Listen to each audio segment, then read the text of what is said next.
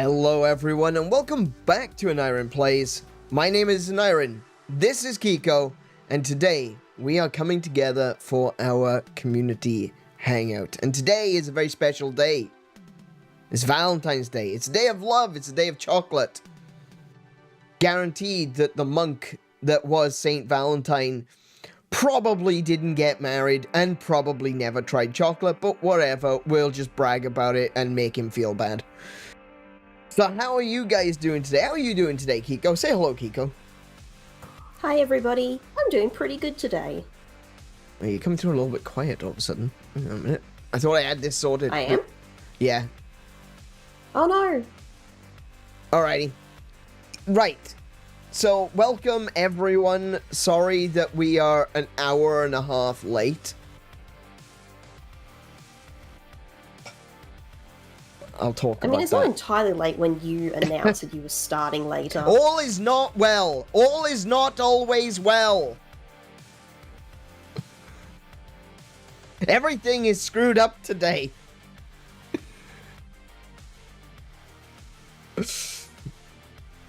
Today has been disaster from the start. Oh, good lord.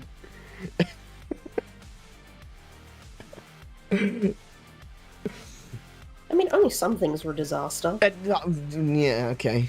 Only some things were a disaster, she says. Only some things. Chocolate was nice. Yeah, the chocolate was good. Chocolate is always good. See, chocolate is good. Always good, right? No, today has been a bit of a disaster. I woke up quite late, and I'm just like, I want to go back to bed. I don't want to be awake today. I don't know what it is. I just feel like I wanted to go back to bed and not wake up.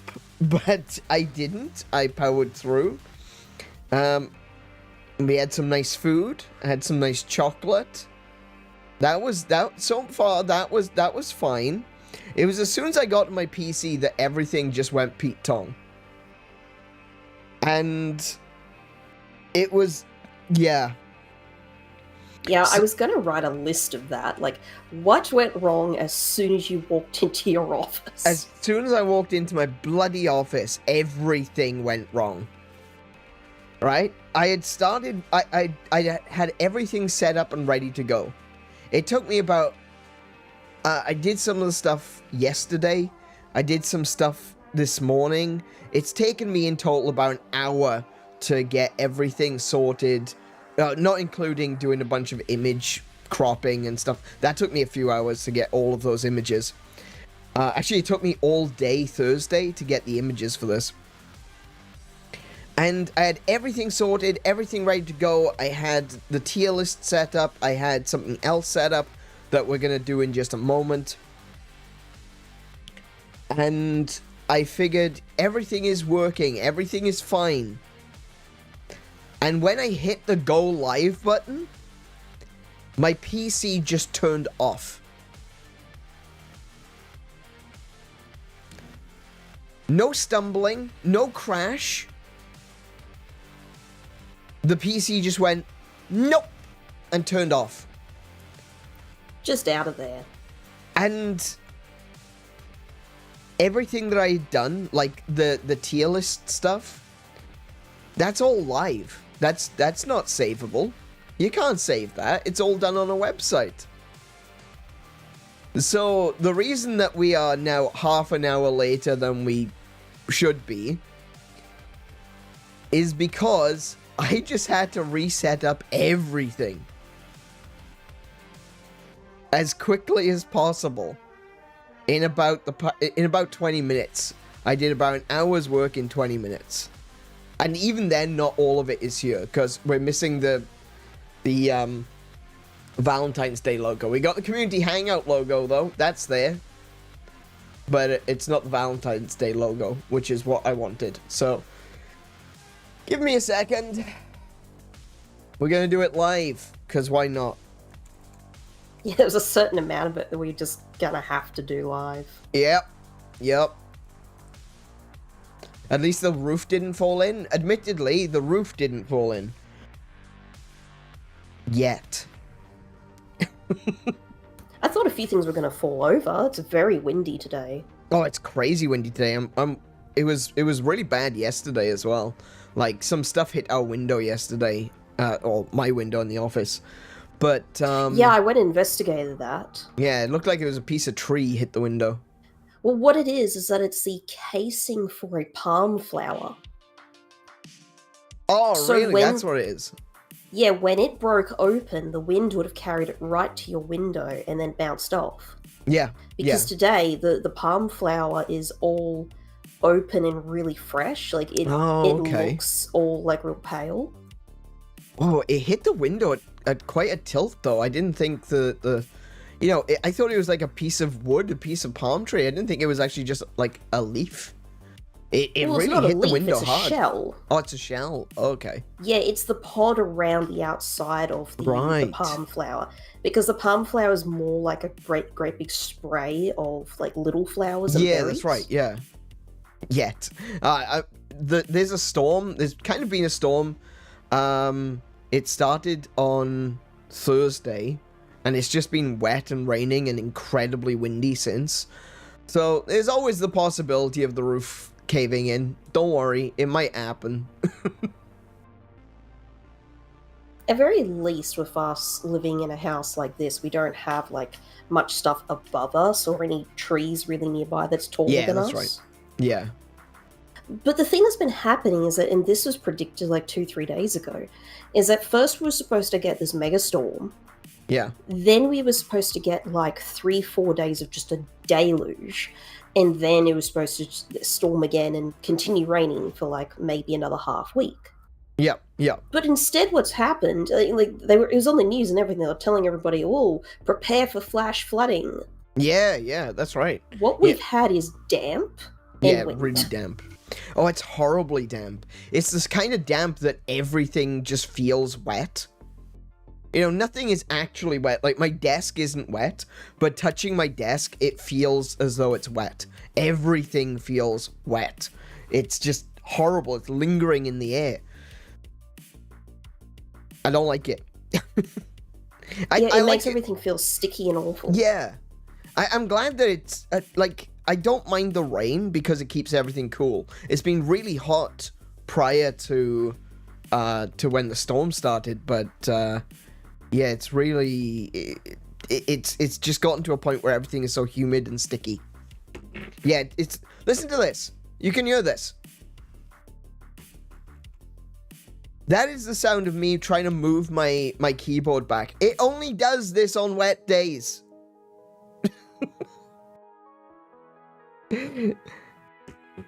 And given that it's usually sort of humid around here anyway, this feels just really oppressive. I should check my air conditioner. Maybe it's on cold instead of dry.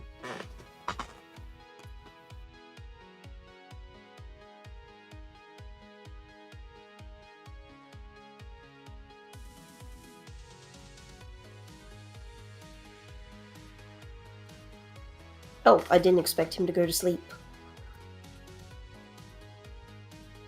You're all alone with me now.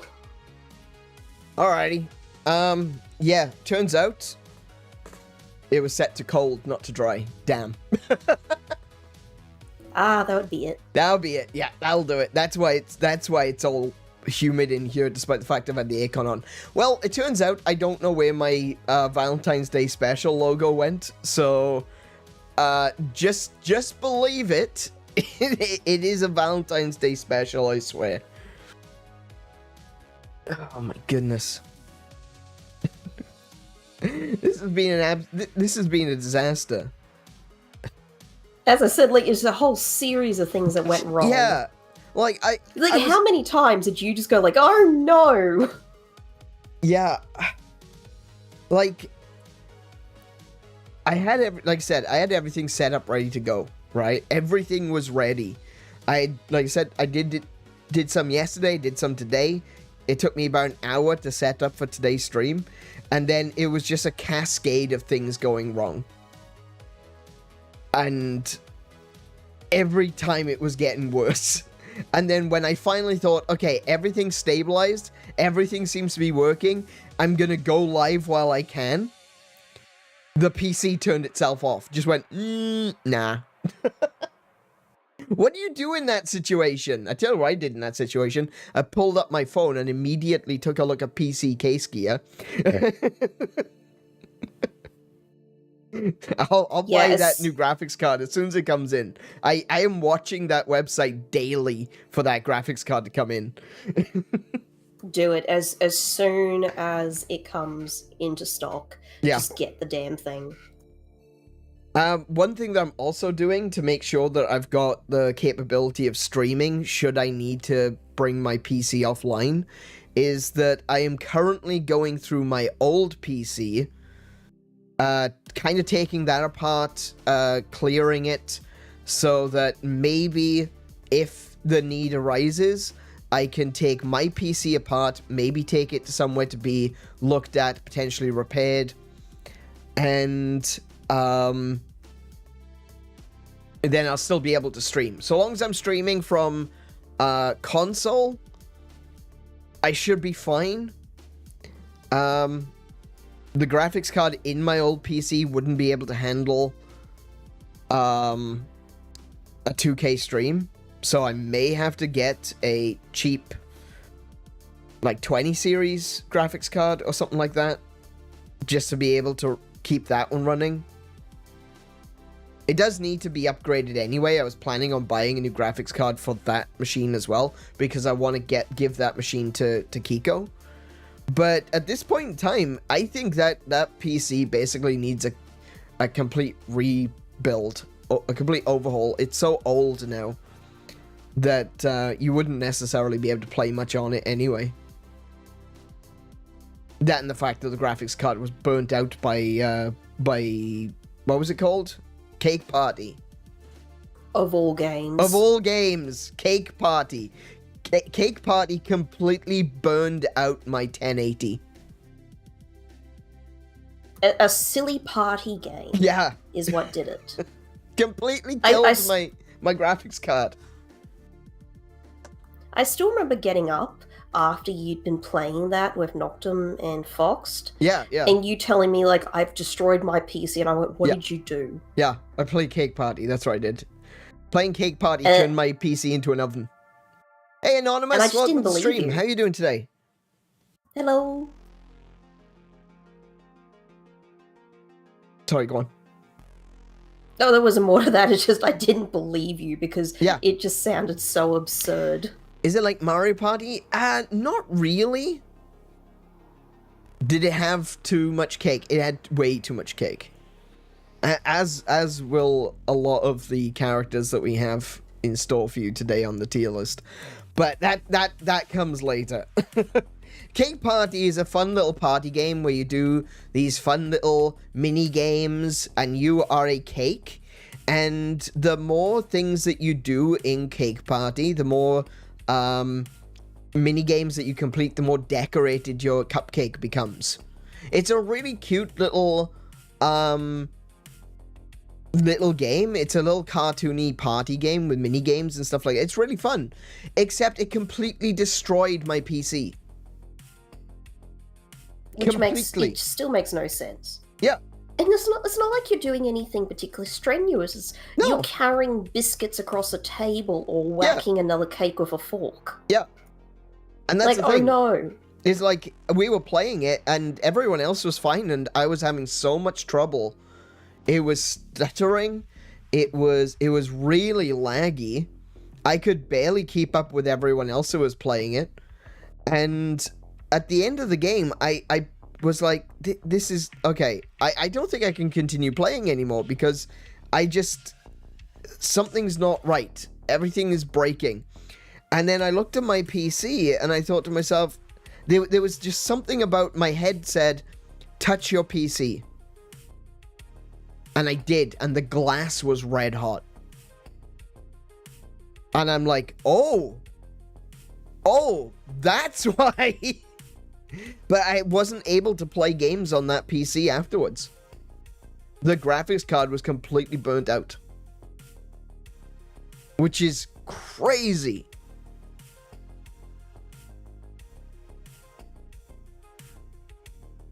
Biscuits as American biscuits or the Brits call biscuits? Yes, what the Brits call biscuits. The correct biscuits.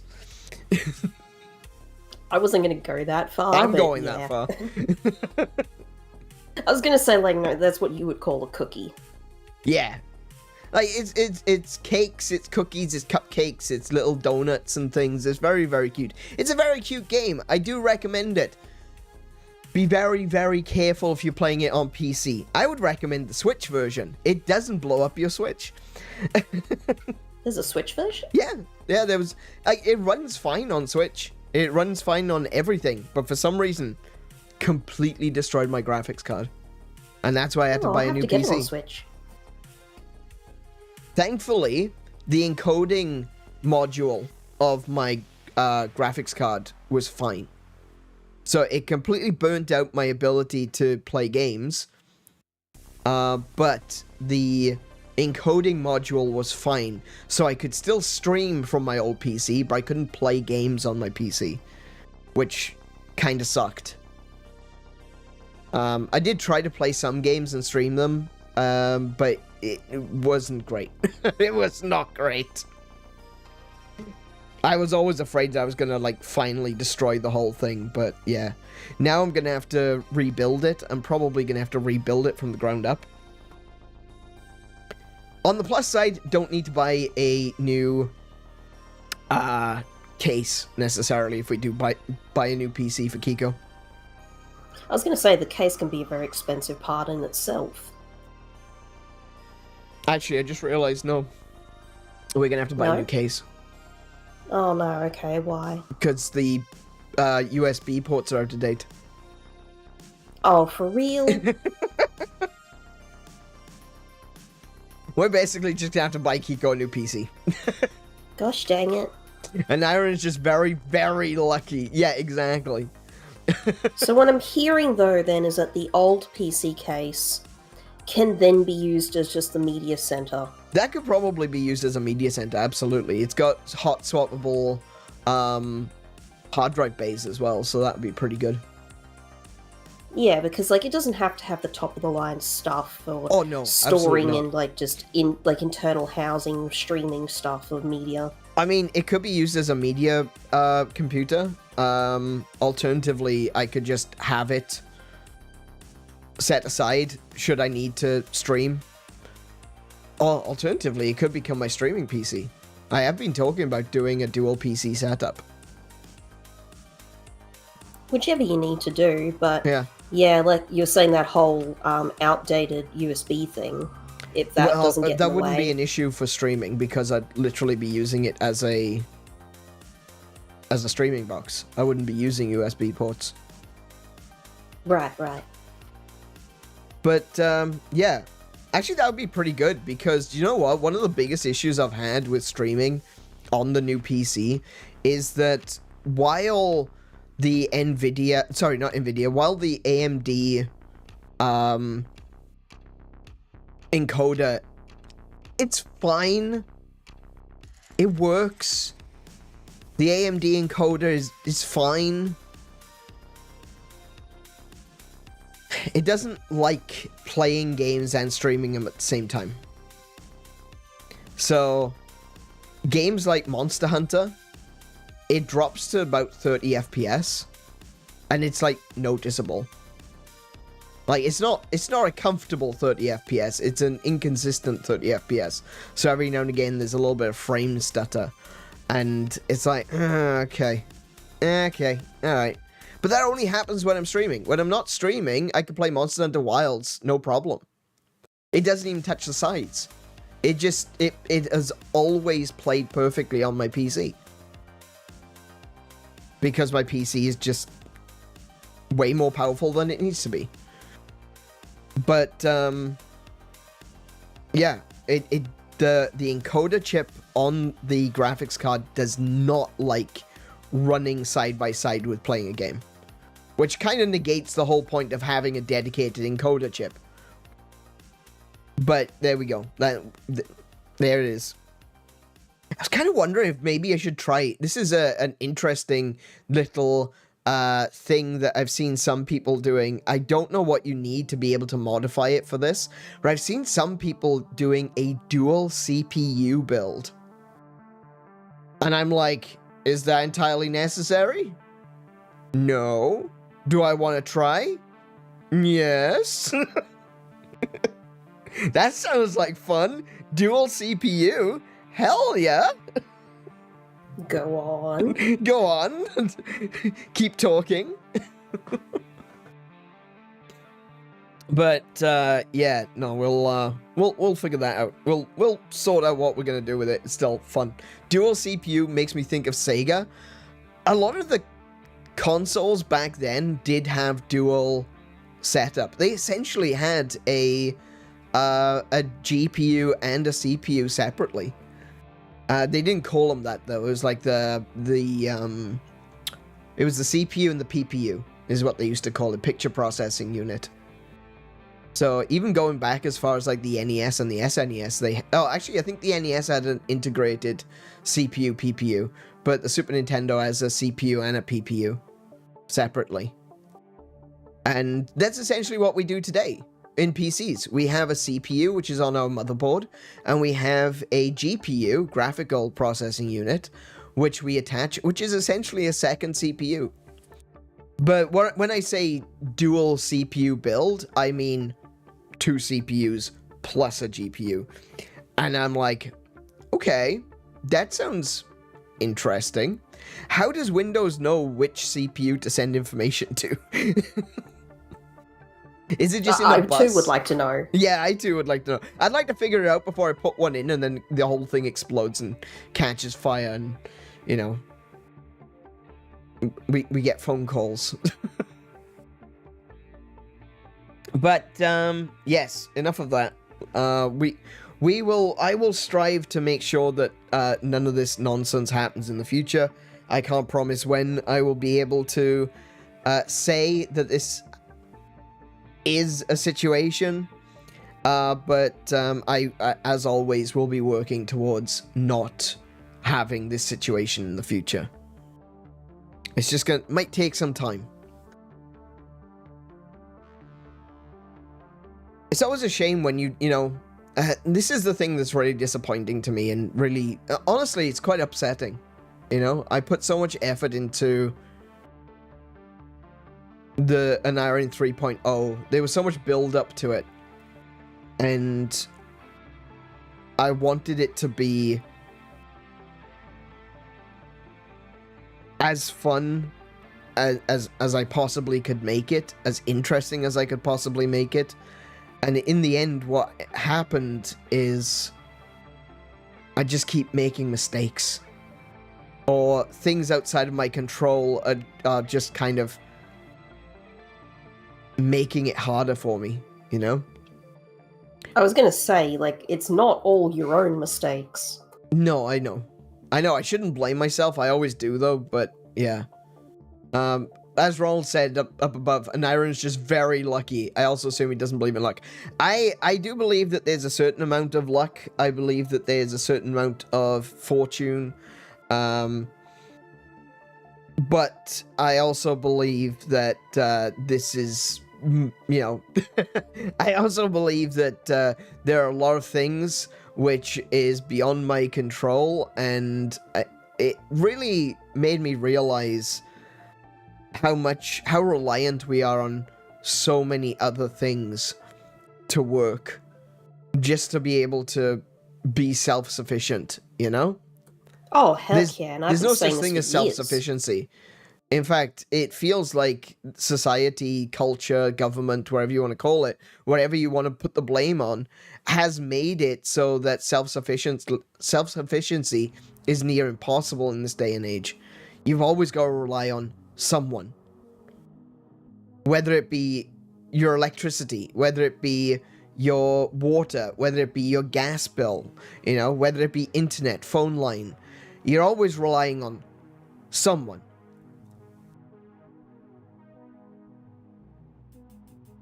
We're talking about the nanny state right now? To a certain extent. It's not just nanny state. Like, when I use the word nanny state, I usually refer to specifically government intrusion into individuals' rights and liberties, and, you know, saying we're gonna make it safer for you. And I'm like, I don't want it to be safer.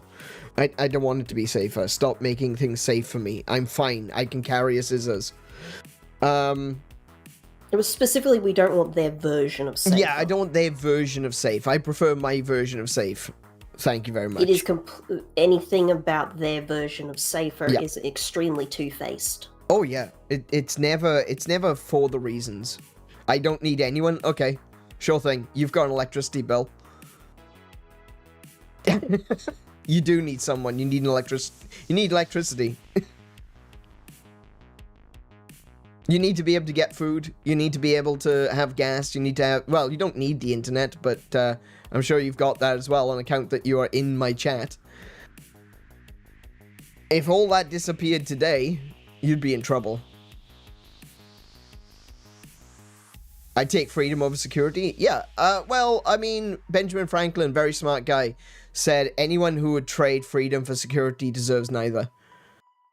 And when he says trade freedom for security, he means either way, you know, prefers freedom or liberty, sorry, not freedom, liberty over security. We need both. We need a combination of both. We need the security of ourselves and of our communities, and we need the freedom to be able to operate ourselves as we see fit as individuals. Yes, slaves though. Everyone did, so let's not use that as a gotcha, shall we? No one said he wasn't a hypocrite. he was still a smart guy, even if he was kind of dumb at the same time. Actually, there's a line from Bones. There's a line from Bones, which I think is great. It's, Booth turns around to Brandon and says, "You are the dumbest smart person I've ever met." And I think, yeah, that applies to so many people. That was actually from iRobot. Was it? Well, it's in Bones as well. Is it? Yes. Because specifically, it's a scene where Will Smith is desperately trying to get that doctor. Oh yeah, you're right. It was in to that understand, as well. What he's talking about, because he seems to be the only one that thinks the way he does. Yeah, it's in Bones as well. But yeah, you're absolutely right. It is in AI. Will Smith said it. I know. Okay, I know. I got it. And speaking of dumb people, Will Smith.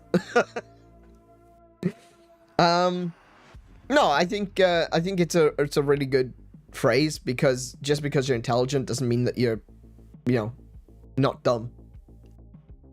Intelligence and wisdom are very different. Yes, exactly. Intelligence and wisdom, the difference. Being socially smart is different from being intellectually smart.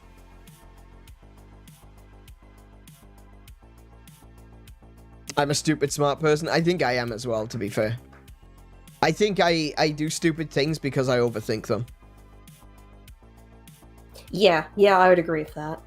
I do things that are not well thought out because I overthink aspects of it which don't need to be thought of as much as I do.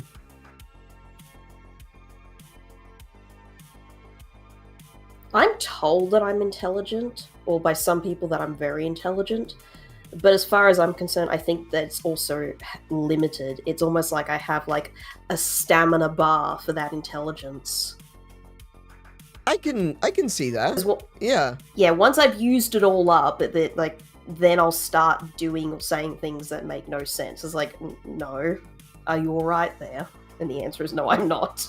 Yeah, no, I don't want to call Kiko dumb or anything, but I completely agree with that.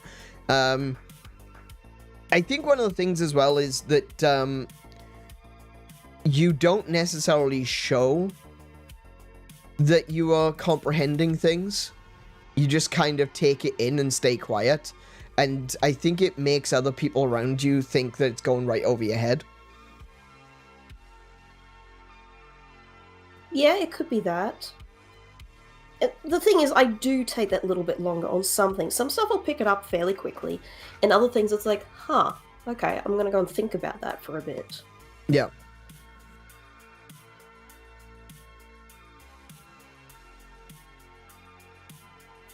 No, I forgot what I was going to talk about because I was just started reading chat.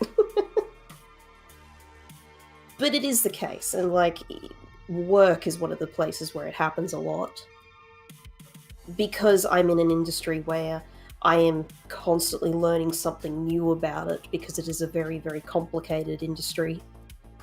Yeah, of course. And I think sometimes that when some of my colleagues or when there are other people who are learning something new as well, they start to repeat what they're training for. Yeah, that's or right. Or what they're explaining. And I'm like, no, I got that. Yeah. I got that bit. Let's go to the next bit. Ronald said, imagine if you were like, Ronald, you have never strucken me as particularly smart. Well, you used the word strucken, so I'm going to assume that was intentional. We're gonna pretend that was entirely intentional. No, I don't think about people like that. Especially I don't think about people in my chat like that, because at the end of the day, people in the chat are, I'm only gonna see a particular side of you, and some people, they like to pretend that they're smart, and they say things, and I'm sitting here reading it, and I go, that's big. Oh no. I bet you say, oh no. I bet you say epitome as well, don't you? Look, I hate that. That's the one that gets me. Is like, anytime if someone is actually in my presence and they say words and I'm like, okay, that's fine. Epitome though really gets me. Like, it really, if I hear someone saying epitome, I'm like, sorry, I have to stop you right there.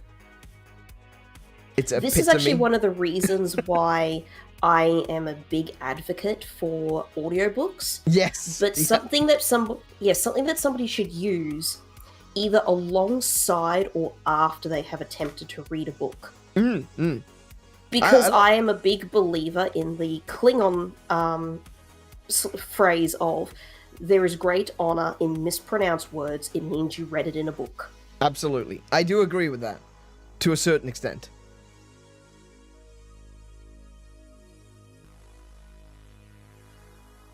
I did pronounce anemone as aninome. Oh, wow, okay.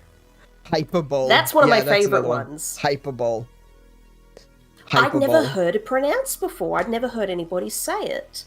So I did the exact same thing. I didn't know that hyperbole was the word. Yeah. I'd only ever read it. So, the interesting thing about anemone is that in French it is anemone. So, yeah. Of course the French. Yeah, of course the French. It is actually said anemone in French, but it is an enemy everywhere else. An enemy. That's easy to remember. It's an enemy.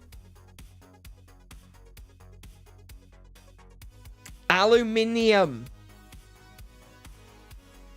Aluminium. Not aluminum. Aluminium. Soldering. There's an L in that word. America. There's an L in soldering. Rontini is just flexing how he can spell words correctly. Yeah, no, not stuff. Soldering. L. You're one to talk. Wait, what do you mean? What words do I get wrong? It's not soldering, it's soldering. There's an L in it. Pronounce the L. It's not there to, make up extra time. The L isn't getting overtime for being there, right? It's there because it needs to work. You also can't take points off someone for an accent. That's true, yeah. Accents are different. Heck, Dropping an L example is of not that. an accent. There are words that I say that have an A in it, and you think I say with an E. Yeah. I don't know how you're hearing that, but there it is. It's there to look pretty. Schedule. Schedule. Schedule. It's a German word. SCH is said sh.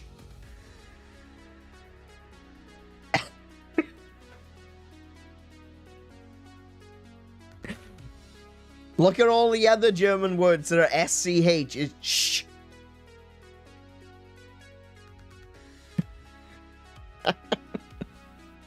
We could be here for a while if we start looking at German words. Beans on toast. It is toast. What do you say? Toast? Toast? Okay, look, that's just a funny way of writing it. That is a cool way of writing it, actually. My favorite one has always been, fish. Oh, not that one. That's a I love that one. schoolyard one. I still love it. It's great. I actually saw someone, there's someone on YouTube whose name's Mr. Fish.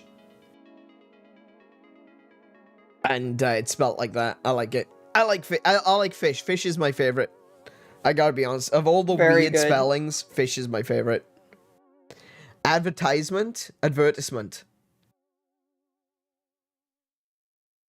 Advertisement. Advertisement. That's kind of just where you put the emphasis. I think that's a little bit different. It's a bit different than dropping an entire letter out of a word.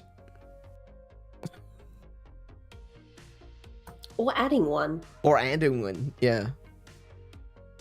I know that's happened in a few places. Pharaoh? Like Egyptian pharaoh.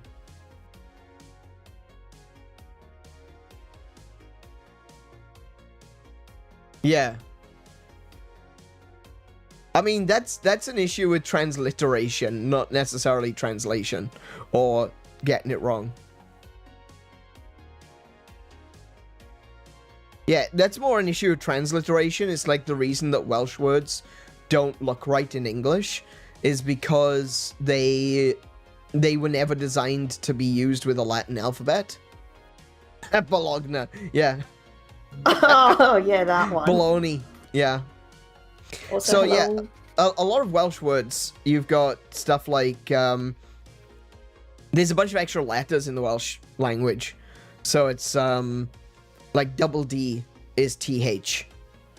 But we've also got TH. They're different versions of TH. So in Old English, there used to be two versions of TH. It was eth and thorn.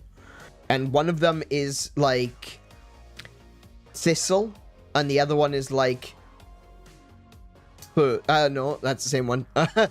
The. So it's like and the. They're two different THs. One sounds like a hiss. The other one sounds like a vibrating sound. You know? So in Welsh, we actually have separated between eth and thorn. And we have double D, which is thorn. Wait. Yeah, double D is thorn, TH is eth. And we actually use them. We actually use them separately. And in English, you don't have that. So a transliterated word from Welsh to English looks weird. We've also got other letters for sounds that people don't use in English. Like we have which is CH. We also have ch, but we don't use that as often. That's more of an anglicized version of Welsh to include ch rather than ch. And we also have which is double L. So things like Llanfairpwll Gwyngyll Go Gerell Gwyndrobwch Llantysilio Go Goch. It uses the D's, it uses the L's, it uses the CH, but it's the Welsh version of those. So it was never designed with Latin alphabet in mind.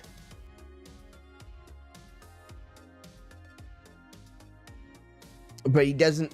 Oh, there's loads of people jumping in now. Joseph, JC, OJ, welcome to the stream. How are you guys doing? Hello, everybody. I was actually going to ask, where did this whole thing about soldering come in? Was I not present for that? Solder. It's got an L on it. Stop yelling at me. But no, really, where did this discussion come from? It's an American thing. They dropped the L in solder. I don't know why. Yeah, but how did it come up in convo? When were you talking about it for everyone to be having a go at you about it? I wasn't. I just mentioned it earlier. That was just simply today. Yeah. Okay. But he doesn't say the U in the strange way he spells color. Now, I will agree with you on one thing. Yes, you do not pronounce the U in color anymore. We used to. In Old English, we did. It used to be called color. In the same way as we say neighbor. Because you gotta remember that when English was first being written down, it was being written as though it had an accent. And everyone used to speak like they had a West Country accent back then.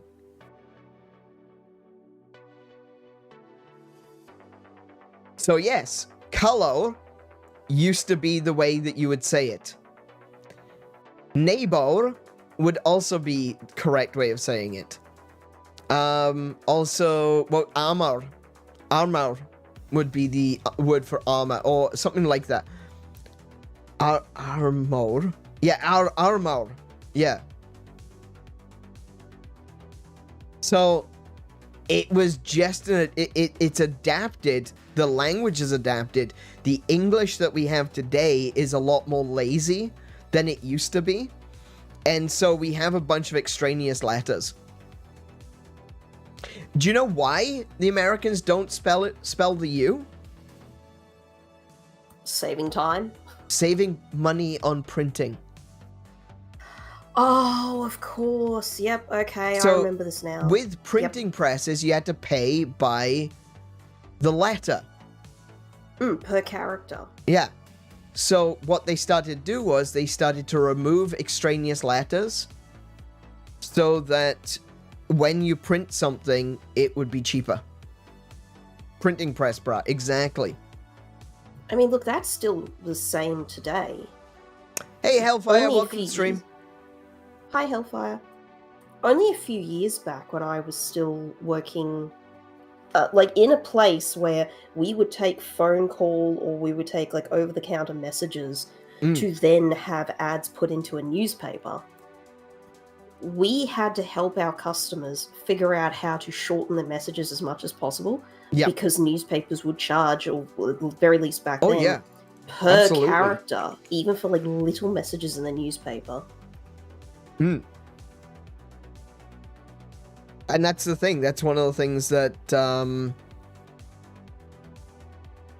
that's one of the things that they did in America, was they removed all the extra letters that weren't necessary.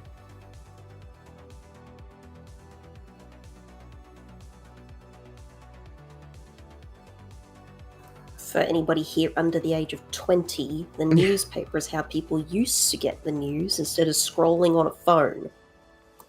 Yeah. Yes, that is what a newspaper is. Yeah, that's true. Yeah.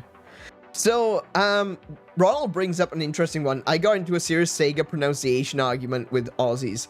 Yeah, I remember this as a kid. Oh boy. I remember this being a thing as a kid, where people would be arguing whether it was Sega or Sega or, I mean, the Japanese way of saying it is Sega. So it's not. I haven't heard Sega in such a long time. Now it feels so wrong. But like, it's not that difficult.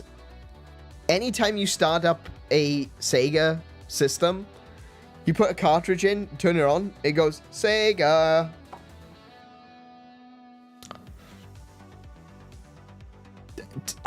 The problem solved. Actually, yeah, it does. No! Oh, not that. shiny, no. Seizure. Oh no, that's even worse. I hadn't even considered seizure as an option. Abolish the use of the j sound with the G. Yes, absolutely. I will even petition for the name of G to be changed to Gi. Yeah. I will petition for that. I have actually sat down and considered what I think the alphabet should actually be. And one of the things that I've done is I've removed C from the alphabet because it is not necessary in English. See what I did there? I picked a word, necessary, which has two C's in it next to each other, which is absolutely pointless. Actually, it only has one C. Does it have one C? Oh yeah, one C, two S's. But it's the same sound. Necessary. It just needs an S. Anyway, so I've removed the C from the English language. I don't need that. And I've changed X. Because X isn't necessary either. Because you can spell X, E-K-S. X. But the letter X gets changed into the character for ch, because that's where it started, as chi in Latin, which was their version of ch. The Pacific Ocean has 3 C's and all get pronounced differently. Oh my goodness, they do, you're right. Pacific Ocean. I hate that. I never noticed that. I hate that. And this is why people whose first language is not English hate learning it. I'm going back to Welsh. doki. I'm gonna get back to learning Japanese. Actually, yeah, we haven't done that yet. We should do that. Xylophone, the X can be replaced with a Z. Exactly. Yeah, I completely agree with that. All X's in the English language, aside from the word X-ray, because it's not an X-ray, you're not spelling it out. It's not E-K-S ray. It's an X-ray. That can stay the same. You know, it's not being spelled. They're not spelling it. They're not saying it. It's just an X-ray. But xylophone, why do we have an X when we have a perfectly cromulent Z?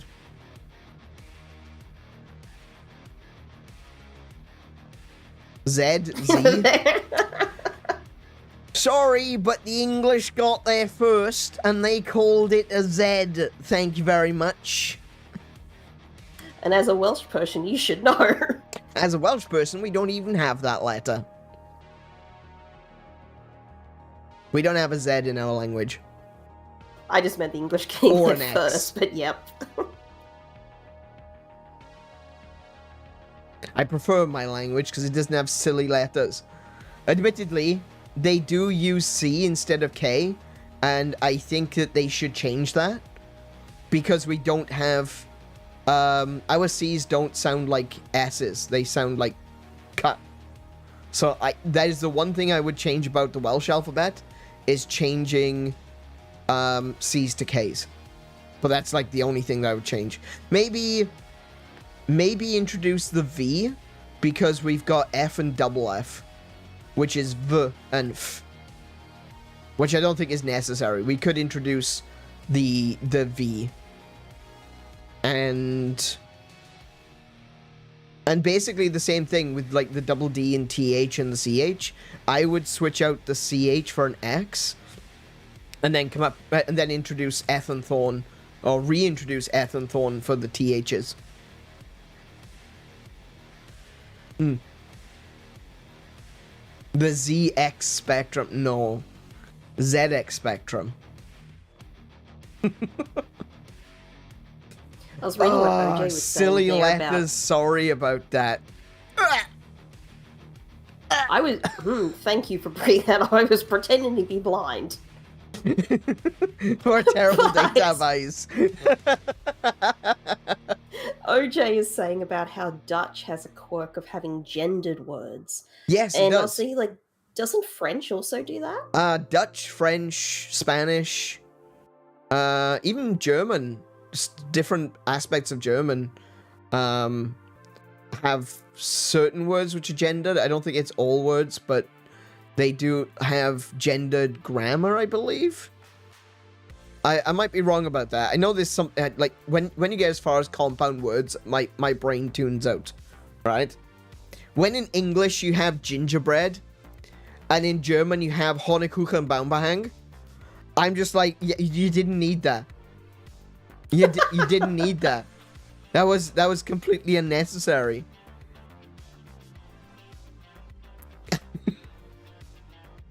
Do you know what that means?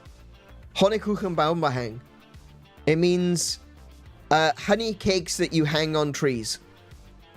That's right, yeah, it means a whole phrase. And that's just their word for gingerbread. It doesn't even have ginger in the name. I do kind of love that, though. And I don't know how many other languages do it, like German. But it is fascinating that, yeah, they'll have some quite long words, but it's still a word that describes a whole feeling. I only knew Baum. Yeah. Baum is like, bough, you know? Bough of a tree. So it's like the arm of a tree. A bough of a tree. So when you say 𝗦𝘄𝗶𝗁𝗵𝗵, it literally means honey cakes that you hang on trees. Which is too much. It's too much, Germany. Stop. You're drunk. Actually, that is a high likelihood, actually. Hang on a minute. Or if my table wants to be a woman, huh? Why is it dirty? It's... Exactly. I love how basically everyone says Z. The Dutch, the French, the Germans, Portuguese, British English, and many, many more. Americans just want to be contrarians again. Your accents don't pronounce your R's as strongly. In Welsh we do. We have rolled R's on like every time that you say R in Welsh. Take the sentence structure, reverse and smash a sentence into a word. Exactly. That's how German works. Okay, yeah, I was about to say, I'm assuming that's what Roncini is saying, and yeah, honestly, that makes a bit of sense to me. Yeah. I learned very, very little German when I was young, and that was the part that tripped me up. I never learned German. I actually wanted to learn German when I was in school, but the year that I started in my high school, they stopped offering German, and I'm like, great. Okay, I'll take Spanish. No one else wanted to take Spanish, so we removed it from the curriculum. Great. I guess I'll take French then. I didn't want to take French. I don't want to take French, but I had to take a language. And so, actually, I had to take two because Welsh was compulsory as well. So I took English, I took Welsh, and I took bloody French. I wanted German. I wanted to learn to speak German. Learning French made a little bit of sense to me, like at least for anyone in Britain to take as a second language. I guess. Because getting to France was also so easy for me. Yes, it was. That's true. Seems like a very common place to go on holiday. Or heck, even to work. Yeah. It is true. Like, people do just cross the... Well, they used to. They don't anymore. Yay, Brexit. We used to just be able to cross the border whenever we want. Our passport allowed us to just go to France. No visas required. But now that's completely gone. That's completely changed. So there was kind of a reason, but it was the same with Spain, and it was the same with Germany, and it was the same with everything, really. You could go to any country in Europe, and you didn't need a visa. But yeah, things definitely changed. I will use my burgers per bald eagle, and I am proud of it. That is so hard to read. Just want to say. Yeah, that must have been hard for you to read. So Grammar aside, just the changing of like the capital letters and not. How many people have difficulty or have trouble pronouncing Dutch's G's and R's? I actually don't know how that's supposed to be said, so yeah, not sure. I know there's like in certain Scandinavian countries, there's like an overemphasis on the end of a word. Like every word every sentence ends with an up tone. So, once again, talking about Bones, the first time I really heard about this was actually watching an episode of Bones where they were talking about the word skull. And in English, you'd go skull. In most countries around the world, you'd say, well, I say most countries, in a lot of countries, skull, skull, skull. But it's not skull, it's skalle. And there's an uptick, skalle. And I'm like, that is so laborious.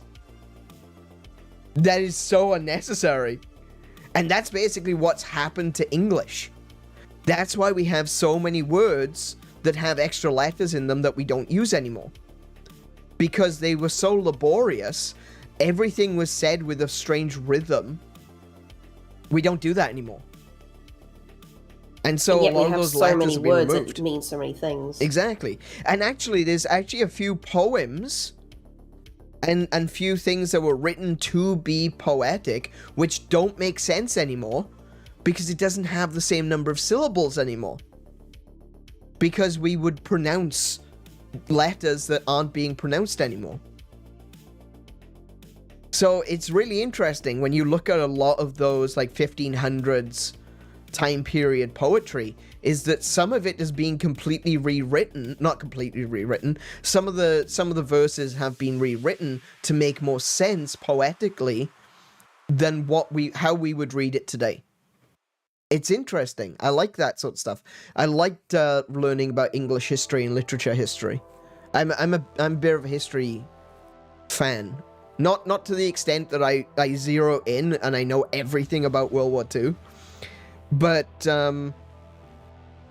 I like these little quirks and things that the origins of the U in color. Like I said, color. And the word minute is another one. And the word hour. And it turns out that the word hour and the word minute basically they mean the same thing. It means division. You mean the word minute? Exactly.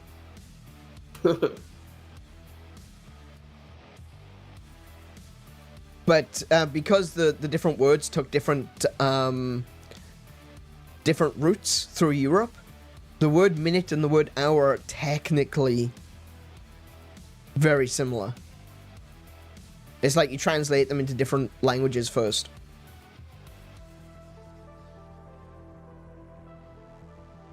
How many Americans do we have? I think there's a few. I think there's a few Americans year old. Another word English does not have an equivalent for is liedvermaak. Liedvermaak? Is that a k or a k?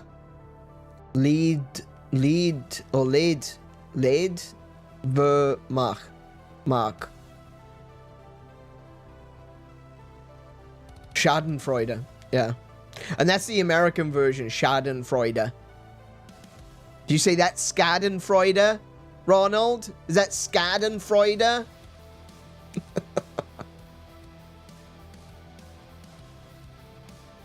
Laboratory or laboratory? Oh. Definitely not laboratory. That's someone saying toilet with a speech impediment. It's either laboratory or laboratory. I tend to go with laboratory. I tend to say laboratory. Yeah. All English evolved from a culture that had an oral tradition. Cadence, almost like a rhythm, was important. Yeah, absolutely.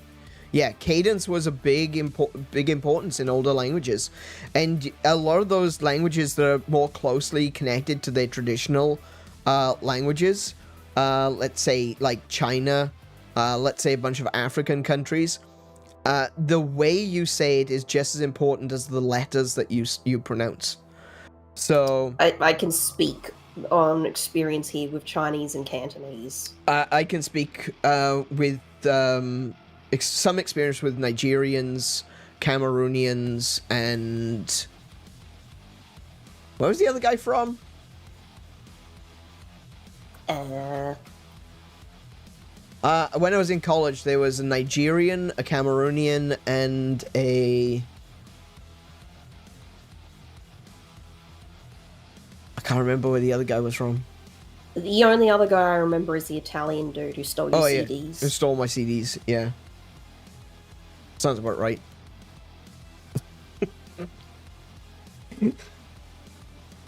I lent him my CDs. He smacked his pizza in reverse and then buggered off back home. With all my CDs. That was great. That was wonderful. Thanks, dude. Appreciate it. Only had, a first printing of the Kingdom Hearts soundtrack. No, it's fine. It's fine. I didn't need it.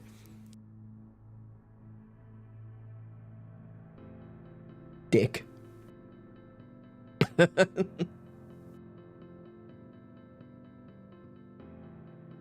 Let's see. Let me bring a book of jokes that mocks Americans. Not do it. Do it, dude. Do it. Do it. Do it. Do it. Like I said, just everybody just keep it lighthearted, though. We're not actually here for a fight, obviously. I did that to my buddy's CDs. You're one of them! You're one of them! Change my mind, get him. Yeah, I often say it's fine, ironically. Be aware that when I say it's fine and it's fine are two different things. You know, cadence is important in the English language. I got him back to him 15 years later. I think it was, let me think now, because that was when I was in college. I found his Facebook account like 10 years later, and I sent him a friend request, and he left me on requested. And then I found his email. I found his business email. Because he was a musician. And, I found his business email. I sent him an email saying, hey, it's me. We were in college. I lent you all my CDs. Bitch, send them back. And he didn't respond. Don't worry. One day I'll find him. I have a similar story, and in my opinion, a little bit more heartbreaking. Well, I don't know. I liked my... Okay, so the CDs that he specifically was asking if he could borrow from me was, he wanted Disney stuff, which I had lots of Disney CDs. I lent him Kingdom Hearts CD. I lent him my Smash Bros CD.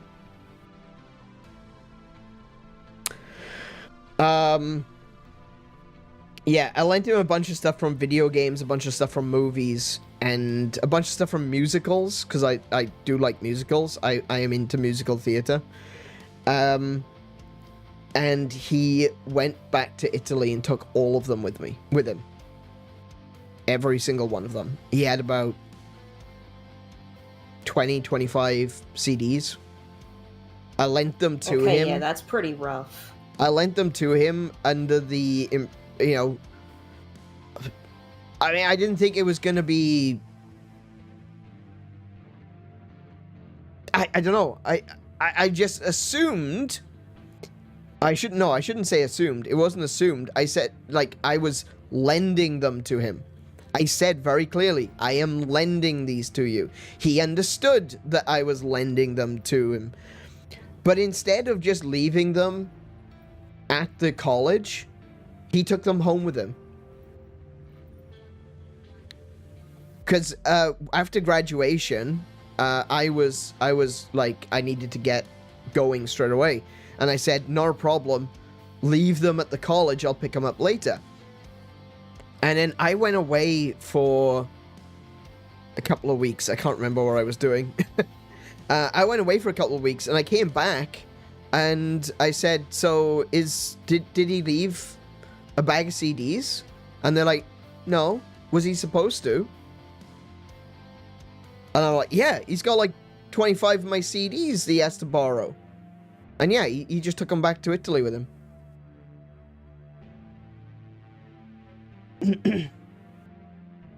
Very annoying. Very frustrating. Lost a lot of good stuff there. Especially since the instructions were so clear, too. Yeah.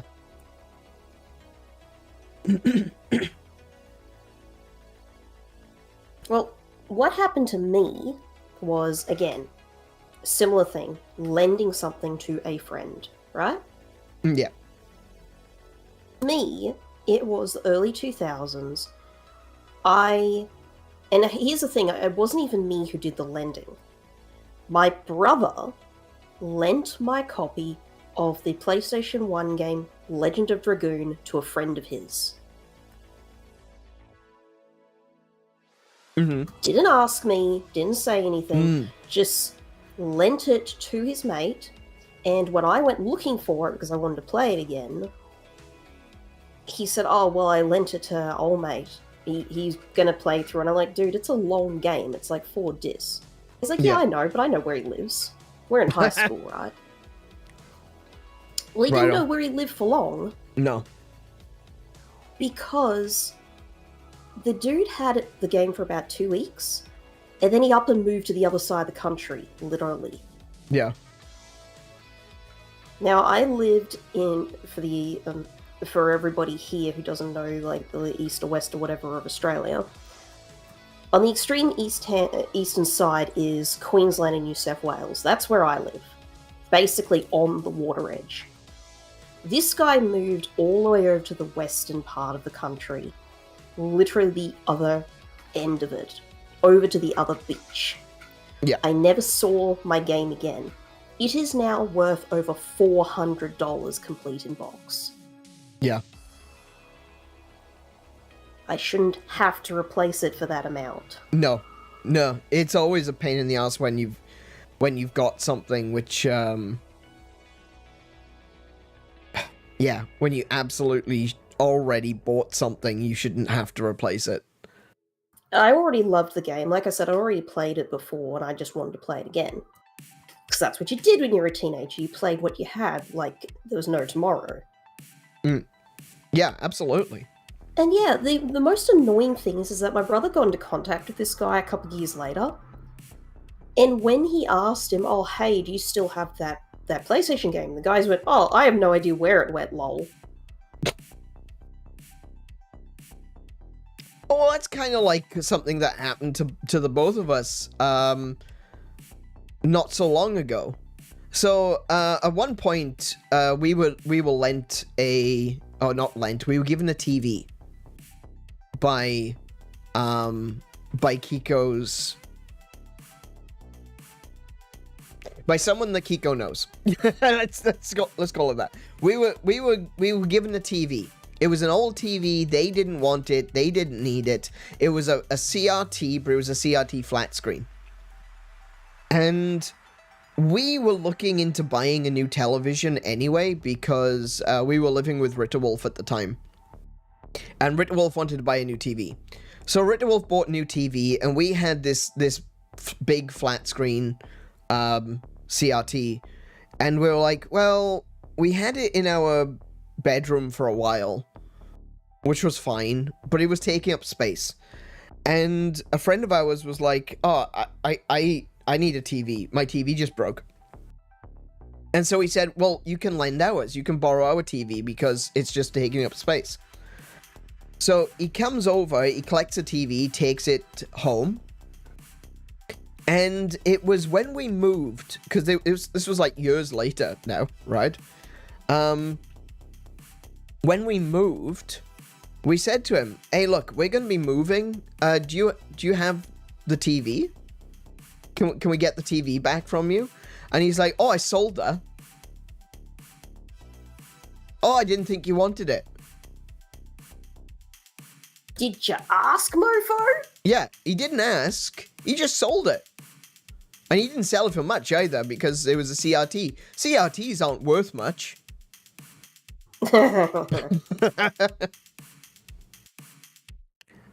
And yeah. Same thing happened with a bunch of our Nerf guns. Oh, yeah, that's right. Yeah, we had a bunch of Nerf guns. And a friend of ours, he was a friend at the time, he wanted to borrow them. And so he borrowed a couple of our Nerf guns, and we had quite the collection. We said, look, you can take all of them if you want to do this thing, because he was doing a thing and he wanted Nerf guns for the thing. And I said, look, you can borrow all of these. Just make sure you keep track of which ones are ours. And some time later, we didn't have anywhere to keep them at the time, and we said, is it okay if we keep them at your place for now while we're moving? It was the same situation. We were moving. And yeah, he's like, yeah, no problem. Yeah, that's fine. They're all safe. That's great. And I think it wasn't much longer after we moved in that we kind of had a falling out with him because he was being a pompous asshole.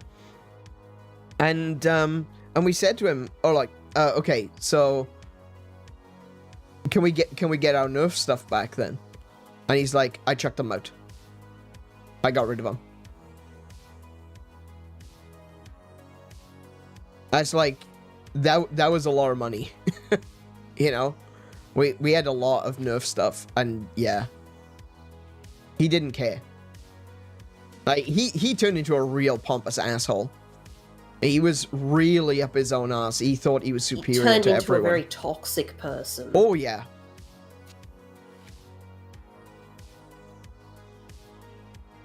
And, yeah.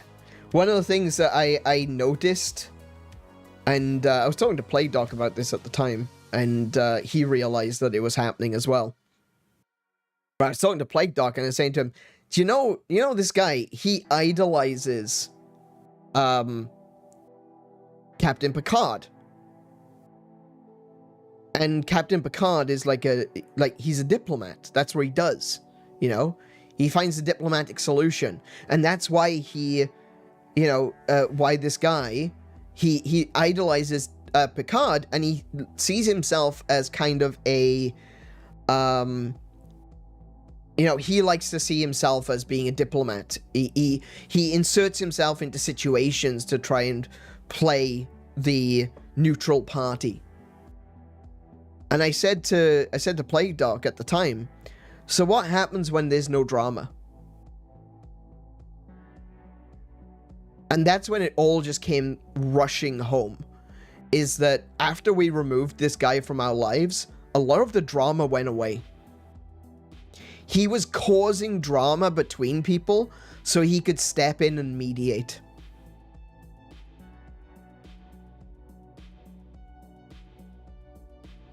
That was when we realized that, it was just like oh my goodness, he is that the stereotype of the fireman that sets fire to things, the fireman arsonist. They set fire to things so they can turn up and be the hero. It's a terrible stereotype. Yeah, it's very rare in reality, but it is something that does exist. Inventing a problem for them to solve. Exactly.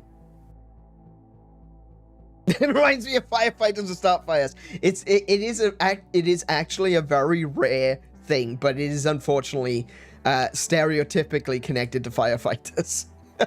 Yes. Unfortunately. But no, firefighters don't actually do that. At very least, most of them don't. It's the easiest analogy, though. It is. It's an unfair comparison, though. But it is true. That is the comparison. But yeah, that's what he used to do. He used to start drama so that he could step in and mediate.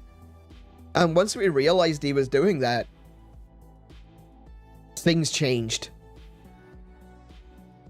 Things changed massively. He was basically engineering our social circle so that everyone was in little boxes orbiting him.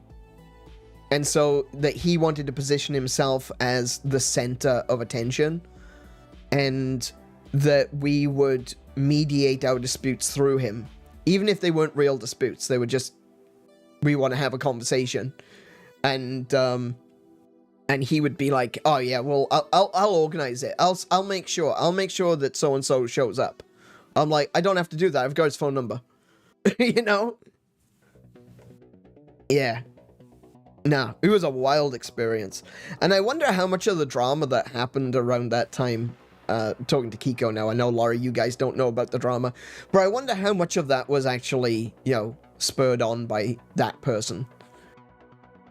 Certainly him, or at least a couple other people who were in on it. Yeah, because there was definitely a few people who were directly connected to him as well.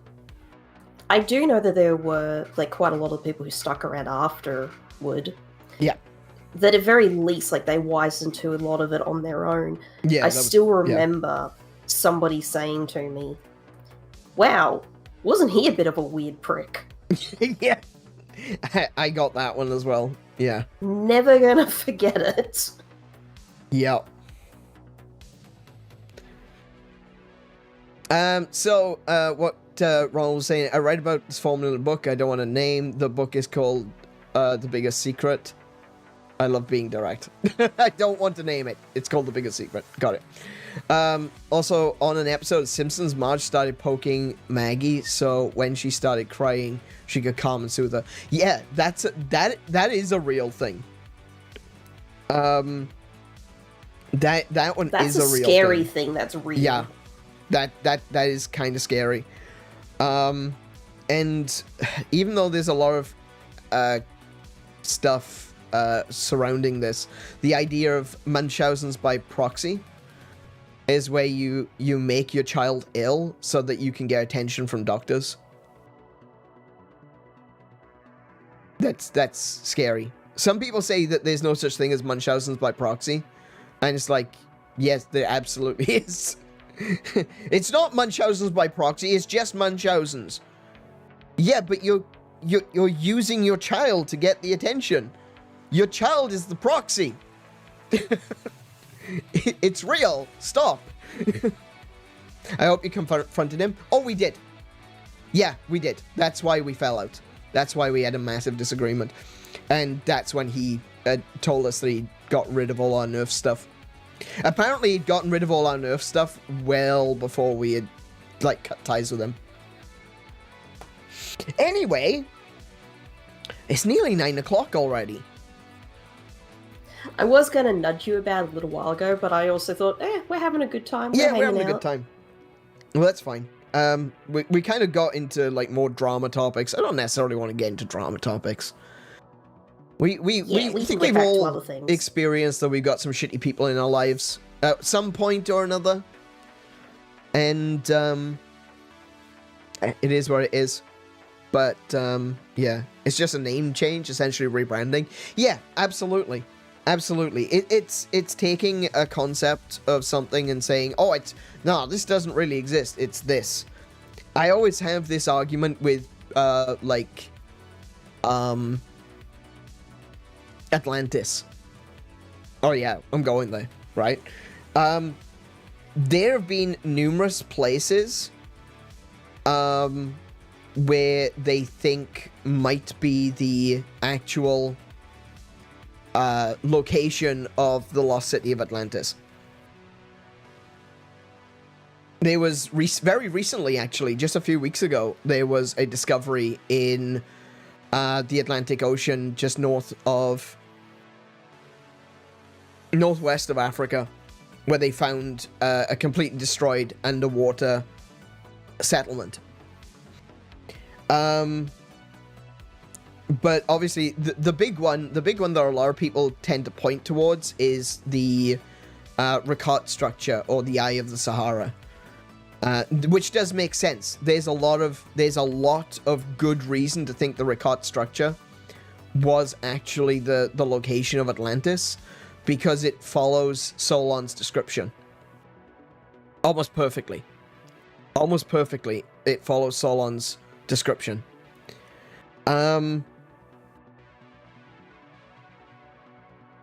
And, you know, there's actually evidence that there were settlements at the Ricot structure. Unfortunately, no one is able to actually excavate the area because when archaeologists go there, they tend to disappear. And this isn't a conspiracy theory thing. It's just no, there are people there that just murder outsiders. And you never get them back. You never get the bodies back. They just kill everyone, which is unfortunate. But the thing is, right?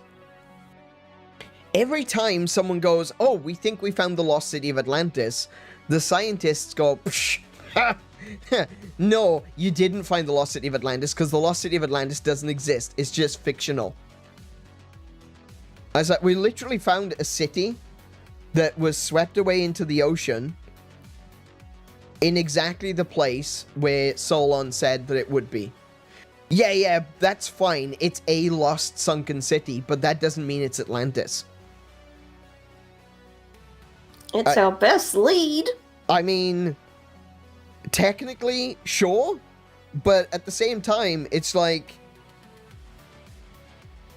they've got this. A lot of people, a lot of the mainstream historical, archaeological, and science communities, they've got this idea that it's fiction, therefore it cannot be real. It's kind of axiomatic in that respect, that it absolutely cannot be real because it's fictional. And it's like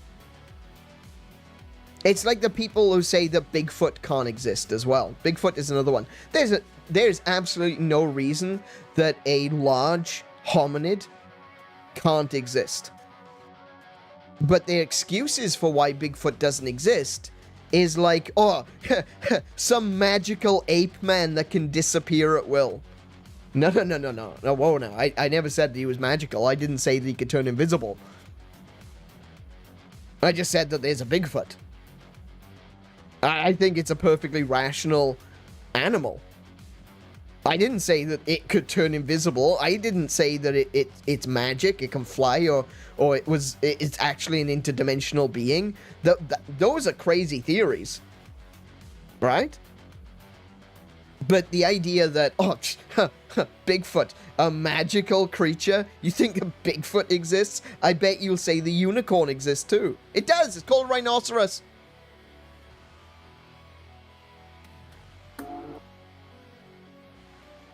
Do you feel condescending when people mock your beliefs? I don't. I don't, actually. Especially when it comes to stuff like that in particular.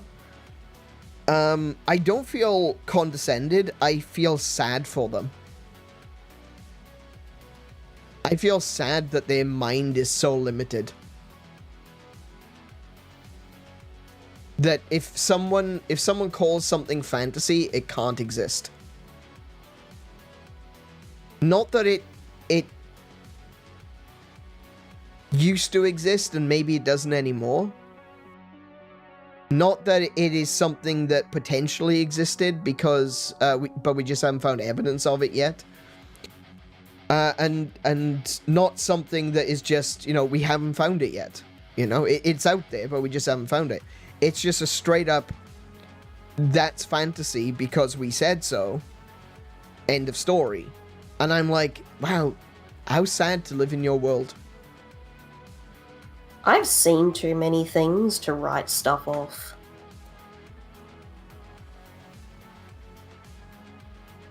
Dragons?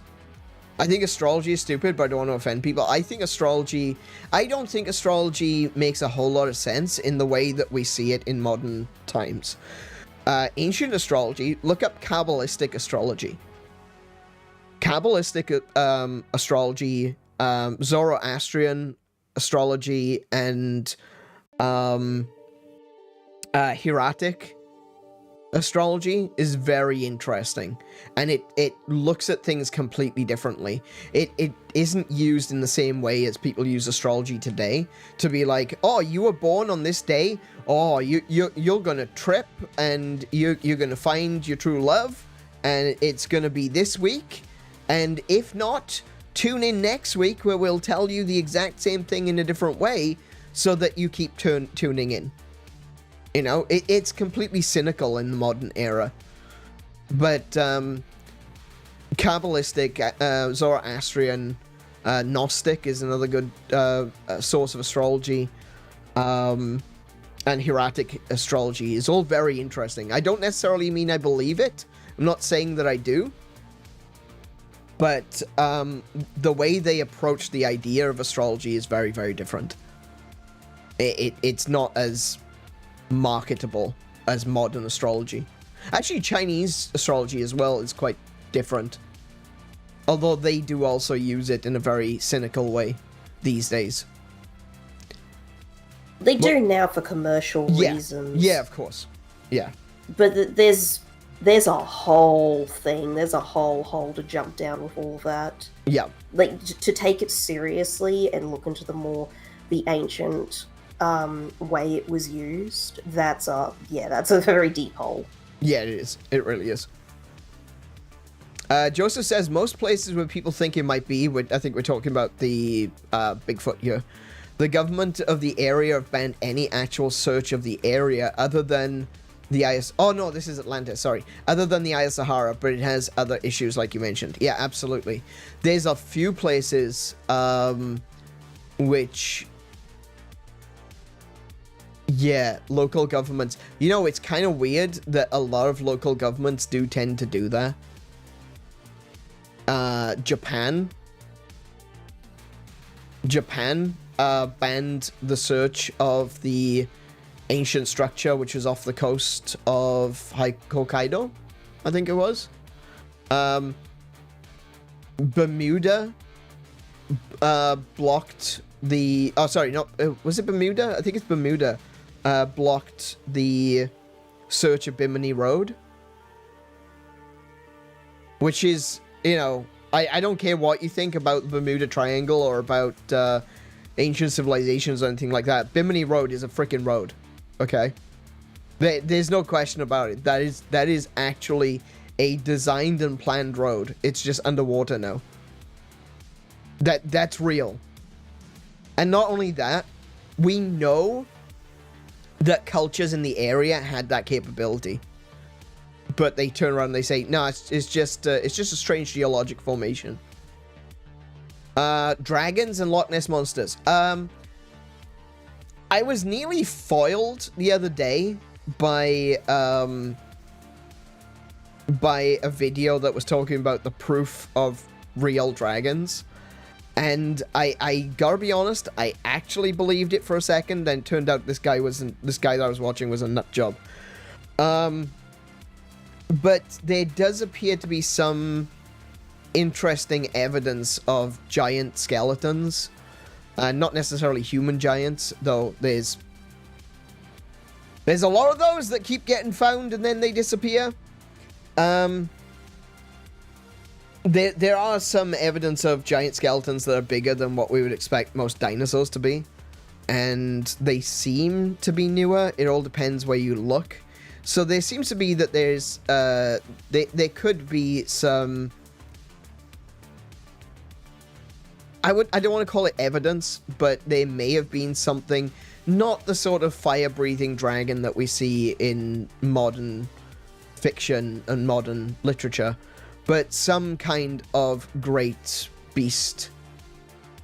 It would at very least make sense because, as we know, there's a huge gulf of time between the extinction of the dinosaurs and human emergence. And it doesn't seem to make sense that there would be dinosaurs living alongside humans.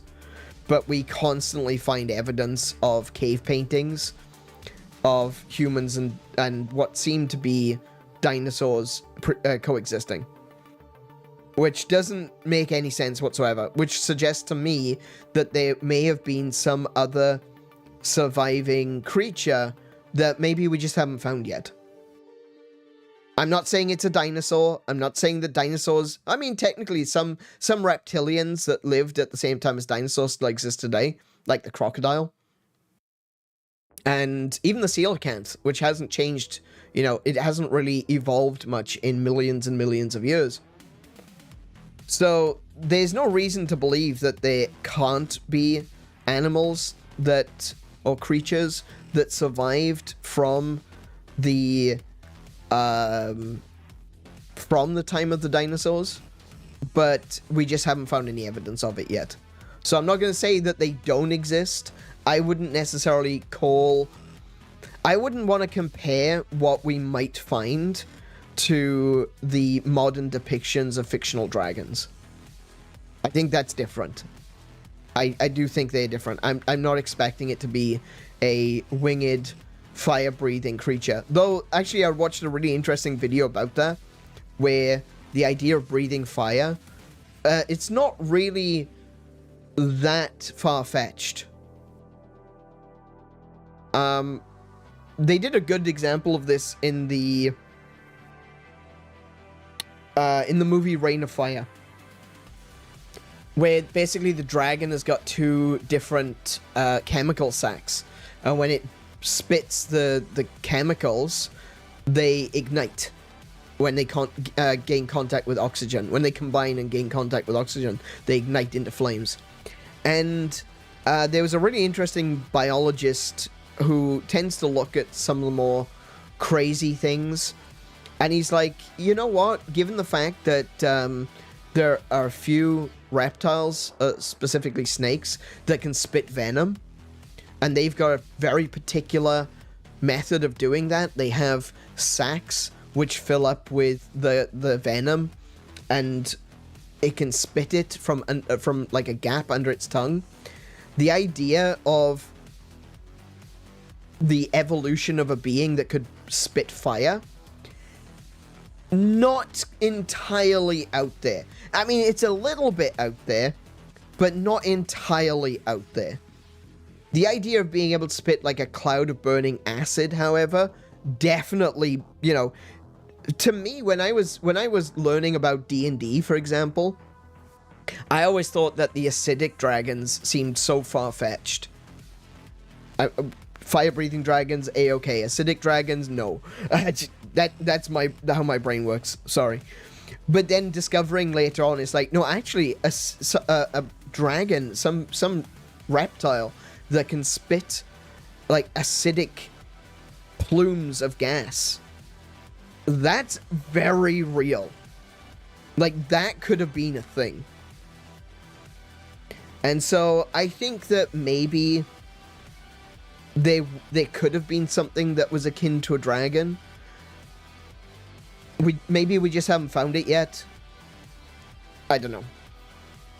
As with all things, as with all cryptids and all of these like conspiracies and Atlantis and Bigfoot and all this sort of stuff, I always say the same thing. I'm open to the possibility. I am always open to new possibilities. I'm not saying that I believe in it. I'm not saying I disbelieve in it. I am open to the possibilities. And I think more people need to be open to possibilities. At the end of the day, science is supposed to be about trying to discover an answer for something.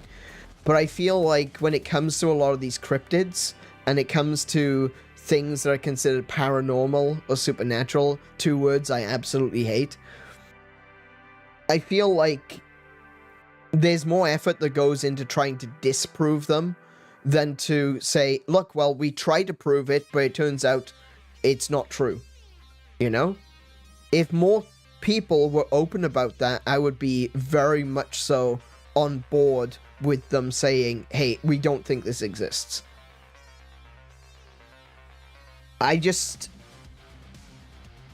I said, I'm just more open to possibilities than other people. As for the Loch Ness Monster, Ronald, just to put a fine point on that one, I think that the Loch Ness Monster did exist, but it's not what we think it was. I think it was just some creature that lives in the loch. Maybe it was something that was like seals. There's some I'm pretty sure it's seals. There's seals that live in Loch Ness. Let me just check that. Loch Yes. I think if there was something there, it's long gone. Seals.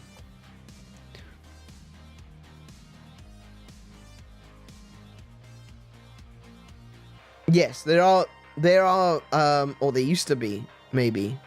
Are there seals in Loch Ness? Fishermen reports indicate that Loch Ness is visited by seals approximately once every 2 years.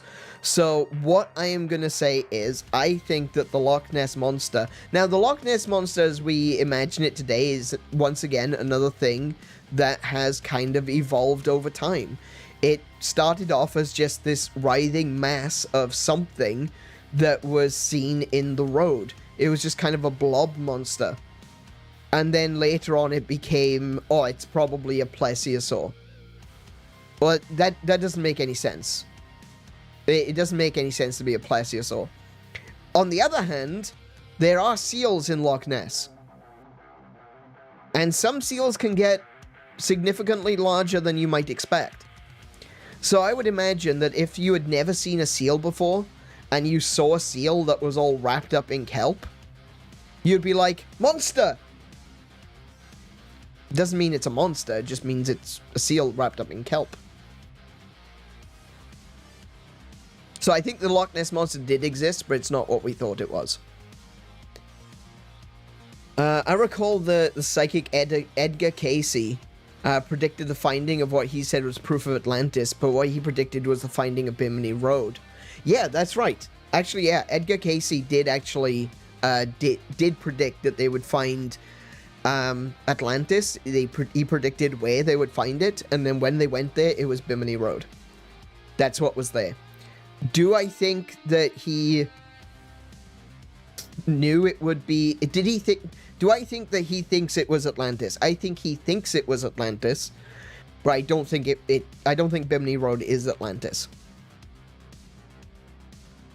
That's basically what I would say. I don't think Atlantis is in the Americas. I think Atlantis is in Africa or off the coast of Africa, because it makes more sense given Solon's description. The Loch Ness Monster was just a Lucia from Professor Layton. I've seen a common house cat, but at night... I've seen a common house cat, but at night fly by real fast and look very different and scarier in passing than what it actually looks like. Exactly. Absolutely. Absolutely. And that's the thing. The first sighting of the Loch Ness Monster was... when was it? It was in 18... Oh, goodness.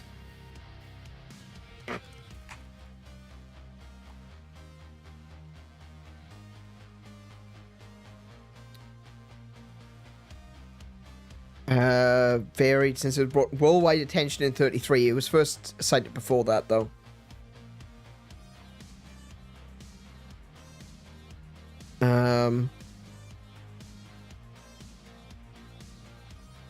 So there was a description of a creature that may have lived in the Loch Ness from the 7th century.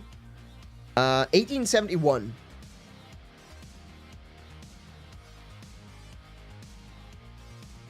'71 was the first reported sighting, and it was seen at sunset in the water. There was another sighting of a stubby-legged animal moving across the road, which was in 1888.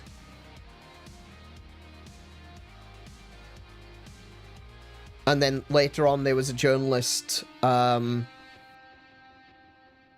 named Aldi Mackey from 1933 that claimed to have seen a monster.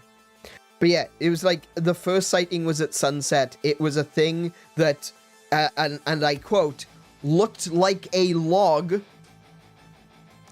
that was churning up the water.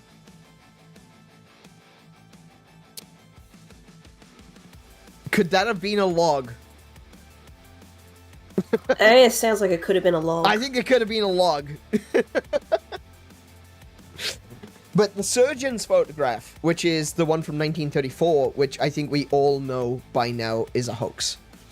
The surgeon's photograph was a toy submarine with a dinosaur head glued to it.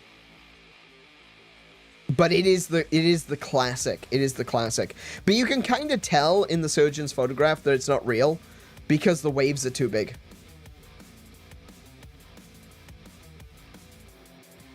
You can see the waves around the toy that the waves are too big. Like, Loch Ness doesn't have big waves, and if the Loch Ness monster in the surgeon's photograph was real, you're looking at like 5-6 foot waves, which doesn't make sense. That's not Loch Ness. It's a loch. It's not a sea. It's not an ocean. But yeah. I do think that there was something. I do think that some people did see something in Loch Ness. I just don't think it's what we think it was. And yeah, like Ronald says, you can see all kinds of stuff, and misinterpret what you're looking at. Oh yeah, well, I mean, I do too. There are things that you will see, and your brain will misinterpret them. It is how the world is, and I think for the most part, I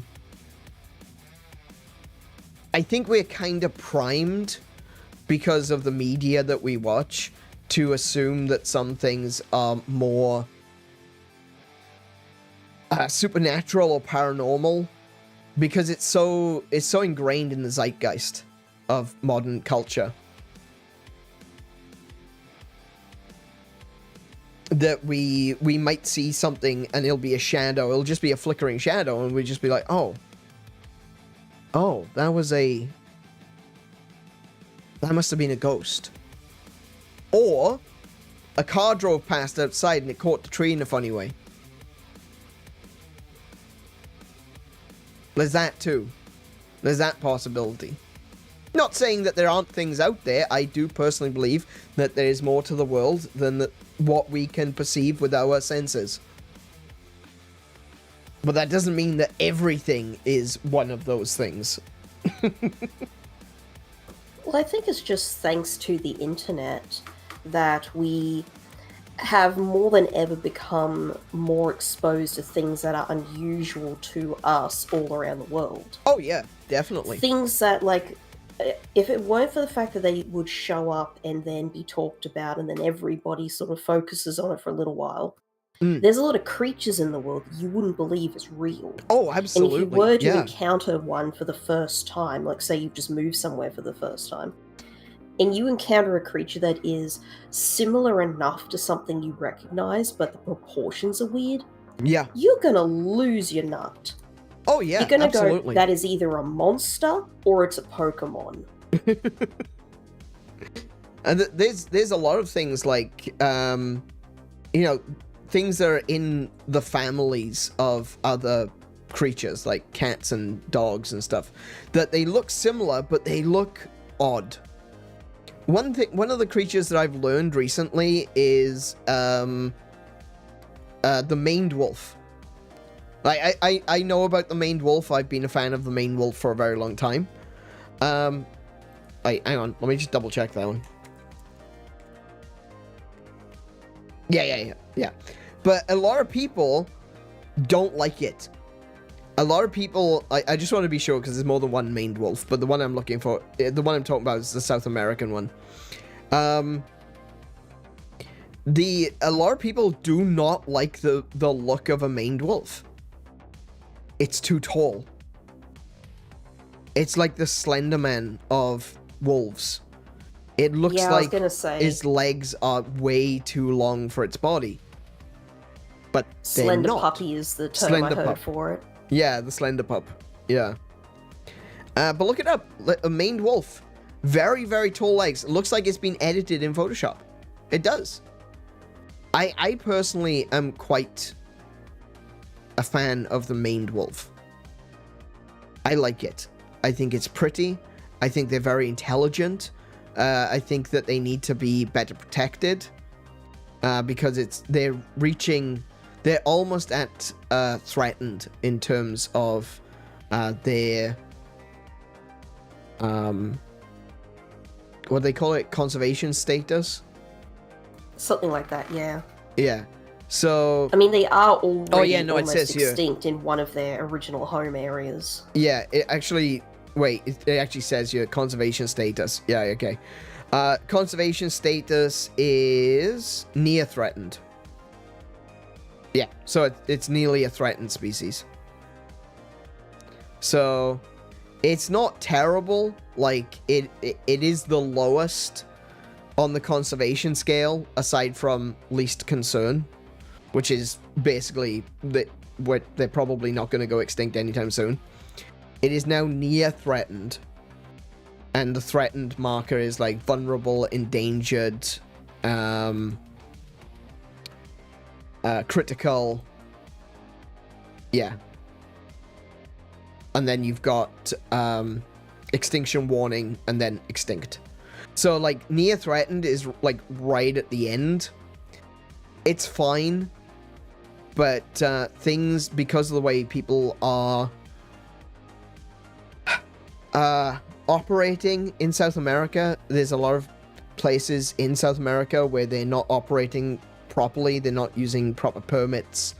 A lot of land is being cleared. It does mean that they're starting to lose their territory, and that really sucks. But they're really intelligent, really amazing creatures. And I think a lot of people, a lot of people just don't like the look of them because they're too tall. They got really long legs, and it's kind of sad. That's sad to me. I think they're fine. I think they look fine. They look kind of slinky with their with their stockings on, you know. They're kind of deer-shaped. They are, yeah, absolutely. If you think a deer is weird, if you think a maned wolf is weird, a deer would be weird as well. It would have to be, especially baby deers. They got stupidly long legs. I may return to bed soon. No worries, Ronald. That's all good, mate. Enjoy the video game girl discussion. Do you know what? We should do that. Considering I had to remake the whole thing. Let me pull that up, and we will jump on in to the actual, main event for this evening, shall we say. I just realized that all of these have got, like, how do I turn that off? Hang on a minute. How do I turn off,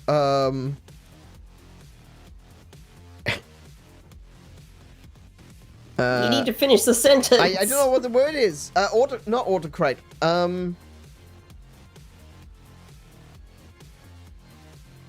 Spell checker. That's the one. Okay, I found it. I can turn it off. There we go. Okay, cool.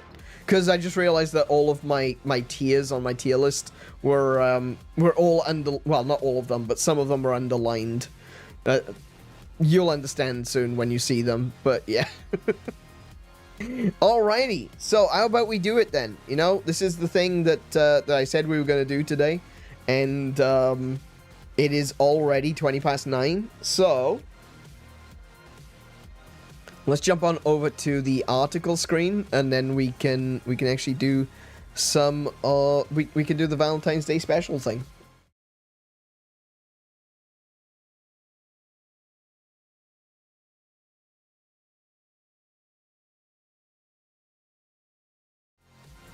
That took some time to think about, didn't it? Bloody hell. I was like, are you going to change? Are you going to change? Is it going to be... Are you actually going to go to the article screen? Or are we just going to sit on the loading screen? I don't know. Alright, first things first, I need to change our characters, because we're a little bit big there. Overlapping a ton. It's alright if we overlap the end, but like the rest of... Oh, didn't mean to do that. There we go. Alrighty. Time for a ranking list that in no way will be controversial. Absolutely not. Alrighty. Absolutely zero controversy, I swear. When I say I swear, what I mean is, oh yeah.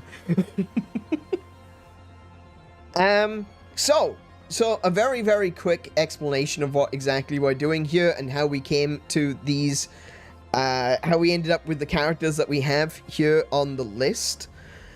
I put up a post on the Discord for people to suggest a bunch of different female characters for today's stream so that I can put them on the on this tier list. And we got a lot of really good responses, but unfortunately we also got a lot of stuff that I've never played, I don't know, and sadly those characters will not be featuring on this list. But what I did do, as well as taking other people's suggestions, I also added some of my own suggestions from the franchises that people suggested, and I also added some characters of my own, some characters that no one mentioned. I did have a list already designed, already written out, and I ended up dropping a lot of my own characters so that I could fit other people's chosen characters onto the list. One of the things that I did say from the very beginning was I didn't want furry characters specifically, and I didn't want characters that were going to be controversial due to their age or stuff like that. Though you can already probably see one or two that you might look at and go, now hold on a second. Now hold on a second. She's not over 18. We'll get to that, and I'll explain why I kept them. Okay. A lot of characters which some people would say would be controversial. You could definitely see Flannery there from wait, where'd my pointer go? There we go. You can see Flannery. You can see Flannery there from Pokemon. There's no, as far as I'm aware, there's no exact age on her, and she seems to be significantly older than the characters of the game. And as the games go forward, now remember, we are doing the game versions, not the anime versions. As the games move forward, the characters in Pokemon did actually age up. For example, Misty in Pokemon Red and Blue is about 13, 14, if I remember correctly. When she gets to Diamond and Pearl, she's 17. And she then appears in later games, and she looks older. So I'm going by the assumption that some of those characters are aged up over time. And we can see that definitely in the games. Actually, I point out Flannery, but Misty is literally right there. Right? Misty definitely ages throughout the course of the Pokemon games.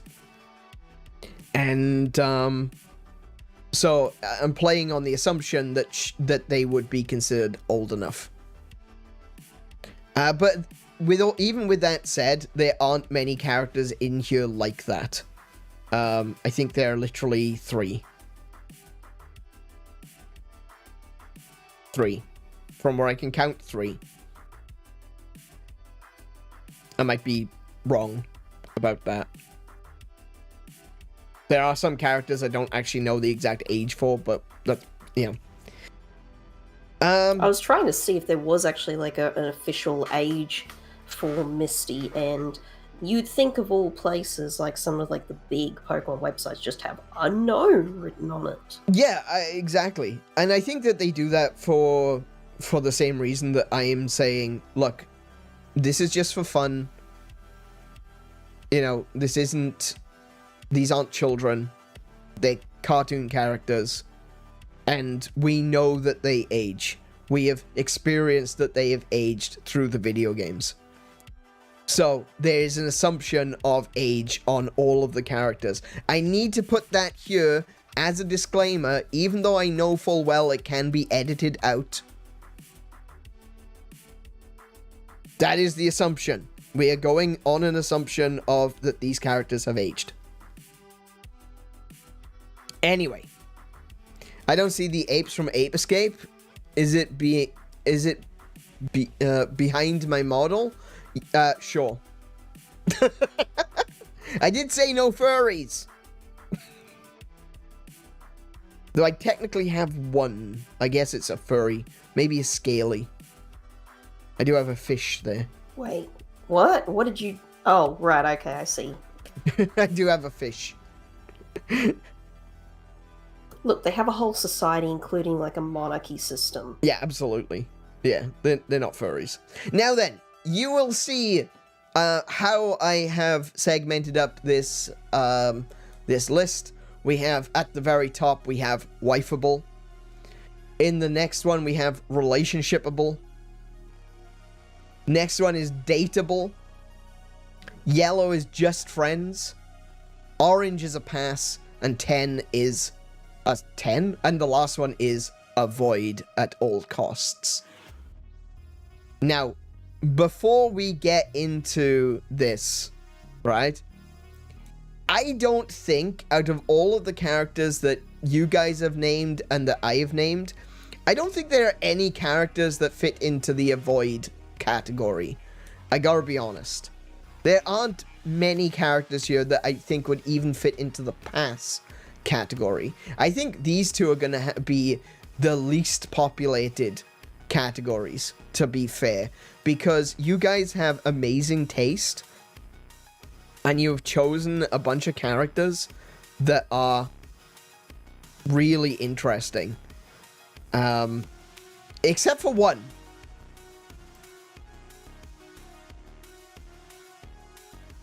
Nim. I was gonna say, like, I'm thinking about it and, oh. After everything that we've been through together, you would do this to me. We have struggled through Xenoblade Chronicles 2. We're still not finished, but we've struggled so far. I've struggled. I have had difficulty with Xenoblade Chronicles 2. And then I go to Discord. I go into the Valentine's Day thread. And I'm scrolling through everyone's, you know, people saying, oh yeah, well, we could add this, we could add this, we can add... And what do I see? I see Siege. AKA CJ. And he is written Nim. Nim. Nim. Nim. Nim. Nim. Xenoblade Chronicles 2. And I'm like... You've written Nim in 6 times. But it isn't going to change the fact that Nim is not going to be on the list. If you... I mean, Nim is on the list, but Nim is not going to be on the list, right? I feel betrayed. What was I saying earlier about things that don't look right? Yeah. Nim does not look right. Nim is weird. I really don't like Nim's design, and so far from what little I've experienced of her character, if she even has a character, she's very two-dimensional. I don't like Nim. What were you thinking? CJ, damn it! Who's responsible for this outrage? What the hell is that? Yeah, my first response is, what? Why is this in here? What is that? It was like a full minute of you just going, I don't like it. I don't like it. It looks weird. I wasted a rare pull on this. Yeah. No, I chat to say, like, she's not even a good blade. Yeah, okay, so let's be real. Let's do a quick review of Nim. One, her character, she doesn't really have much of one. She's very two-dimensional. She's a little bit happy. She's trying to be quirky. I don't think they didn't quite get the sense for the character being a quirky character. She just feels like she's trying too hard. And the design is awful. She's got like a normal head. She's a human-shaped person. But then she's got a face with like a cat's nose, and the mouth doesn't look right. She's got this green hair, which looks strange, and she's got 2 dragon heads sticking out of her shoulders. I don't know what the goal was here. Like I said in the Xenoblade Chronicles stream, she looks like she was created by a 6-year-old with a crayon. Yeah, very Axe Cop sort of creation. Yeah! Oh, yeah, Axe Cop. That's a great example. She looks like she might fit in with He-Man and the Masters of the Universe. You know? It was just kind of slapping ideas together and hoping it was cool. And unfortunately, I think Nim completely failed. I am both disappointed in these turn of events and not surprised at all that it happened. Yes, OJ, you were spot on there. That is exactly how I feel. Disappointed, but expected. So, Nim is the first one I'm going to name. I'm putting Nim in the avoid column, and probably going to be the only character in the avoid column. Now, I did have a... Oh yeah, of course, I lost all of that, didn't I? Right, okay. I was gonna bring up like a full like screenshot of each of the characters, but those screenshots don't exist anymore because my computer crashed. So I can't show you the full character, but I can try to... What can I do? What can I do? How do I do this? What's that?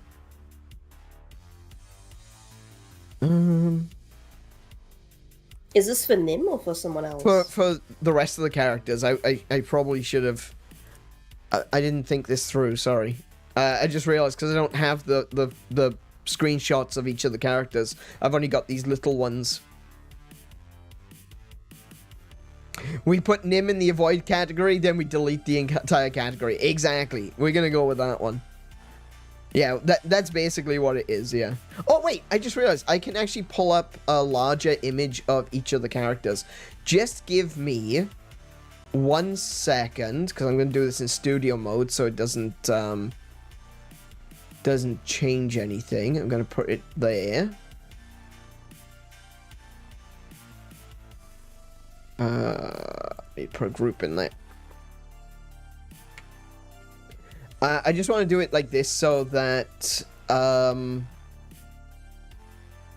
you get a better close-up on the character, when we choose them. Like I said, I did lose all my screenshots, unfortunately, as a part of the crash. But I can get the images. I can get the images that are across the bottom and bring them in at a larger size. So we can actually look at them like that. 1 moment.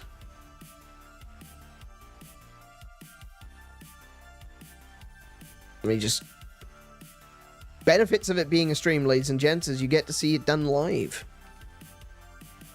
A lot of people would consider this a negative, but you'd be wrong.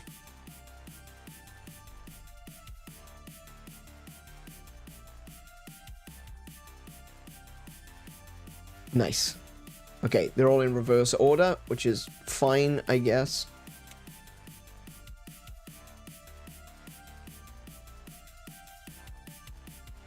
I mean, was there any particular order you were going to pick them? No, I'm actually really psyched.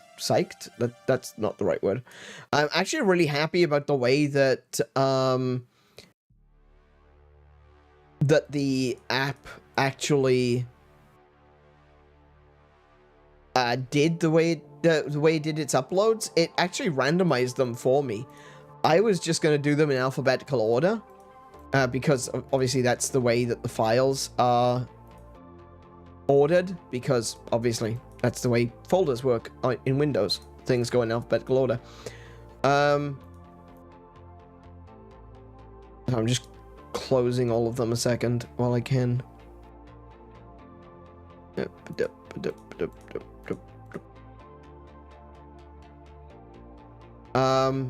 But no, it actually randomized them when I uploaded them, so that's fine. That works for me. All right, we'll bring that into the center, like that. Oh, actually, can I just go center to screen? There we go. That works. Cool. And turn that off. And so the first one that we got was nim. I'm not gonna. There you go. Scream. And I'll remove that one immediately. like OJ said, we put nim in the avoid category, then we delete the category. I'm not actually gonna delete the category though. Sorry. She's got her own border and everything on that picture. Yeah. Who suggested nim? CJ did. CJ suggested nim. Everyone blames CJ. Right? So, yeah, we go. She's in the avoid category. Delete row. They're gone. Gone forever. We'll never see her again. Actually, we will. She's still on the list. I reckon you should have left her on screen. Well, I can put it back there. Row below.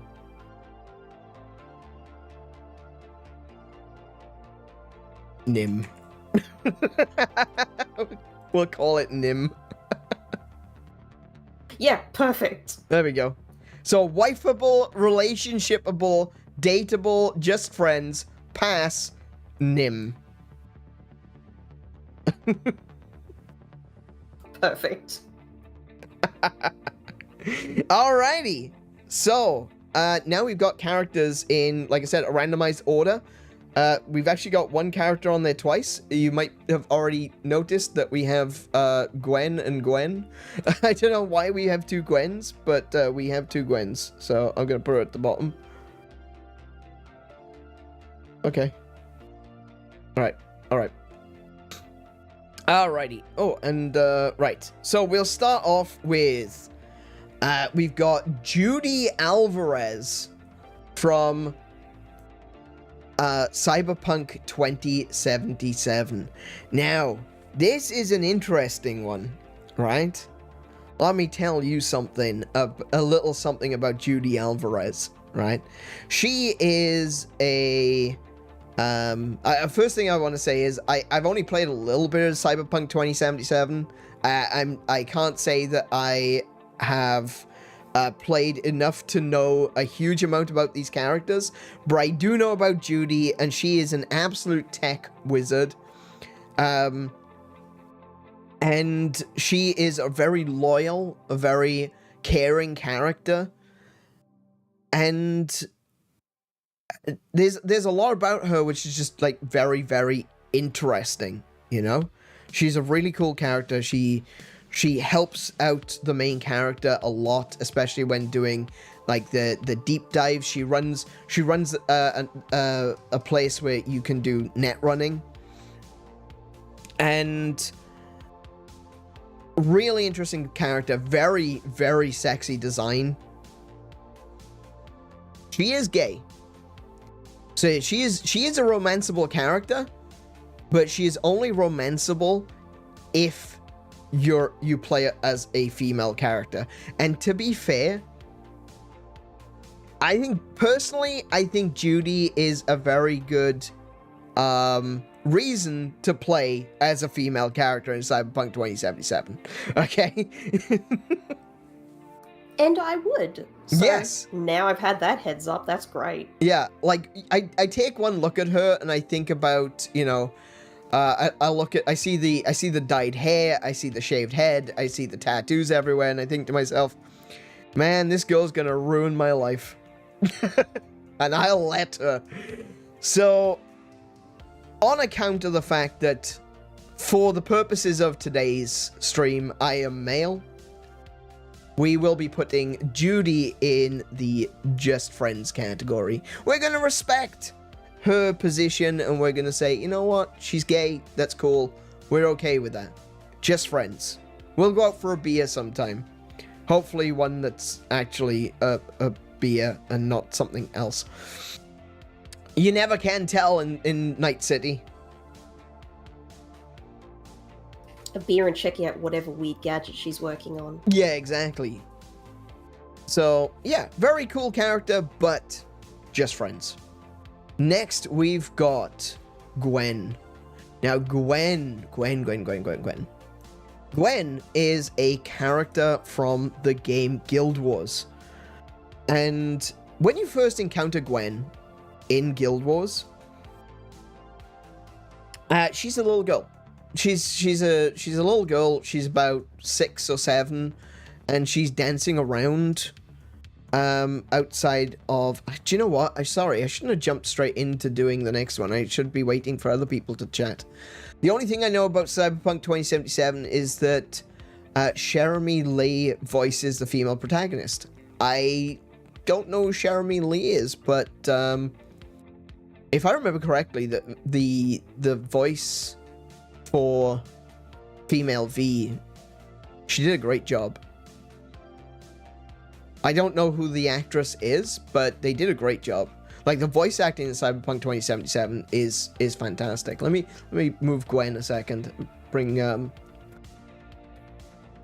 I'll bring her up in a moment. Anything you wanted to add to that, Kiko? By all means, jump on into the conversation as well. Well, I was looking up Jeremy Lee. Oh, yeah. And trying to figure out, like, what are voices that we would recognize. And I've spotted quite a few. Oh, really? First of all, she is Roddy Tops. Oh, really? Oh, okay. Yeah. So she did the English voice for quite a lot of anime. Make a tune. Okay. No. She's the English voice for Pluto out of Neptunia. Oh, okay. I probably should know who she is in that case. She was the English voice actor for Sora out of the first Digimon series. Okay. Oh wow, she was also the penguin out of Evangelion. Yeah, so Pluto, Roddy Top. Oh wow, her name has just left my brain. From SAO, Kirito's girlfriend. Okay. Yeah, I don't remember her name either. Purely because I said I don't know her name, right? Yeah, absolutely. She's done some Fire Emblem characters. Alright, actually, do you know what? You're right. You're absolutely right. I will do a chum tier for Judy. I tell you why, right? A what tier? Chum. I'll tell you the reason why I said that no. Explain nothing. Right? Is that recently I saw someone arguing on X that chum was a slur. So, at first I was like, there's no way that Ron would say that. But then, yeah, you're right. That's my mistake. Chum is a word for buddies in Cyberpunk 2077. So we'll do that. Hang on, I did that the wrong color. I only know it as a wartime term. Yeah, someone was saying on X that it's a slur for trans people, and I'm like, I have never heard of that before. But, yeah, okay. It means an English soldier! Yeah, it was chum, isn't it? It's like a play on chum. Yeah. Yeah. Like how we called our soldiers from the First and Second World War diggers. Yeah, diggers, yeah. Because they're the ones that dug the trenches. Mm-hmm. Yeah, I just had to double check that because I don't think that Ron would say something offensive. I don't think you'd use a slur like that. I just need to double check because like I said, I saw someone saying that it was a slur on X the other day, and someone was getting really reamed about using the word choom, and they're like, it doesn't mean that, and yeah, they were getting dogpiled, being told, oh yeah, it's a slur, but yeah, sorry. Okay, we'll include that. Last one. She also voiced Sonia out of Tears of the Kingdom. Oh yeah. Okay. Yeah, so she's honestly, this image has lots of characters on it. I have no idea who most of them are. Righto. No, that's really cool. Yeah, that's really interesting, because like I do like to, I must admit I'm not very big. I'm not very good at following voice actors. I can identify voice actors very easily. Kiko can attest to this as well. Is that I'll hear a voice actor and I'll go, that's the same person that did this character. Even if they're putting on a voice, I can kind of tell by more the way that they say things. It was just like that, you know, when we were playing Xenoblade Chronicles 2, and I'm like, hang on a second, that wasn't Gramps' voice actor. Because I was able to pick it up immediately that was a different voice actor doing an impression of Gramps. I'm usually pretty good. I've got a good ear for vocal detail. But, yeah, I don't necessarily follow voice actors. There are a few that I'm aware of. There's a few that I do like, and when I do hear them, I'm like, yeah, wow, yeah, that's cool. I like them. But, yeah, I'm not very good at that. I gotta be honest. I'm not very good. I should probably improve. Hang on, let me do something else here. I don't like these colors. These colors, everything. It's very pastel. No, it's very danger heavy, isn't it? Like yellow. Hang on. Let me rearrange some of this. We're gonna make this one yellow. We're gonna make this one light green. There we go. That looks better. That looks like it's a much better gradient. Cool. So okay, just yeah, friends is gonna be that's fine. They're cool, and this is like your buddies, like your real close friends. Alrighty. Okay, so, like I was saying, we'll move now on to the next one, and, that is Gwen from Guild Wars. So when you first encounter Gwen in Guild Wars, she's a little girl, and she's dancing outside of, the main city of Ascalon, and she basically, you know, she's just a little girl. She's got a little quest. I believe it's... Does she still have the quest? CJ, it's you! Well, look who it is. It was the one also, what hello. done it. Him's the one that we got Nim on the bloody chart.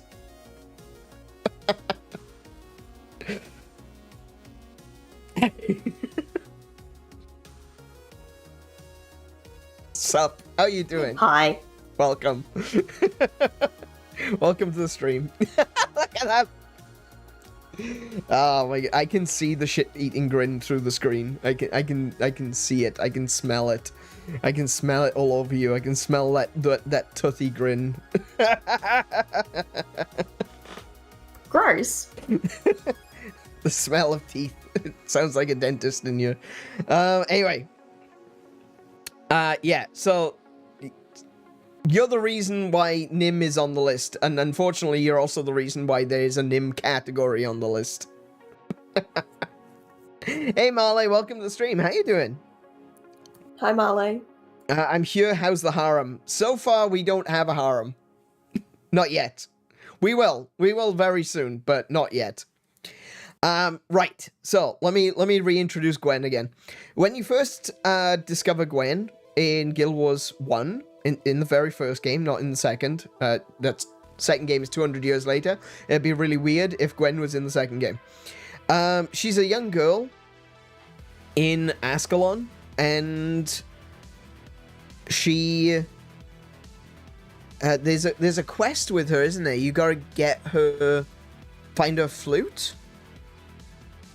She's basically outside annoying all the soldiers. Yeah, she's dancing around singing songs, and I think there's a quest where you've got to find her flute. I think she lost her flute. You find her flute, you find her cape, and I think you pick some flowers. That's right, her cape as well, and you get the flowers, yeah. So you do this quest for her. It's very simple. It's basically like an introduction quest. Gets you to explore the land of Ascalon, which, I gotta be honest, a very early MMO, but a bloody beautiful one. I love Ascalon. Ascalon's one of my favorite places. Well, it was up until the point where the searing happened, and that is where the world changes and you can never go back. They basically have a tutorial area in Guild Wars 1, which takes place prior to the event known as the Searing, where the Char, which are the main bad guys for Guild Wars, they basically find a magic spell that allows them to drop a nuke on Ascalon, and they burn the entirety of Ascalon to ashes. And during that time, Gwen goes missing. It is believed for the longest time that Gwen was simply a tragedy, a tragic loss, a death at the hands of the Char when they seared the whole of Ascalon. And because she's just not there. You just don't see her anymore. You actually find burned up items of hers later. Yeah, you find Gwen's broken flute, Gwen's doll, and Gwen's tattered cape. And these it's just assumed that she died in the Searing. And then there's the Nightfall update. So I should say the Searing takes place when you get into the main bulk of Guild Wars. That takes place 2 years later after the Searing. Then you've got Nightfall, which takes place a couple of years later. Then you've got another expansion called what was the Alolan one called? I thought there was Nightfall. No, Nightfall is in Cantha.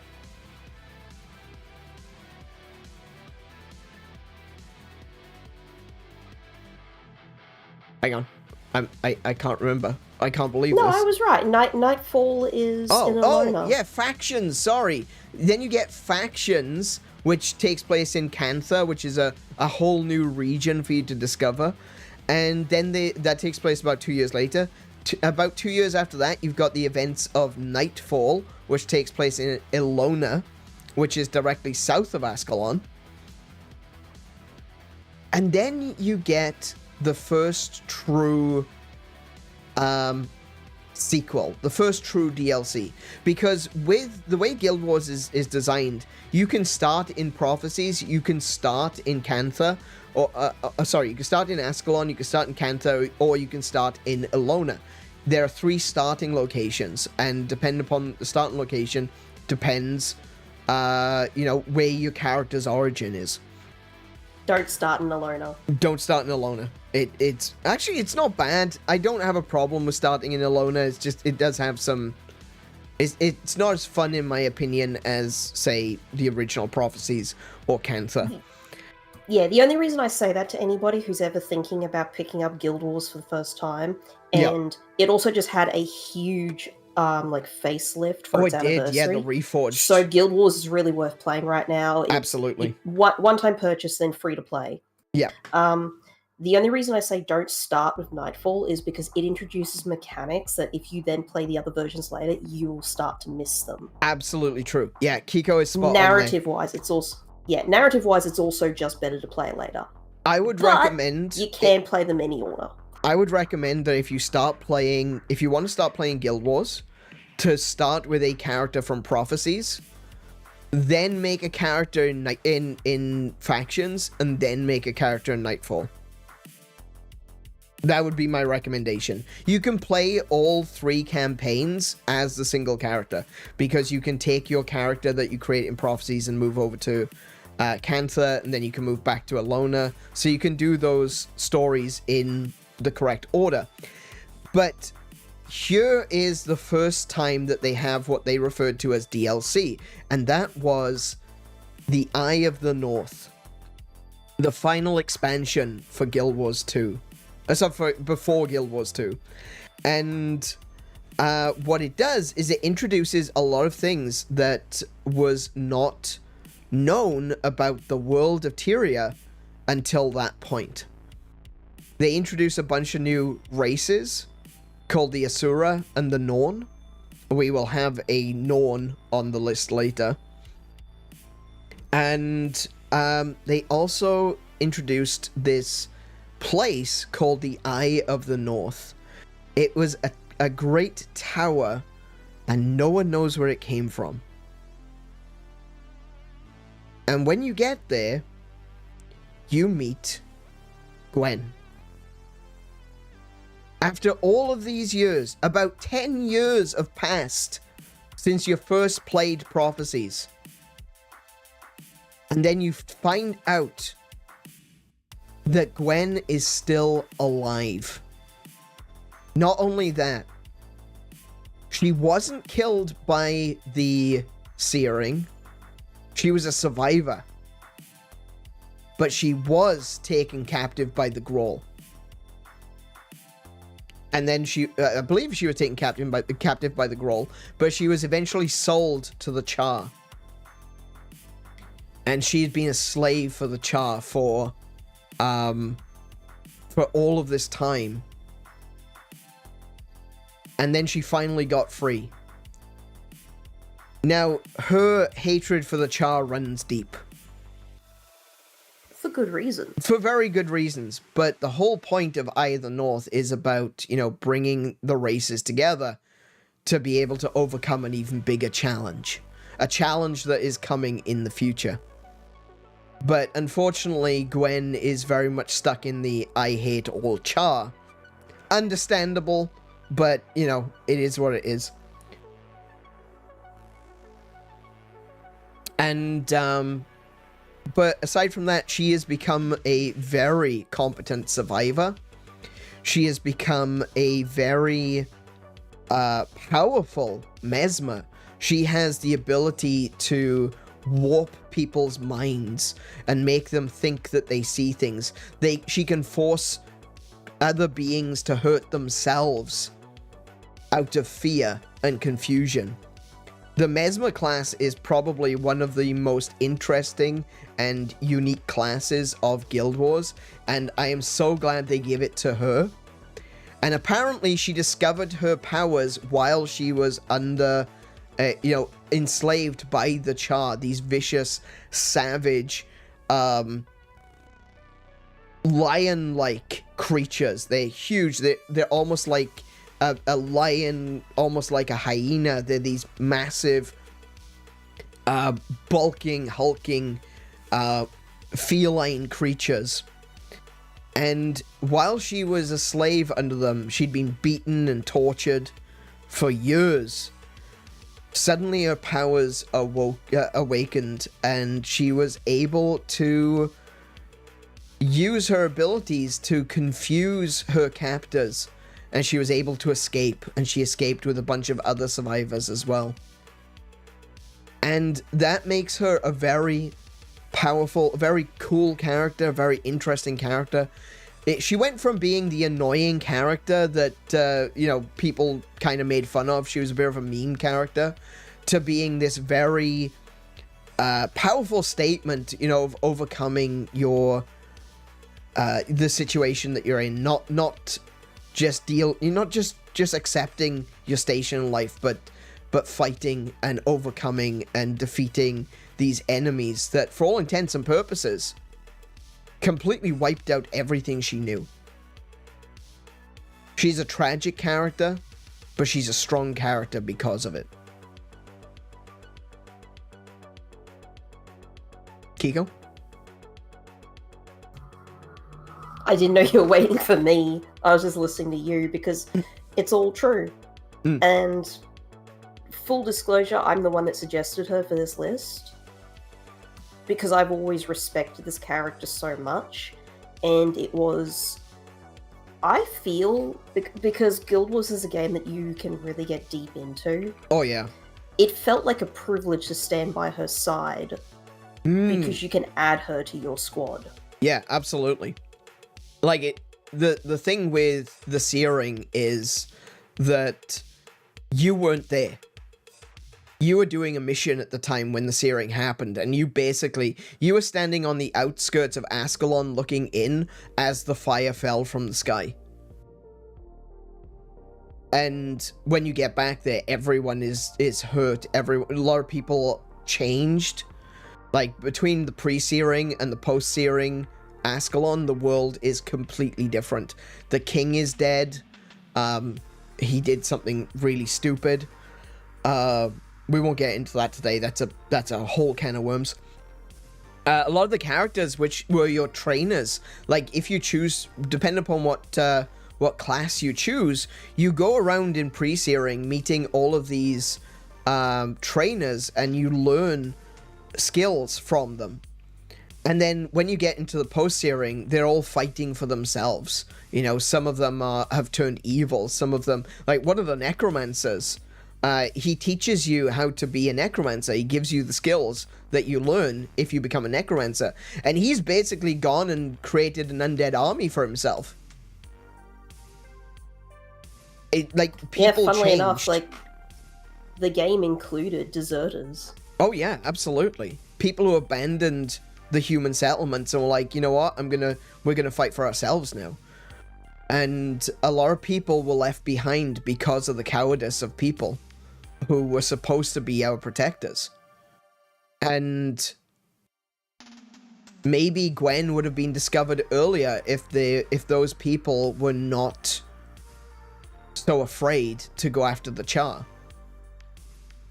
And then when we finally find her, we find out she was alive this entire time. I remember thinking to myself, man, of all the things that we did, of all the times, of all the missions that we go into the Northlands, we never looked for her. We never thought to look for her. And you kind of realize that you as a player are kind of guilty of the same thing. And she becomes, like I said, she becomes a very powerful point in the narrative. Like, she doesn't just hate the Char. She's got a problem with the people who left her behind as well. Oh yeah, she's understandably really jaded. Oh yeah, yeah. I think that's where I was gonna go to, is I think that while she is a strong character, a powerful character, she is so wrapped up in her hatred, right up until the very end, that I don't think I can put her in anything above just friends. I think it was, Logan Thackeray is in Guild Wars 2, isn't it? It's his ancestor. That is the one that, I think it's his ancestor that they end up. Logan? No, he might have been. Hang on. Logan that. To the Google bot. Yeah. No, he's from Guild Wars 2.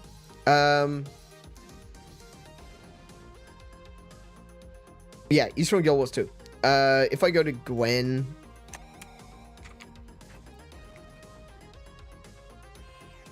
Kieran Thackeray? Kieran Thackeray, yeah, right. Is Kieran Thackeray that eventually kind of breaks through her icy shell. And,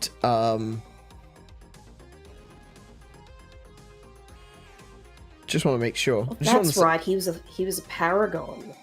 Yeah, that's right. So, Kieran Thackeray.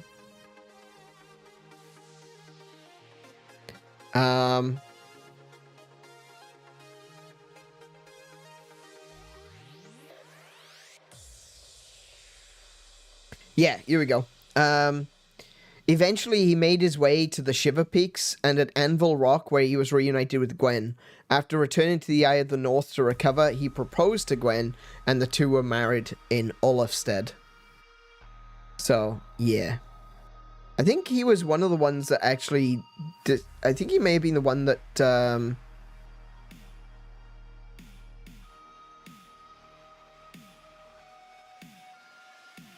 Yeah, okay, so he actually went out of his way to try to cheer up Gwen after she was recovered from the Char.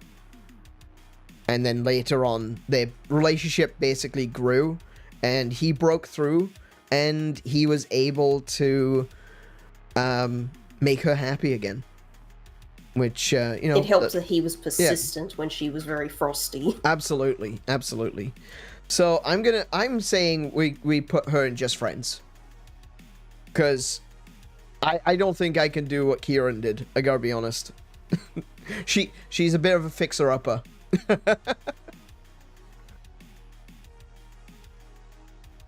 That is the funny way to put it. Yeah, it is, isn't it? The quality of the kind of woman that she is really, like, a very high, very good person. But, whoo, Nelly, yeah. Yeah, she got some baggage. Alrighty, we'll move on to the next one. We actually should do this quickly because it's already 10. The next one Gwen on the required list, a bit of a delve. we did, yeah. This one won't need as much of a delve. We've got Misty. We got Misty from Pokemon. Now, you first meet Misty, of course, in Cerulean Gym. Actually, just before you go to the Cerulean Gym, you meet her on the bridge, and someone is confessing their love to her. And she turns them down, and they run away crying. And apparently, this happens quite often. That she is much beloved by the people of Cerulean City, and yeah, kind of beloved by me too. Not the anime version. The anime version's a bit annoying, especially at first. Later on, though, I did, obviously at the time, I was a kid at the time as well. I did have quite a fondness for Misty. I didn't like her at first, but, you know, when the entire plot was around, I don't really like you, I'm just here until you buy me a bike. That was annoying, okay? That was infuriating. That went on for way too long. It was actually pretty funny when it did get forgotten about for a very long time. But then there's an episode where, like, loyalties come into it, and she just flat out says, you know you still owe me a bike, right? If I remember the episode correctly, she was saying that she was following Ash around because she was mad at him, but she doesn't even remember why. And then Brock says, wasn't it because he destroyed your bike? And she's like, oh yeah! You still owe me a bike! And completely, you know, turned that back on. But from what the character, from what we get from the game, is very, it's not as in-depth. Obviously, you don't see a lot of Misty for the majority of the game. You basically turn up, you see that she's beloved in the city. You fight her. She says that she still has stuff to learn, and she wants to grow up. She wants to become stronger. And there was also later on, I'm pretty sure it's in Diamond and Pearl, where you encounter her again, and she's a much stronger trainer. She has learned. She's grown up. She's she holds herself like an adult, and she's a quite strong trainer later on. And I think that was a really good way of reintroducing Misty and seeing the change, seeing her development, seeing where she is today. And then you've also got the there was an anime which was based on the games. I don't remember what that was called, But in that one, you see that she's definitely more of a little bit more stoic. She's still very fun, but she's definitely grown up. She's not as emotional as her anime counterpart, and she's really appealing. Like, as a character, she just seems like such a together person, and very strong with her. You know, she's very focused on, I'm a water type trainer, and I can understand that, because I'm very much a grass type trainer. When it comes to Pokemon, I like my grass Pokemon. I don't usually veer out of the of getting grass Pokemon unless I absolutely need to. So I can kind of understand her dedication to one element. I can kind of you know, associate with her in that respect as well. I'm probably more of a water Pokemon collector than I am, like, just focusing on that for a team. A couple of times I've done it, and I do prefer water Pokemon, but I've also gone into way too many gym battles thinking, you know what, I need a more balanced team for this. Yeah. I think, I don't know if this is the case with water types, so I find that with grass types, there's a lot of Pokemon which are grass something else, and they tend to be fine. I find with water, though, it's very easy to hurt water.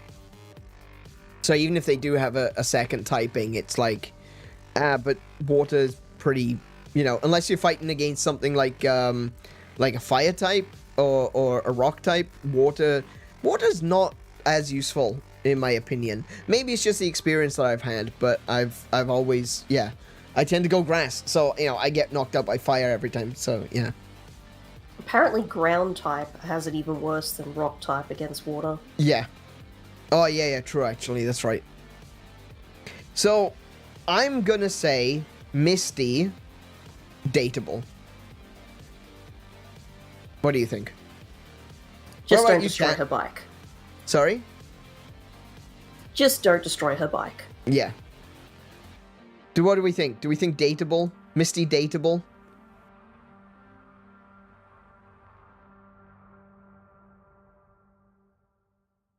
I just realized that, hang on a second.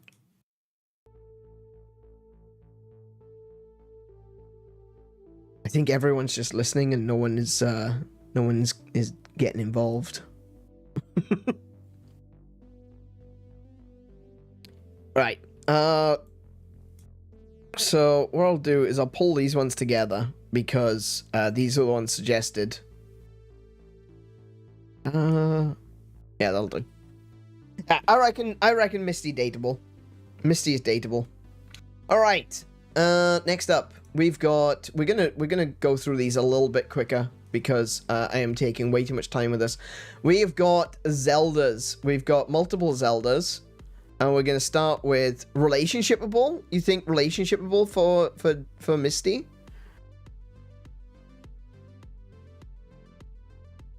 I mean, I think you made a pretty good case for her. Yeah, actually, you got a point there. I like Misty. I mean, ultimately, it is your tier list. We just get to beef with you if we super disagree. Oh, no, I know this is kind of like my tier list, but I want you guys to chip in. Give me your opinions as well. I want to know what you guys are thinking. So don't feel like this is just me telling you what I think. I also want you guys to jump in as well. So you might be right though. You might be right. I think relationshipable with Misty. I think that's probably correct. Yeah. I really like Misty. I've always liked Misty. I've always thought that she was really cool. Like I said, wasn't a fan of the anime adaptation as much. But later on, she becomes more grown up in the anime as well. Alrighty, so we got 3 Zeldas. Like I said, we'll start with A Link to the Past Zelda. Now, A Link to the Past Zelda, unfortunately, we don't learn a lot about her. We know that she's the last of the maidens to break the sage's seal. Because of course she's the one that her ancestor put the seal on Ganon in the first place and put the seal on the Dark World. She was one of them, one of the sages. But the thing is that when we encounter A Link to the Past Zelda, she's in a prison. She reaches out to us psychically and says, "Can you come and rescue me, please?" And then you go and rescue her. Your uncle dies, sort of. He gets better. And we take her to Sanctuary, where she is in the care of the old man at the Sanctuary. And then when we finally get the Master Sword, she gets kidnapped again. The old man is murdered, and she gets sent into the Dark World, where she becomes a crystal, along with all of the other kidnapped maidens that were the descendants of the sages. We don't learn anything about her, unfortunately, but she is really cute. Look at that design. I love this design. I was a little uncertain when they changed Zelda's design in Smash Bros. Like, I like the Twilight Princess Zelda a lot. So I was like, they're going to be changing her character. They're probably going to make it the Breath of the Wild version. And then they made her into the Link to the Past version. And I'm like, okay, I can get behind this. He's adorable. It was a nice twist that though they updated Link, that they didn't go the same direction. They could have gone forward, but they went, no. Let's remember the beginning of the series. So let's go back to one of the early games. Yeah. So, she's very cute. Unfortunately, we don't know anything about her, so I'm just going to put her... I clicked the wrong thing. I'm going to put her in Just Friends. Unfortunately, unlike other Zeldas throughout the series, she doesn't get a whole lot of attention on her character. We don't learn anything about her. She doesn't really grow. She doesn't develop. She is the quintessential damsel in distress. So, yeah. Next one, we've got Skyward Sword Zelda. Now, this one, we do see a lot of growth. We see a character that starts off as basically what you think is a damsel in distress, but over time, you discover she's not a damsel in distress. She's not being kidnapped. She's off doing her own thing. While Link is doing his adventure to power up Fi and to power up the Master Sword, she's doing her own thing to try and prevent Ghirahim and the Imprisoned from ever happening. You actually spend most of the game chasing after her. Yeah, exactly. You spend a lot of the time thinking that you're chasing after her to try to save her, but instead of saving her, you go, oh, no, she's having her own adventure. And I think that's really cool. I think that's something that really elevates the Skyward Sword Zelda amongst all the other Zeldas, especially the Zeldas up to that point. Twilight Princess Zelda was really cool. She was very dark and very brooding, very much so tickled my fancy when it came to her being a little bit goth, and I kind of liked it. I kind of liked it at the time, but that was about as much development as we got from a Zelda, except for Tetra, and Tetra is very different again. Can't say that I'm particularly fond of Tetra. I know a lot of people do like her, but not a huge fan of Tetra personally. But Skyward Sword Zelda, she is just an amazing character. She's like I said, you think you're trying to save her, then turns out she's about to save you. And she's trying to save the world in her own right. She's not waiting for a hero. So I'm gonna put her in dateable on that one. What do you think? I mean, I just also want to point out, you said, like, when you begin the game, she may seem like another damsel in distress. No. when you first encounter her, she pushes you off an island. Oh yeah, that's true. That's actually the first time when you actually encounter her, she's just like, well, you need to learn to fly. Oh, okay then, shove.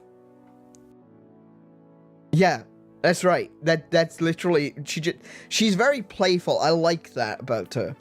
I do think, yeah, that's another part of it. I hadn't even thought about that. But yeah, you're right. She's very playful as well. Well, I do like this one. The reason why I bring this up is because if it were me, I'd put her in a relationship-able because of that. Because the thing about that playfulness, but also about how she's having her own adventure, this is a person who is going to just get on and do stuff. And sometimes we need that. You need a person in your life sometimes who is willing to give you a push. Yeah, I actually, I completely agree. Yeah, relationship-able. Definitely. Yeah, there we go. Relationship-able for Skyward Sword Zelda. Last one we've got, I've got this written as Breath of the Wild Zelda, but this is going to be like Breath of the Wild era Zelda. So this is Breath of the Wild and Tears of the Kingdom. And, I do like her. I like that she's got a lot more agency in Breath of the Wild and Tears of the Kingdom. But one of the things that really bothers me about Breath of the Wild Zelda, specifically Breath of the Wild Zelda, not so much in Tears of the Kingdom, I think in Tears of the Kingdom she's really overcome that, is that she is always blaming other people. It's like, it's never her fault. It's the god's fault. That's the reason why I can't use my powers. Oh, it's my father's fault because he's not letting me do what I want to do. Oh, she never strictly says it's my mother's fault for dying so young.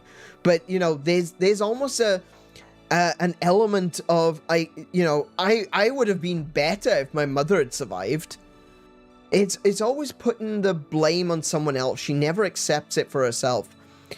And that was the big turnaround in her character. And when she started to actually unlock her abilities, when we see her doing the sealing on the Guardians, is when she finally accepts she is responsible for something. And she takes that into her own hands. She takes that moment and she goes, this is my responsibility. I'm going to stop this. And that is the moment that you see a change in her. Like, I don't think that the way her father reacted with her interest in the Guardians was the correct way of doing it. The way he kept shutting her down was really frustrating and very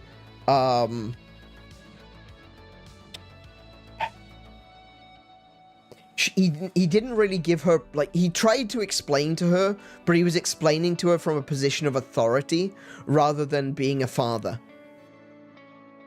And that created distance between them, which caused her to, like, bottle up even more.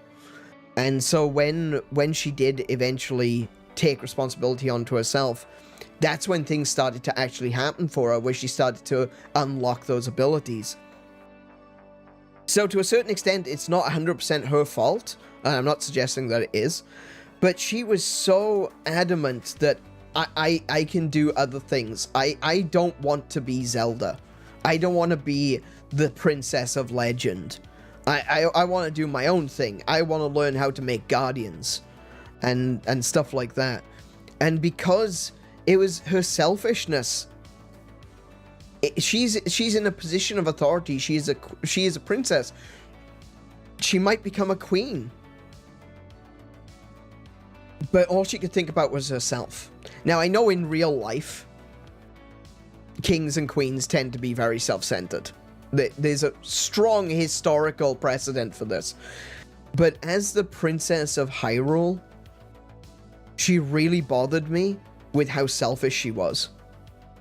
And it was only at the end when she realized, when Link was literally dying in her arms, that she was like, oh shit, I've been a bit of a dick really, haven't I?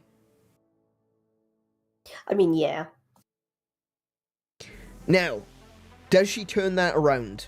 Absolutely. In Tears of the Kingdom and in Age of Imprisonment, she is an amazing character. She takes on a lot of responsibility. She flips it completely on end. And she becomes so powerful with that God-given ability, and that ability, the light force, which is passed down through her bloodline. And she just becomes this strong, empowering commander that she is able to take to the battlefield. She listens to Rauru, she listens to Sonia, she listens to the soldiers. She says so many times through Age of Imprisonment that she wants to learn from everyone. She doesn't want to, I know everything. She's not doing that anymore. She wants to learn from everyone. And by the end of it, she becomes an incredible commander of soldiers.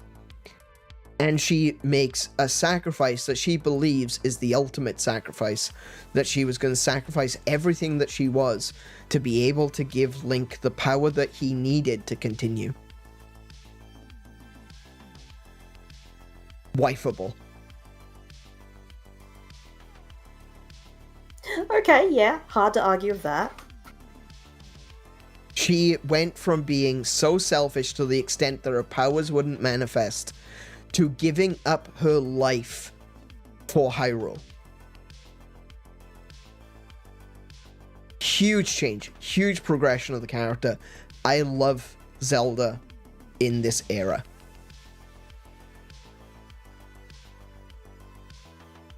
Thoughts? Like I said, I'm having difficulty adding to that. I can't really argue. Mm-hmm. One of the only things I really think I can add to that is really just about how her father handled her. And what context we needed in the story for that was that he's not just doing it just to get his way.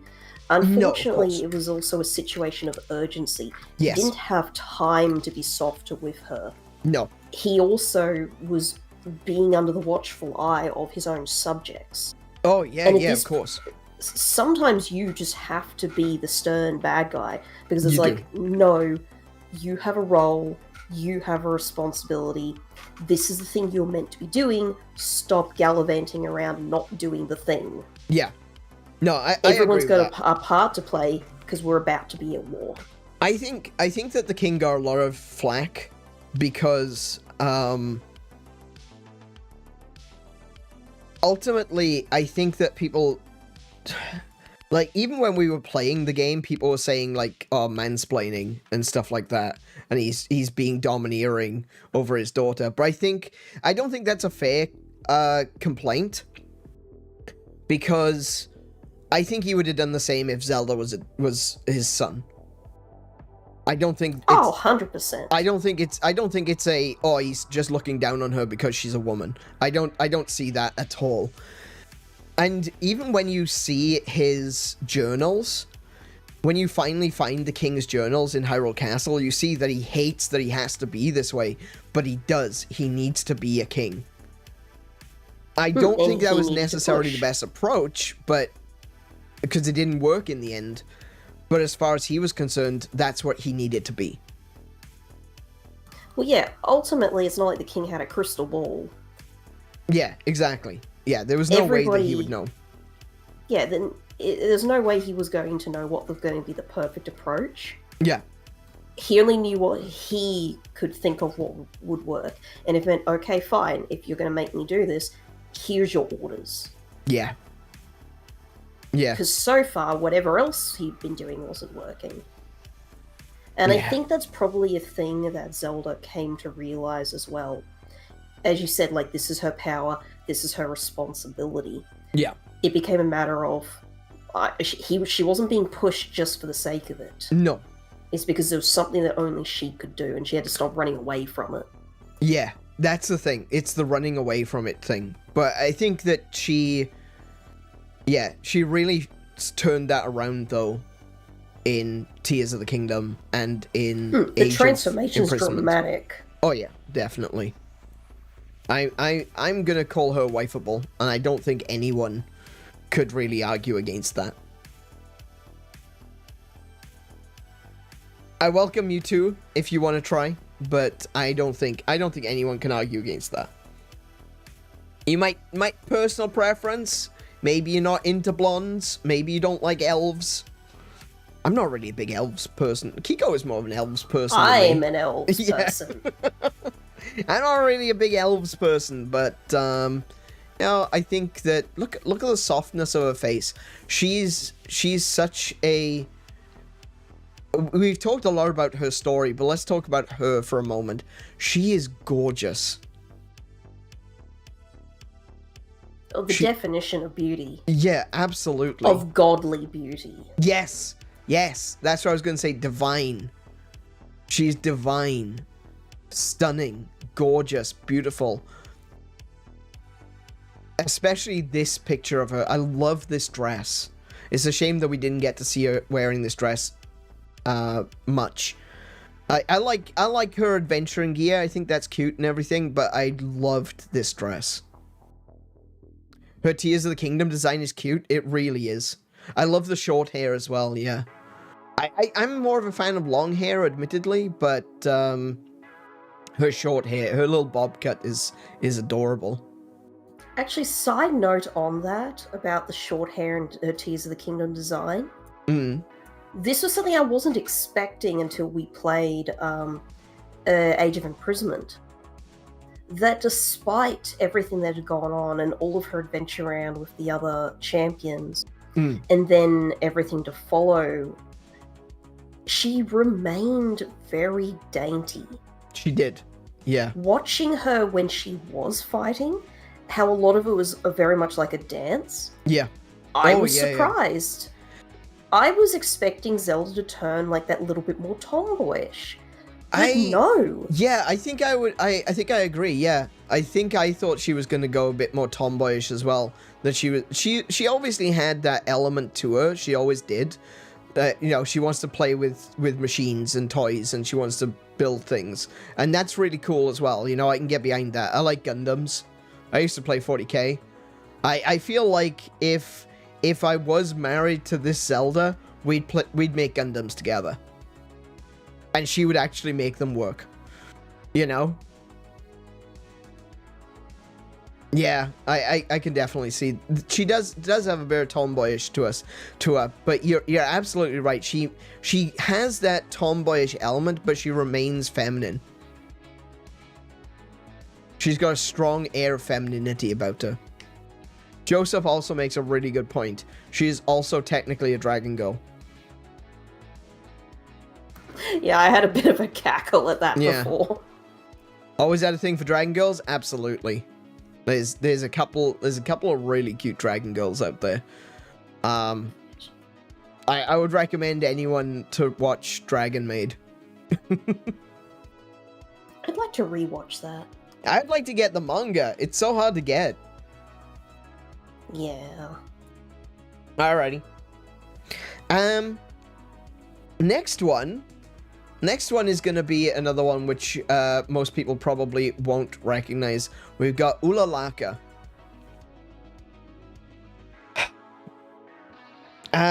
So Ulalaka is the spring goddess from Rune Factory Guardians of Azuma.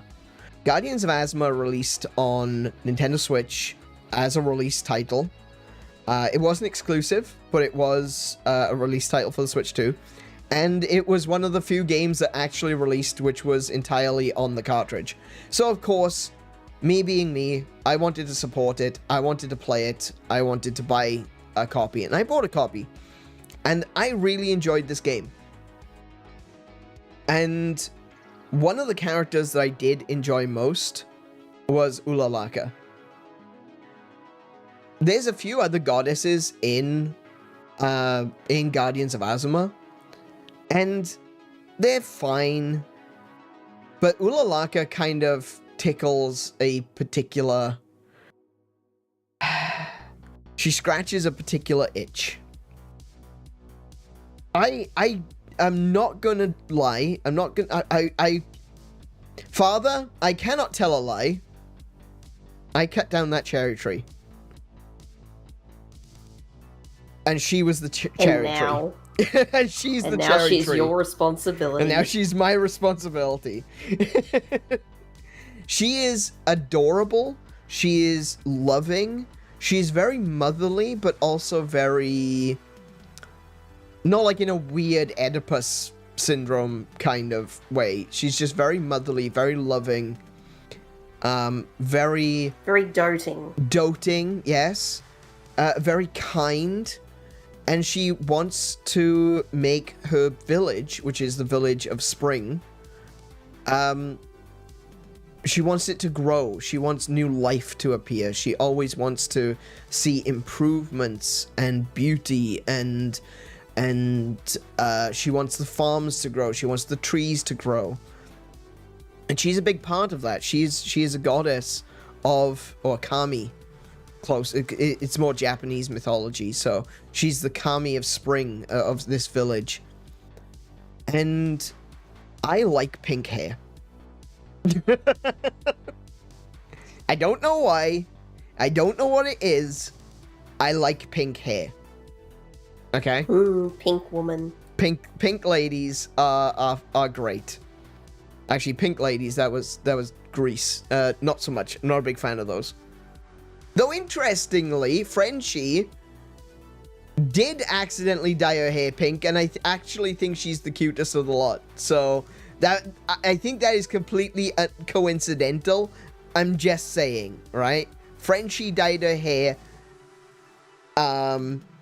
fairy floss pink, but she's also like the cutest of the lot. I like Frenchie, but I'm sure it's unrelated to her hair color. I have always been a fan of 𝗬𝗏.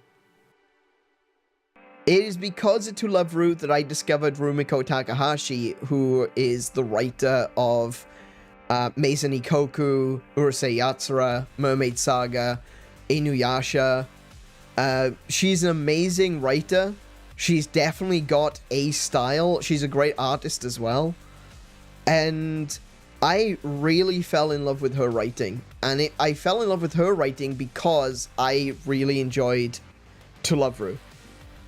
Or, as you would say it in the Japanese. And I think a lot of people look at the name 𝗬𝗏 and they don't get it. It's a pun. It's a Japanese pun. Because they don't have V's in Japan. The V would be a B. And so what you get is 𝗬𝗏. Trouble.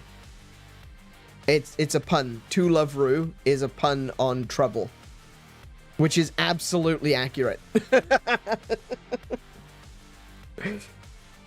And, yeah, I really enjoyed it. I know it's too much for some people. It maybe goes too far in some places. I know in 𝗬𝗏 Darkness, it does go a bit far with a bunch of stuff. And even I don't enjoy that. I'm okay with ecchi stuff, but I do think it went a bit far in Darkness. I still really enjoyed it. I loved that anime, and when I learned that 𝗬𝗏 was basically based on, or was inspired by Urusei Yatsura, I was on the lookout for Urusei Yatsura. And then, just by coincidence, we found a copy of Urusei Yatsura Volume 1, the Omnibus Edition, and I'm like, I need to buy this. And so, we started buying the Urusei Yatsura books. I really enjoyed Urusei Yatsura, and that's where I really fell in love with Rumiko Takahashi's work. But getting back to where I started with this, pink hair. I'm sorry, she's I was trying to figure out a way to bring it back. There's a few pink-haired ladies, actually. But yeah. Well, there's a couple. There's not many on this list. I didn't mean in the list. I just meant like the sort of girls that you like, including from anime. Like, yeah, and then there's that, and then there's pink hair. Yeah, probably pink hair. I am gonna say though, I do feel like the big downside of Uraraka is that, while it's very clear what her personality is, like I said, very motherly, very loving, very kind, very nature focused, she doesn't get a lot of development. It's difficult to say, you know, is this character going to change over time? We don't know. We don't see a change in her. We see her waking up, she's being very tired and very cute, and then she just kind of becomes Ulalaka, and, yeah. So, I'm gonna say dateable. I wanted to... A part of me says relationshipable, but because of the lack of character... Like, a part of me says wifeable, right? But this is the thing. A part of me says wifeable, but because we don't know much about her, it makes me think dateable. So maybe I should split the difference and say relationshipable? I'm not sure. I think you could have a good relationship with her, being very kind and doting. If you're into that, if you're into like a more traditional relationship, I think that she would be perfect.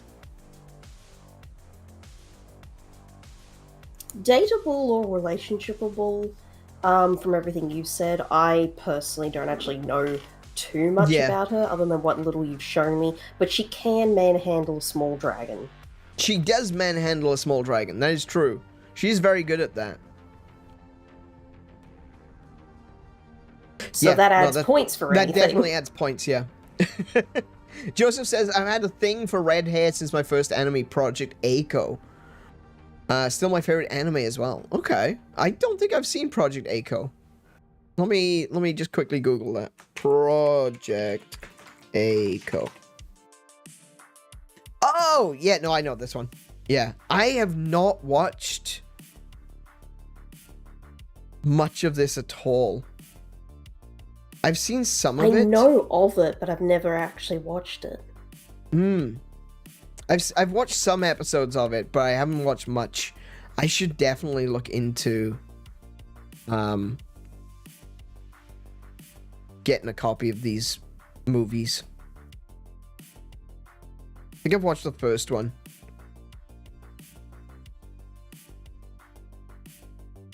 But yeah, very cute redhead. There's going to be lots of redheads on this list. Oh, is there? Oh, yeah. Well, there's a few. There's a few. Does Mifa count? She's red all over. All right. Next we got... Oh, okay. All right. Next we got Ada Wong from Resident Evil. Man, let me tell you. Even when she only had 6 polygons on her head, I kind of had a thing for Ada.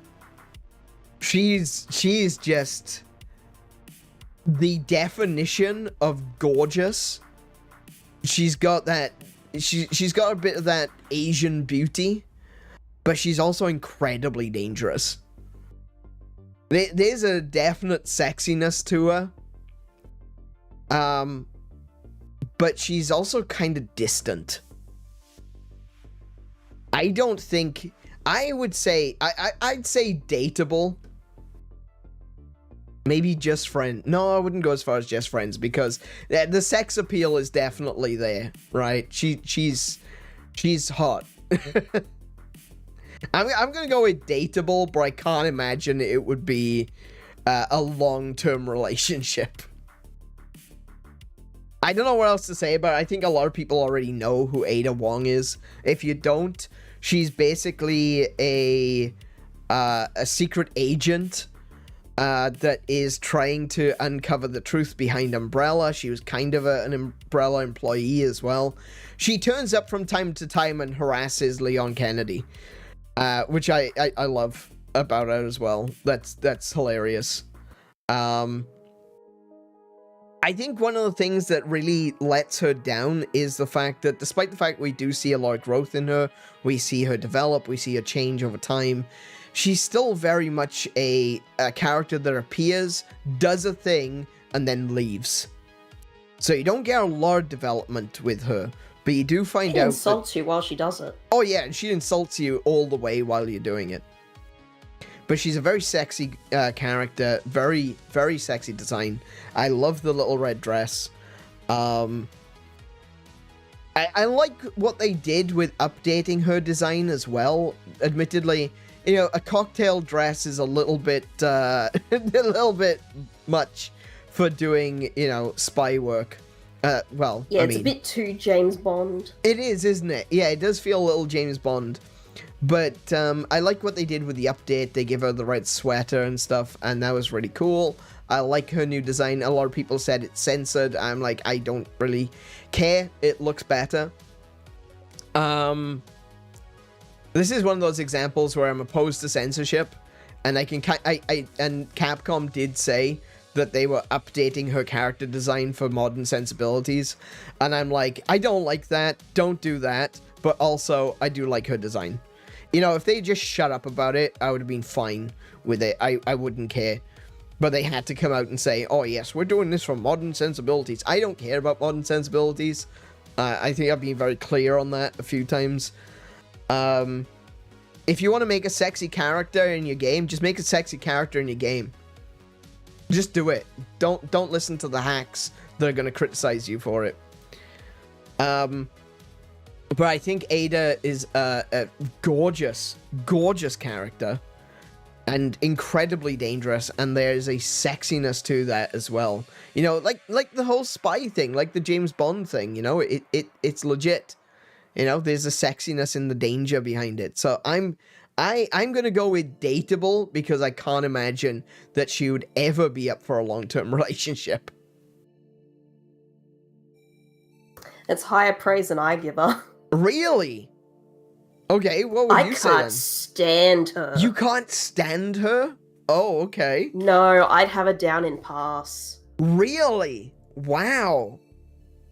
There's a lot about Ada that, look, I can at least give respect to, and I can give her props. Yeah. But I cannot stand her. Okay. Alright, fair enough. Thankfully, this is my list. It is your list. But, like, the way I feel about her is that, okay, here you are again, please do the thing you need to do and go away. Just go away. Alright, fair enough. Like, I don't know what it is, other than... we're willing to hear from the chat as well, by the way. Of course. And I'm not trying to, like, rain on the parade, obviously, but that's just how I find her. I find her very grating. Right, okay. There's a point where no matter how beautiful somebody is, and even though, as I said, like, I can respect their skill at what they do, then there's just enough about their personality to go like, okay, you better have a lot of development later, because I can't stand you. I think I can understand what you're saying, though. I do get it. I do get what you're saying. I think I've had more experience with her in, like, earlier games than I had exposure to any of that development that went on later on. Maybe I would have felt different about her.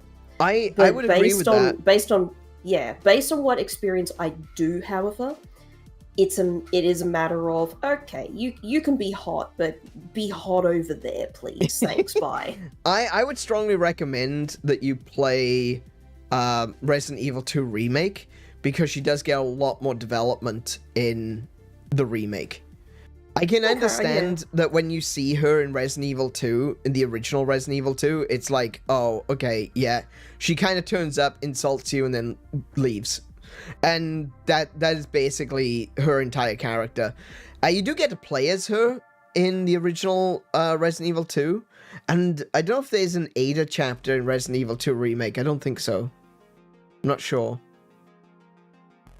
But, yeah, she definitely goes through more development over time. She does reappear in other games as well. I do understand. I think maybe I'm looking at Ada from an outside perspective, where, like I said, I'm thinking about her from the perspective of, yeah, she's a very sexy character, very beautiful character, she's got that danger to her. But like, you see that with a lot of characters in anime as well, like tsundere characters. You're like, yeah, I can get behind her as a character, but I would hate to know her in real life. Yeah, a lot of it is that. Absolutely. Yeah, so from that kind of perspective, I can completely understand where you're at with Ada. See, this is the thing, is like, I wouldn't even say just friends. I kind of see where you're coming from, where you say pass. Like, if we were just friends, it would be a case of, it isn't worth it, right? But as someone that I've never met before, as someone that maybe I don't know her character, I'd be like, yeah, I'd ask her out. I'd probably hate it afterwards and it wouldn't get any further, but I'd ask her out. I think that's kind of where we're at with this, is like, maybe I didn't describe the things very well. Like, wifeable, obviously. No, I think it makes enough sense. Yeah. Relationshipable is someone that you could see yourself potentially in a long-term relationship with.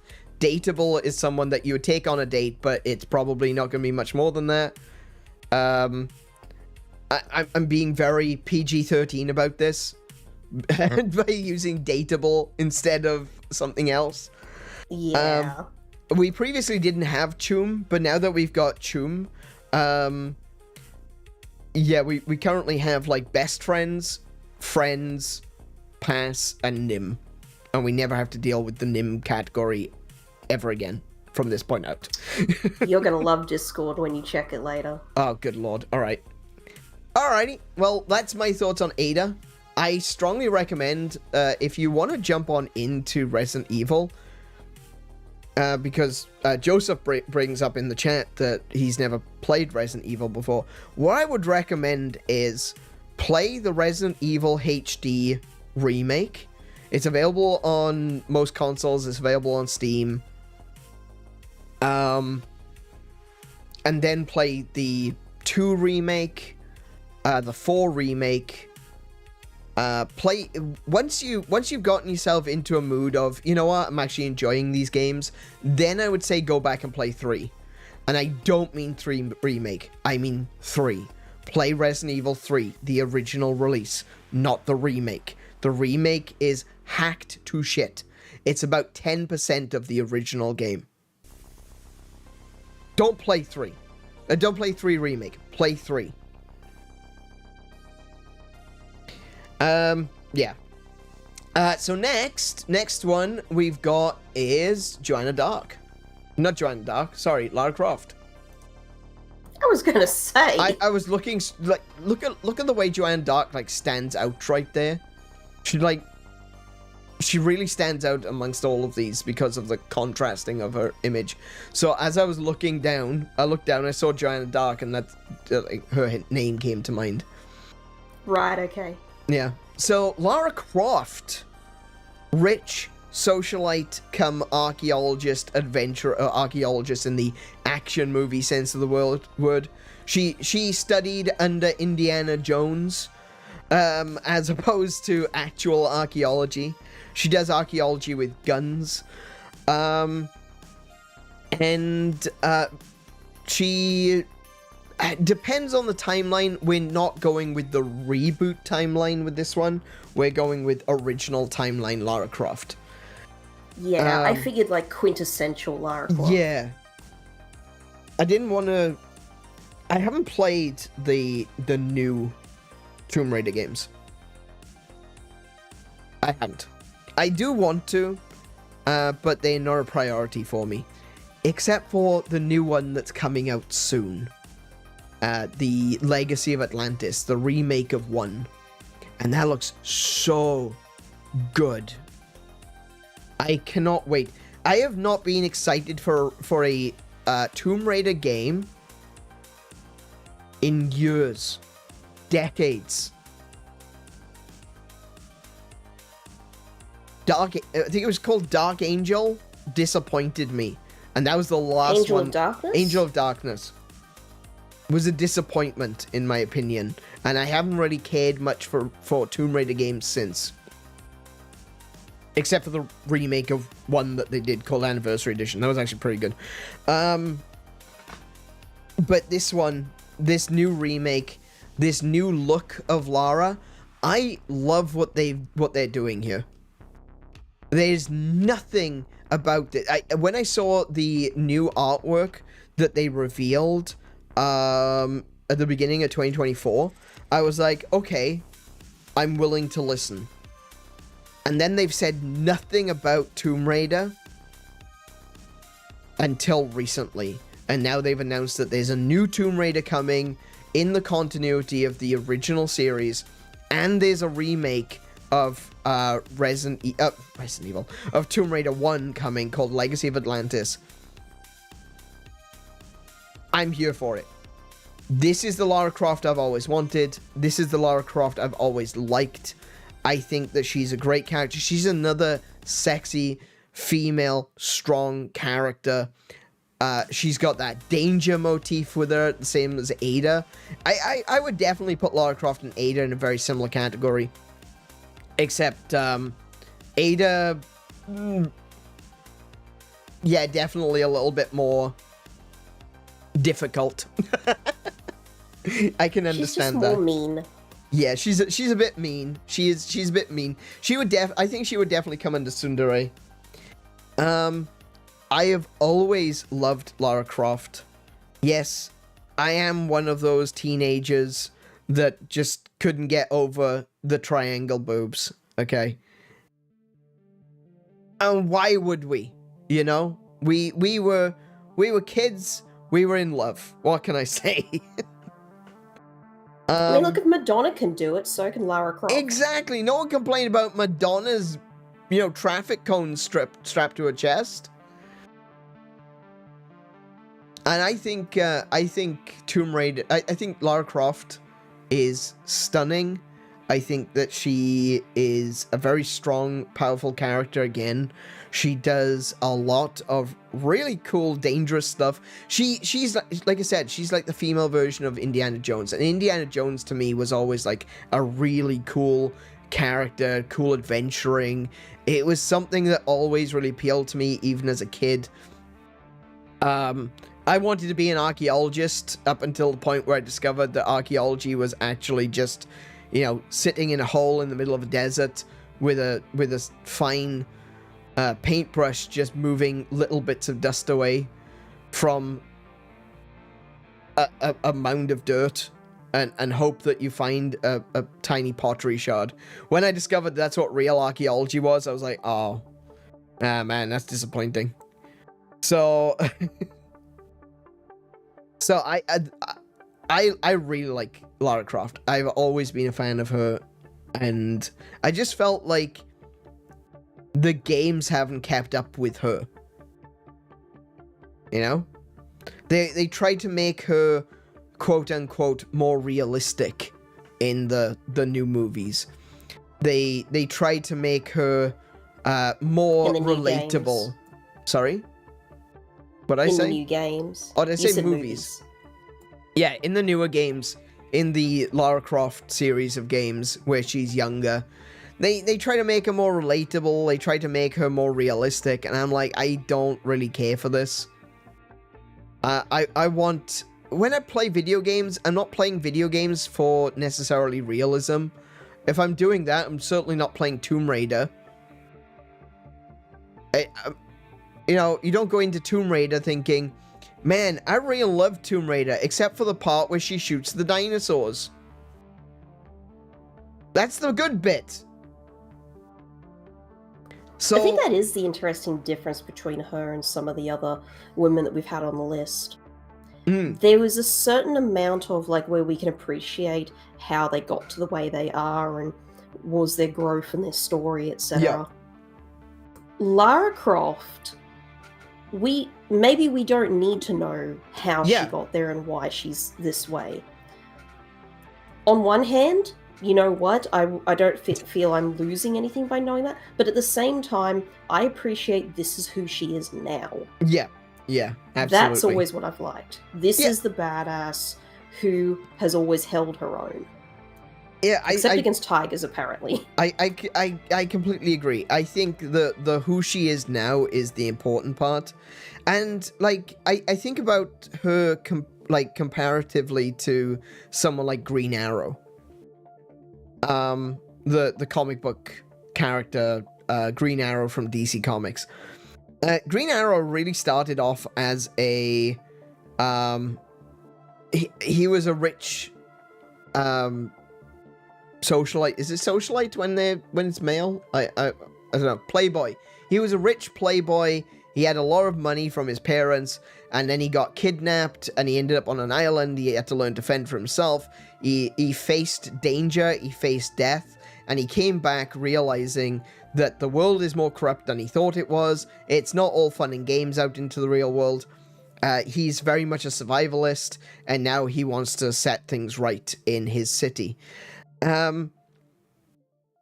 I can kind of understand why they went with the direction they did for Tomb Raider, for the Lara Croft games, for the newer reboot games. But I feel like she didn't develop quick enough. There was an awful lot of gore porn. There was a lot of it almost felt like the developers hated her in the first Lara Croft game. And that was it was difficult to watch this person going through so much torture that was basically being inflicted on her by the developers, but she still felt, I feel like maybe it went a bit too far, because it felt like she wasn't, you know, for all the realism they were going for, she didn't feel like a real character anymore. Because she absolutely would have given up if it wasn't for the fact that the player was still pushing her forward. And it would have been... Yeah, talking of realism, it didn't feel like it made... It was too extreme. Yeah, they went in both directions. Yeah, they went... They wanted a more realistic Lara Croft, and then the sort of shit that she went through. She got stabbed. She fell, and she landed on a freaking spike sticking up that went straight through her. And then she survived that. I'm sorry, no. That's not how that works. Those are very, very deadly. You can't turn around and say, oh yeah, she's a more realistic Lara Croft, and then have her land on a spike that goes right through her. Definitely punctured her small intestine. And she didn't die? I don't know about that.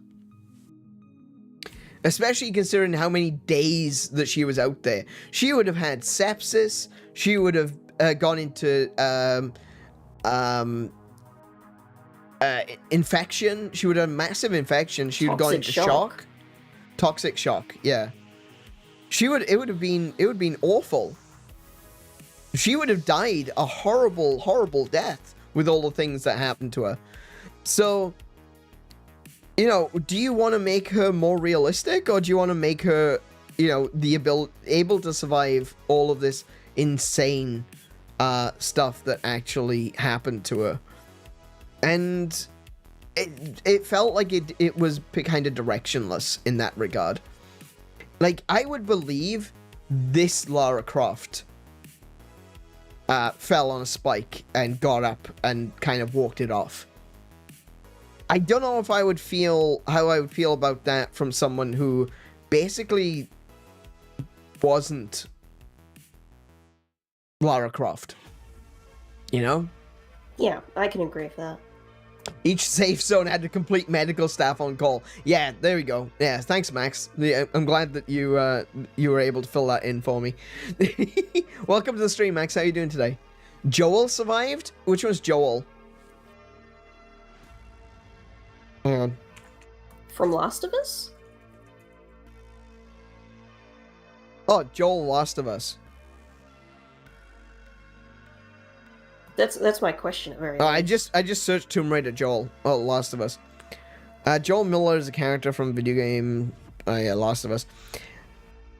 I guess, but I think that Joel was would definitely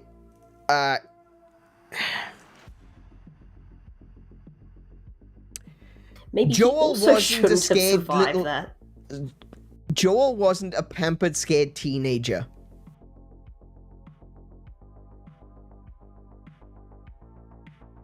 I think that's different. I think that's a very different situation. That's an odd last name, Joel the Last of Us. Yeah. I can't see it. I can't see it for the version of Lara Croft that they portrayed in the reboot. I've got no problem with Joel being able to survive what he did for as long as he did, because it seems to me that Joel would have had some sort of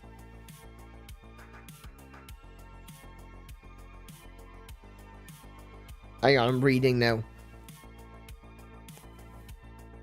A former carpenter from Texas who lost his daughter during the initial outbreak, leading to a cynical, ruthless outlook on life. He's an expert. Well, there you go. That's all the backstory you needed. He's an expert with firearms and melee, utilizing stealth and brute tactics. In hypothetical matchups, he's considered more brutal and more experienced in human conflict than Lara Croft, though less agile. There you go. Almost died from being impaled? Absolutely. Yeah, well, I mean, if he did die from being... almost die from being impaled, that's one thing. I don't believe it for a scared teenager, for a scared teenage socialite girl to end up on an island, fall down a waterfall, land on a bloody spike that goes straight through her, and walk it off. I'm sorry, that's not believable. Especially when you've got the developers saying, oh, we wanted her to be a more believable Lara Croft. It's like they're being pulled in two different directions. I think Laura Minecraft is cool. Stylish. Once again, you've got me wanting to shake you. Welcome to the stream, Stylish. How are you doing? However, despite everything that I've said, I think she is absolutely stunning. She has definitely got the danger value. She's very rich. That, you know, that's got to count for something. I think that I would still only put her in dateable. Yeah, I completely agree with that. Because she's going to be off gallivanting around the world. Yeah. Like, no shade on her. No, but none whatsoever. Lara Croft, yeah, while an incredible person, yeah, would not be...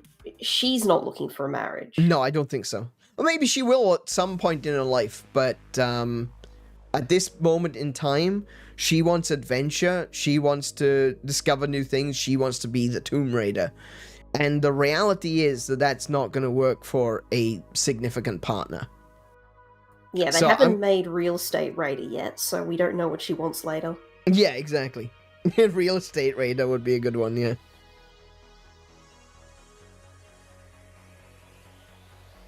Alrighty, so yeah, dateable. I say dateable. I think that, yeah, I've always loved Lara Croft. I think Lara Croft would be that character that if you were in a relationship with her, you'd be like, I really love her. I really want to settle down with her. It's nice living in the big mansion, but this isn't working. Yeah, completely agree. Cool. Next we got Flannery. Now then, I said about redheads, didn't I? Be a house husband. I kind of already am, so I'm okay with that. But it's like, she's gonna be all around the world. I don't know if I'm gonna, I don't know if she's gonna survive. I mean, apparently she can survive having a spike put through her in a dirty river in the middle of who knows where, on an island somewhere. So she probably will survive and come home. But, you know, you're never gonna worry, you're never gonna know if she's coming home. And that's one of the things that's always going to be a deal breaker in a relationship. Who's this? This is Flannery from Pokemon Ruby and Sapphire. And once again, she's a character that is significantly older than a lot of the other characters in Pokemon. She seems to be in her early 20s. And Flannery is just this really cool, very punky, young woman who, you know, lives in Lava Ridge with all the hot springs. So you know she's getting her daily skincare done, you know? I really like Flannery. I think as a character, she's got a really interesting design. She's really cool. And, yeah. I like Flannery. I've always liked Flannery. I got to go do something I'll tell you a lot later. Bye, people, and all the wonderful women. Thank you, Stylish. Yeah, we'll catch you later. Have a good one. Oh, good. I like an older woman. She was an older woman when we were the age that we should have been while watching Pokemon. she's definitely younger than us now. That's the problem with game characters. As we get older, they stay the same age.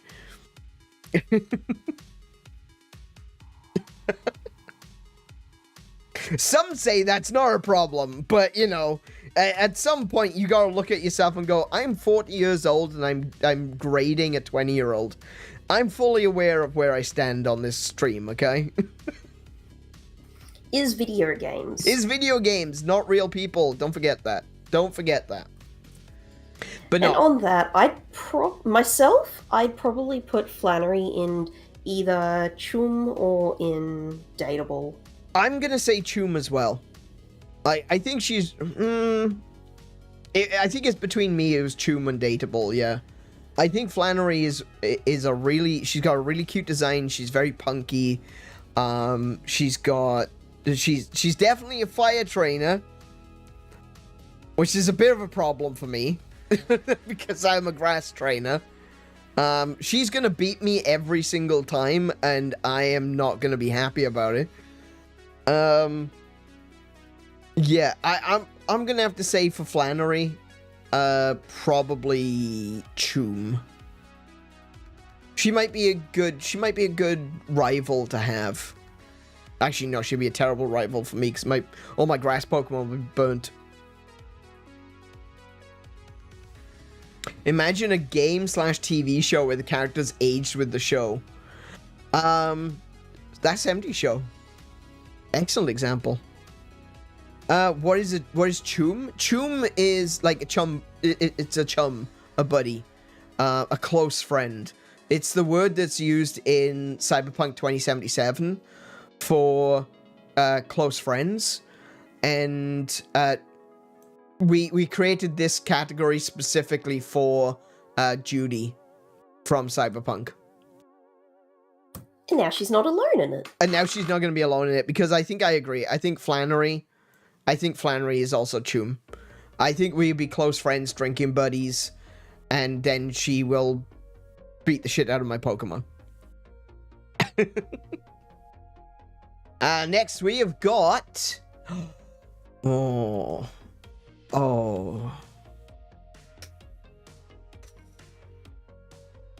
Jill Valentine.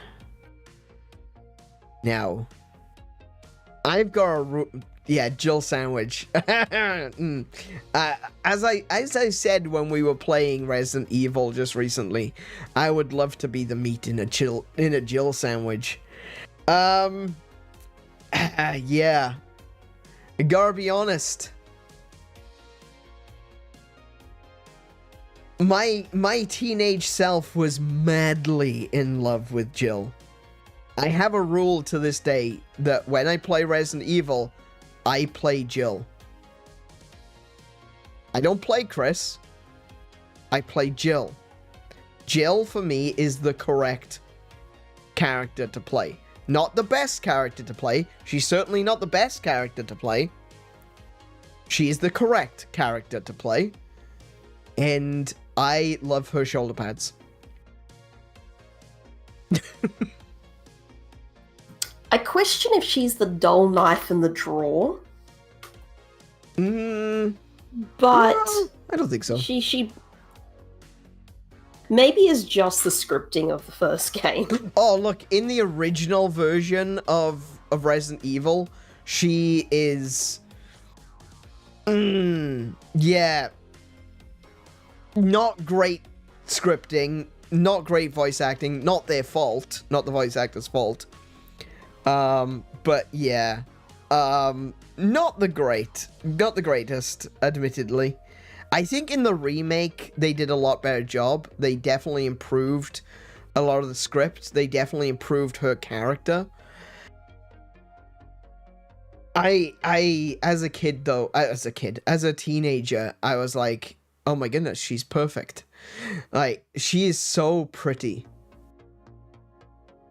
It's just... By the third version of the game, yeah, she does seem to have, like, definitely been improved upon as a character for the narrative.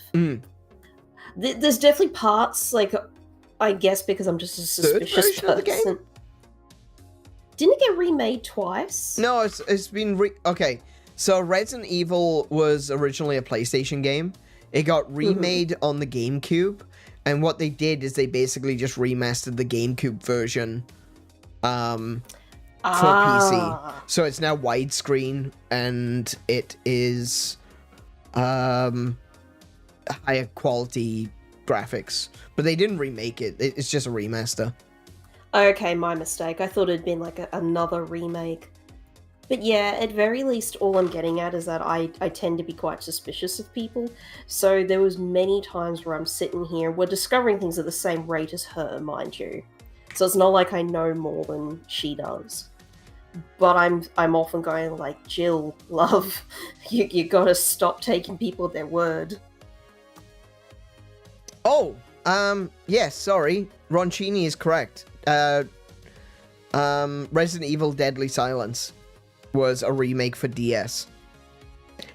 In Deadly Silence, they do use this version of Jill. So it's basically, it is a remake, you're absolutely right. It's a remake for the DS, but it's based on the GameCube re-release. Yeah, no, Roncini's correct. Yeah. Hang on, Sorry, actually... what comment is this from Roncini? On DS. So, actually, the DS version is a port of the PlayStation version, but all of the art and everything is based on the... based more on the... a new version of the... Like, when you look at it, there's different... Depends who's drawing the character. It depends on whether she looks like original Jill or whether she looks like the remake Jill. But, yeah, the DS version is basically a port of... It's more than a port, though. But it's basically a port of the PlayStation version. So, yeah, Roncini's correct that there was another remake in there. Right, I get you. Now, this is where we get to the point where I'm gonna have to put a big spin on this. Because, as much as I really, really adore Jill in the first game, I think her character is so different in Resident Evil 3 that she may as well be a completely different character. I'm not saying it's bad.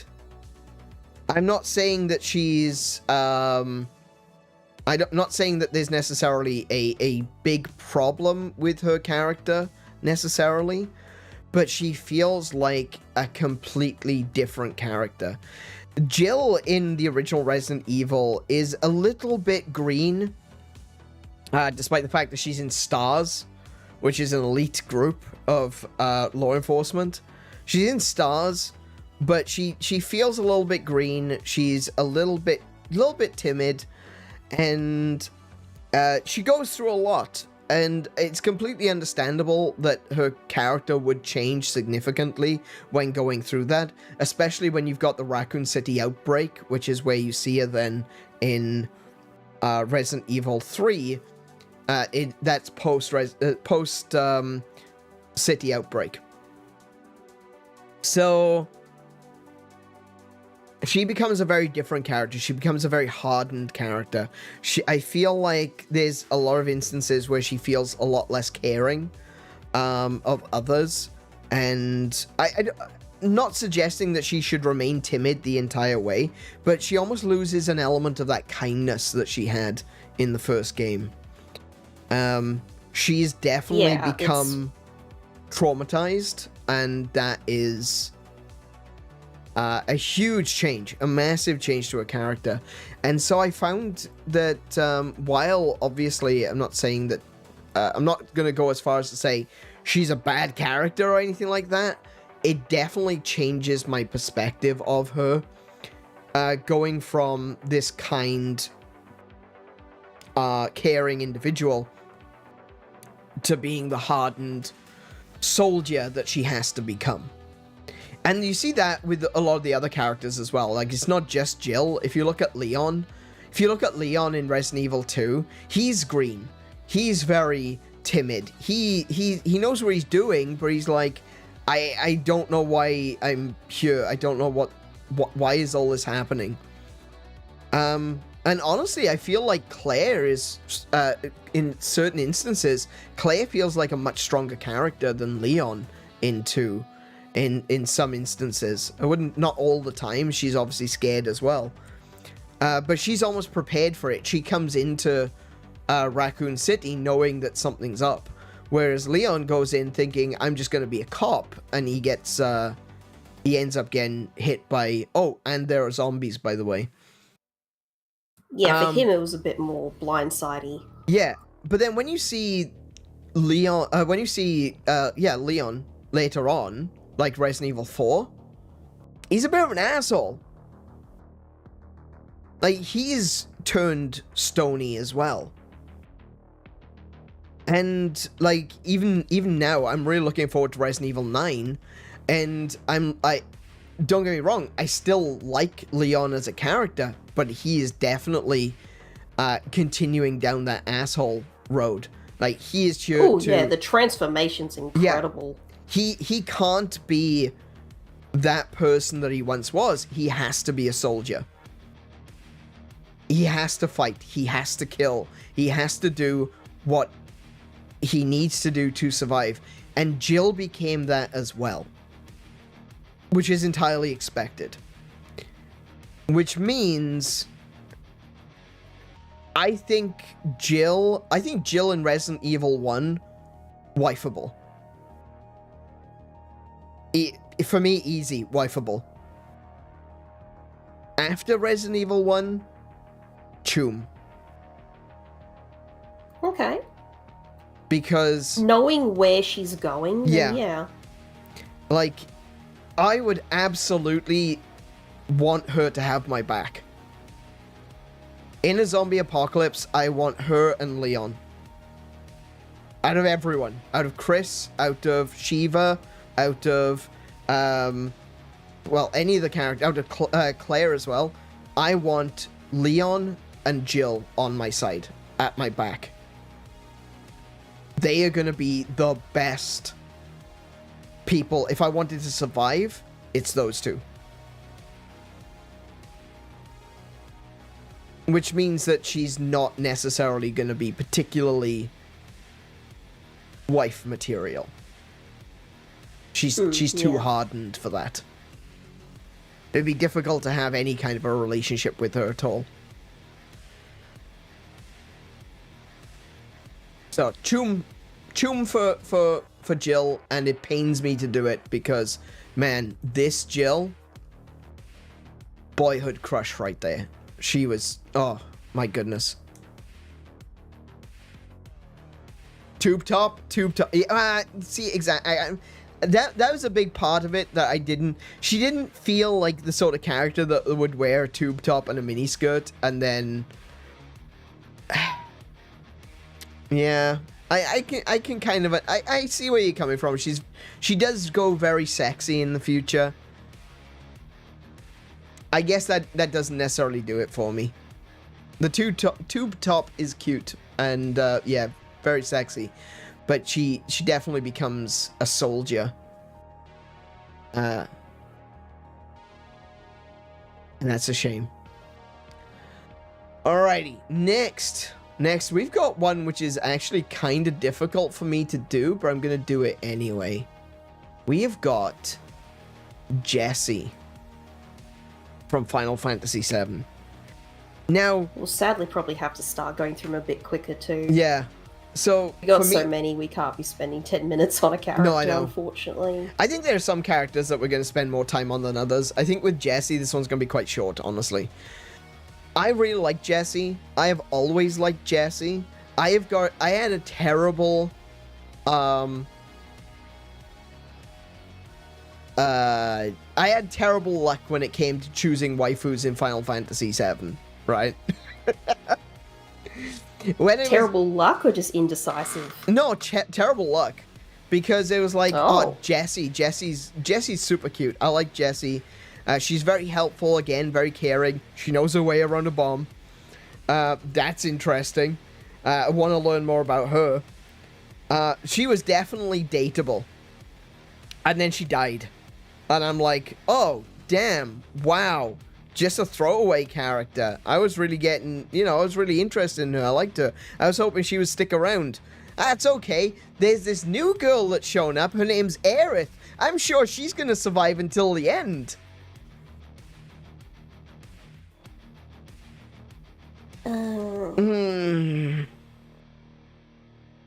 She's a flirt, doesn't feel genuine. That's only in Final Fantasy VII Remake. And that's where I was going to say. I kind of like her in... I gotta be honest, I haven't played the remake, so I don't know the full details of her character. I've read up a bunch of stuff, I have not played it. I played the demo, which is the bombing mission. She is very flirty. She definitely got me feeling flustered. I liked it. I enjoyed it. I thought that she was being really cute. I like her new design. I like her redesign. Obviously, actual detail in her face. She's a beautiful girl. And I like what they did with her character backstory. She's an idealist. She goes in, she was a singer. She was a stage singer and dancer, and she liked theater. And then she got all caught up in this war.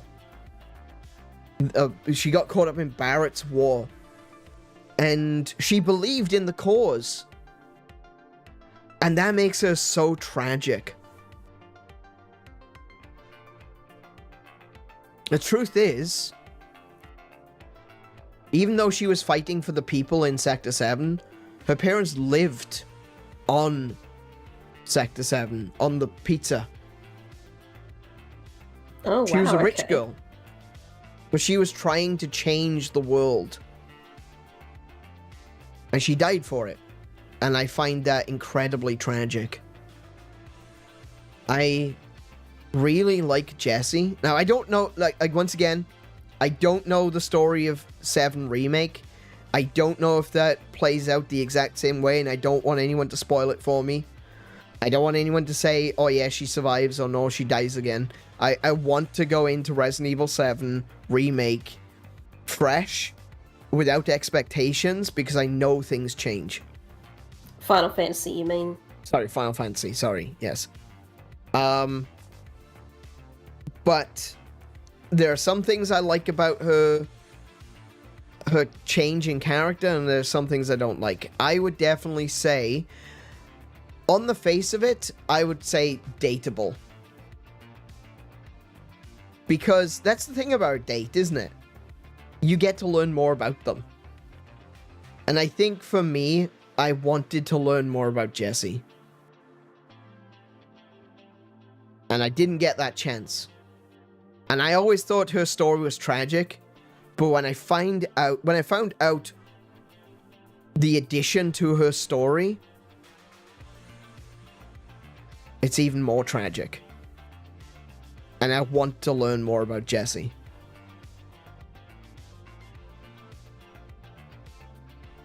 First time playing OG7.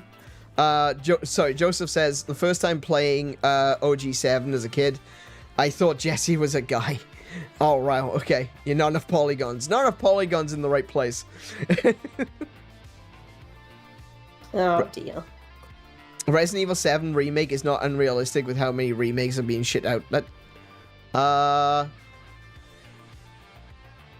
say that? I don't think I said that. Yeah, that's what you said. Oh, that's what I said? Yeah, you said Resident Evil 7 instead of Final Fantasy. We're talking about Final Fantasy, sorry, not Resident Evil. I didn't think I said it was unrealistic. I said it was tragic. I said the Jessie story is tragic. But I would love to learn more. And like I said, I don't want to know. I don't want anyone to tell me what happens to her in Remake. I don't want to know. Don't tell me, please. Don't spoil it for me. I will get to it eventually. I don't know if I'll stream Resident Evil 7 Remake. I'm not a huge fan of the remake, honestly, but I am curious about all the extra character development that they introduced. So, yeah. Play the game. I'm going to play it. I will play it. I will play it. I'm probably not going to stream it, though. Alrighty, so that's my thing on Jessie. The card game in 2 is a lot of fun. The card game in 2? Was there a card game in 2? Which 2? Oh! Do you mean Final Fantasy 4?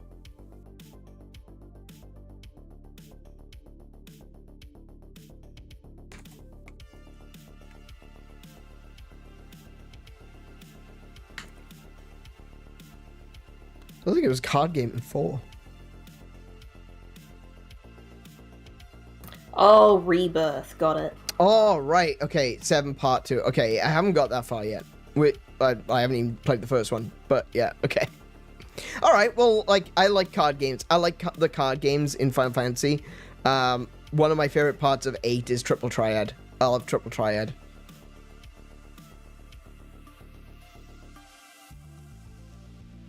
Oh, remaking games that aren't that old isn't unrealistic? I don't think I said that. Or if I did, it's definitely not something that that I meant. No, you didn't. It's just you were talking about Final Fantasy VII Remake, but because of the slip-up, you said Resident Evil 7 Remake. Right. That's all. It's just that's right, just the right, sentence, and yeah. CJ's commenting. No, on I've got no problem with them remaking Final Fantasy VII. I just don't like the remake.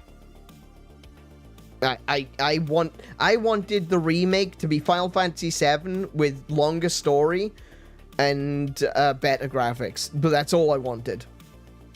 I didn't want it to be an action RPG. I wanted it to be a turn-based RPG. I just wanted it to be Final Fantasy VII, but more of Final Fantasy VII. That's going to be my problem with it. It will remain my problem with it, and that's never going to change, because it's just not what I want. Anyway, moving on. Joanna Dark. Final Fantasy VII Remake is such a bad name. I don't know. I mean, I understand where they're coming from. Remake, Rebirth. I think the next one's going to be called Reunion. I actually think Final Fantasy VII is going to be 4 parts. A lot of people say that it's going to be 3, but I think it's actually going to be 4 parts. Turn-based isn't mass market, unfortunately. Tell that to... what was it called? Expedition 33. It's got one of the highest sales of last year, and it's also got the best reviews of last year. Persona as well. Persona 5 is huge. Turn-based is very marketable. The problem is that Square Enix are terrified. They're terrified to do more turn-based stuff. And Pokemon, yeah. I love turn-based. Well, yeah, I do too. I just don't want Final Fantasy VII to be turn-based. I think the problem is they got a lot of people in with Final Fantasy 15, and Final Fantasy 16 has done really well. So there's no way... I mean, 16 did come out later, admittedly. But they got a lot of people in with Final Fantasy 15, and while there's a lot of people, like long-term Final Fantasy fans, don't like 15, a lot of people that were new to the Final Fantasy series really like 15. And so what Square Enix is doing is they're basically marketing to the new audience and basically saying get stuff to their old audience. And that's kind of where I do have a little bit of concern for Dragon Quest 12, because I got the feeling Dragon Quest 12 is going to be action as well. I really hope it isn't. I hope Yuji Horii stands his ground and makes sure that it's turn-based, but I've got a horrible feeling that it's going to be action. Based on a few things that people from Square Enix has said regarding just like when they're dropping hints towards Dragon Quest 12, like when it was first announced, for example, they said that it was going to be high action, and I'm like, oh no, they don't use that particular phrase for turn-based games.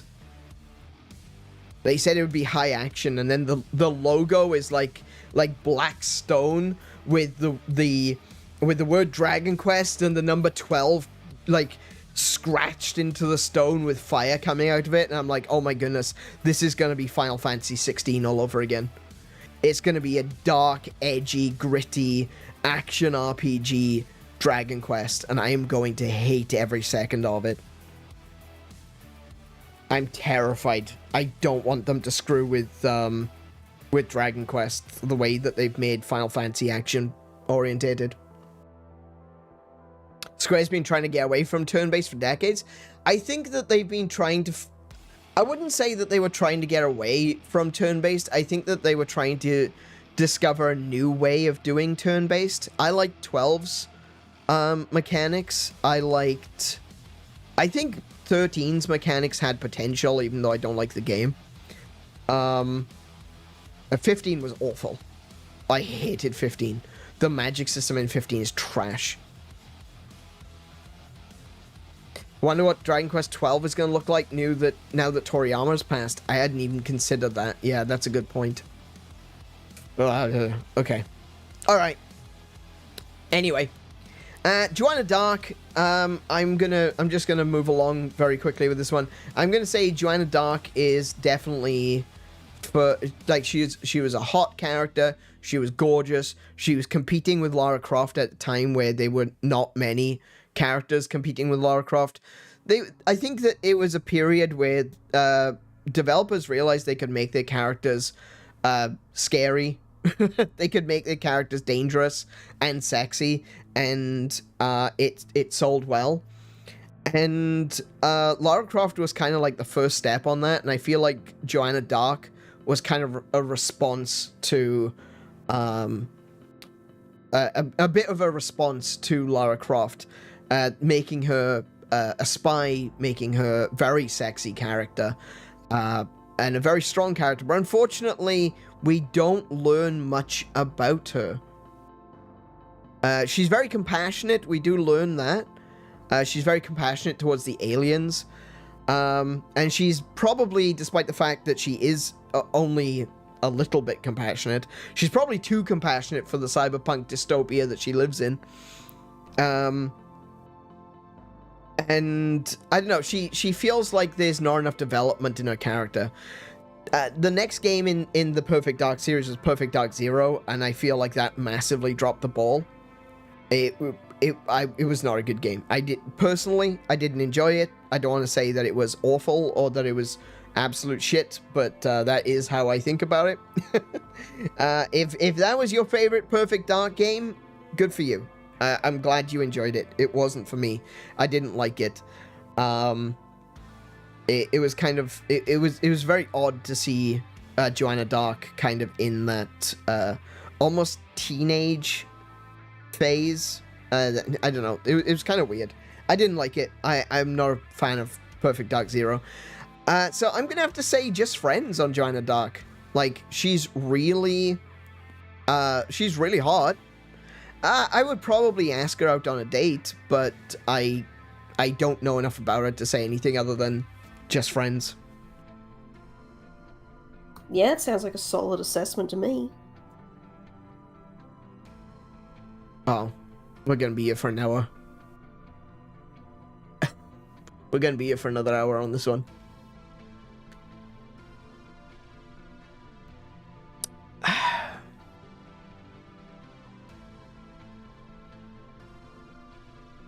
Can't find her. There she is. You do have the option to just say wifeable and not explain. Wife. 100% wife. And I don't even mean that to sort of like, oh, well, I don't feel like talking about this character I love. I just mean there is no room for argument. 130% wife. Mipha is the heart of Breath of the Wild. You got Zelda, who's being a bit of a brat. You've got Daruk, who is being the absolute drinking bro. You've got Urbosa, who is being the strong, incredibly powerful, edible abs. We'll get to her in about in 3 more posts. And you've got Rivali, who's just being an ass. If it wasn't for Mipha, they would probably be arguing all the time. Can you imagine putting the champions in a minivan and going on a long trip? Yeah, you know what? It's like get in, loser. We're going to Disneyland, and it's a road trip from Hyrule to like Anaheim. Oh, I don't do Anaheim. Oh, honey, Grandma doesn't do Anaheim. No, to Florida. Definitely Florida. Disney World, bigger. Wife. Mipha, wife. I don't care. I don't care that she's a fish. I don't care. Wife. 100% wife. 130% wife. I love Mipha. Mipha wife. I cried so hard at her ending. Even when I played Breath of the Wild the first time, and I'm going through this game going, I don't like this, I don't like that, that's rubbish. I get as far as Mipha, and I'm like,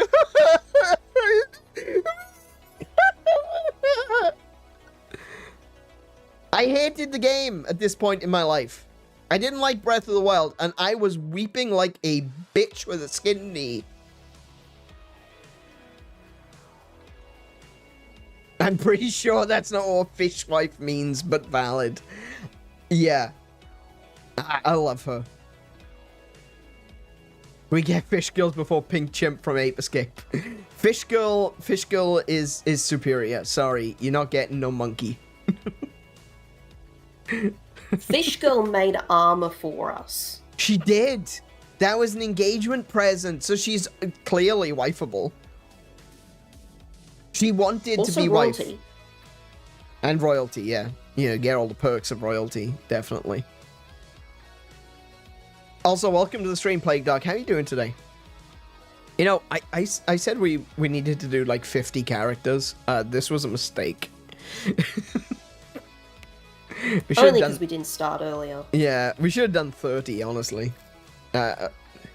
Or maybe we got 1, 2, 3, 4, 5, 6, 7, 8, 9, 10, 11, 12, 13, 14. We're halfway through. Just another 3 hours to go. Okay, but yeah, Mipha, wife. 100% wife.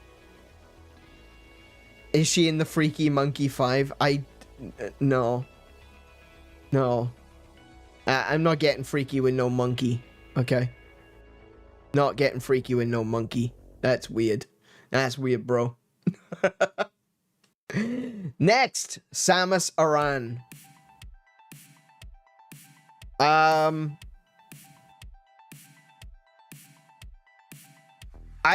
think, in my opinion,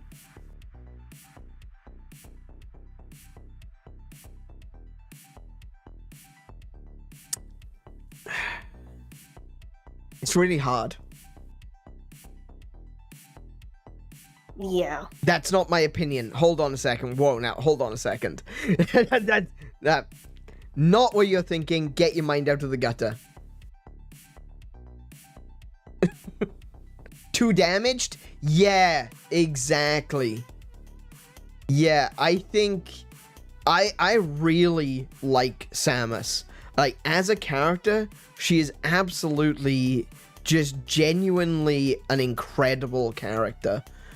I think that they started off very two-dimensionally, and I know a lot of people don't like Other M. I don't care.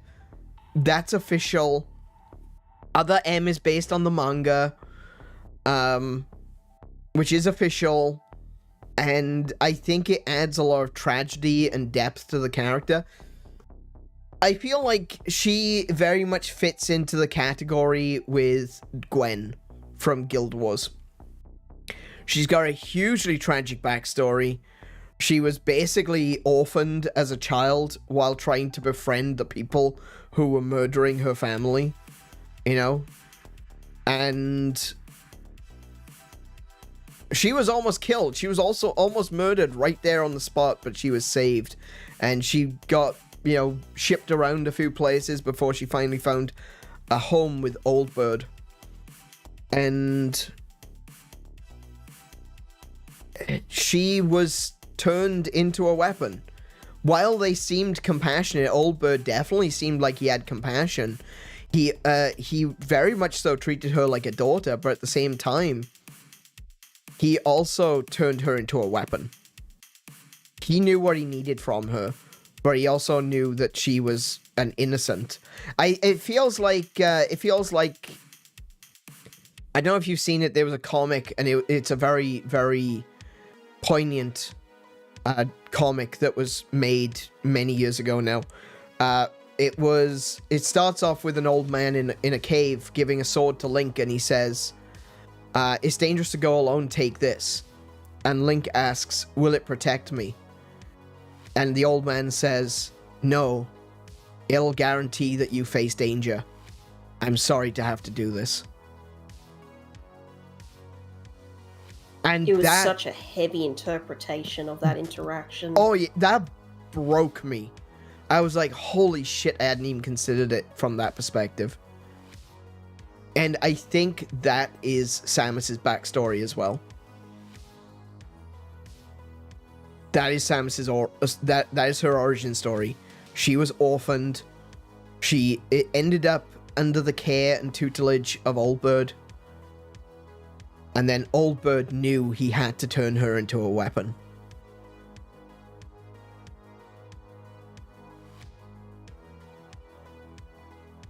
It's a pass. I honestly don't think that Samus, in the state that she is in, can even have friends. She's totally broken. And it's really interesting to have a character that broken. Nintendo! Yeah, for kids. For me, it's a pass.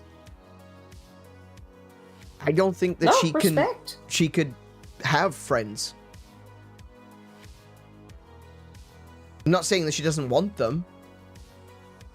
She wouldn't be able to keep them. She'd be too concerned with they're all going to die. They are all going to leave me. Which is really sad.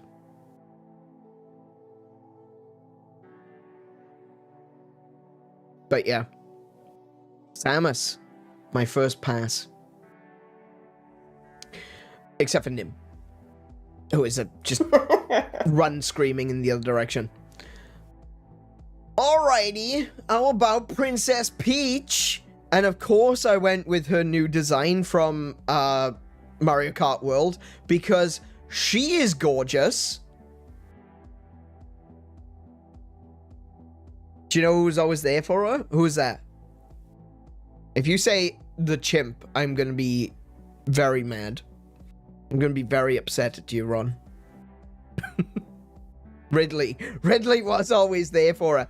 Do you know what? It would not surprise me if in the end they do a thing where Samus and Ridley, kind of like, you know, like the Joker and Batman.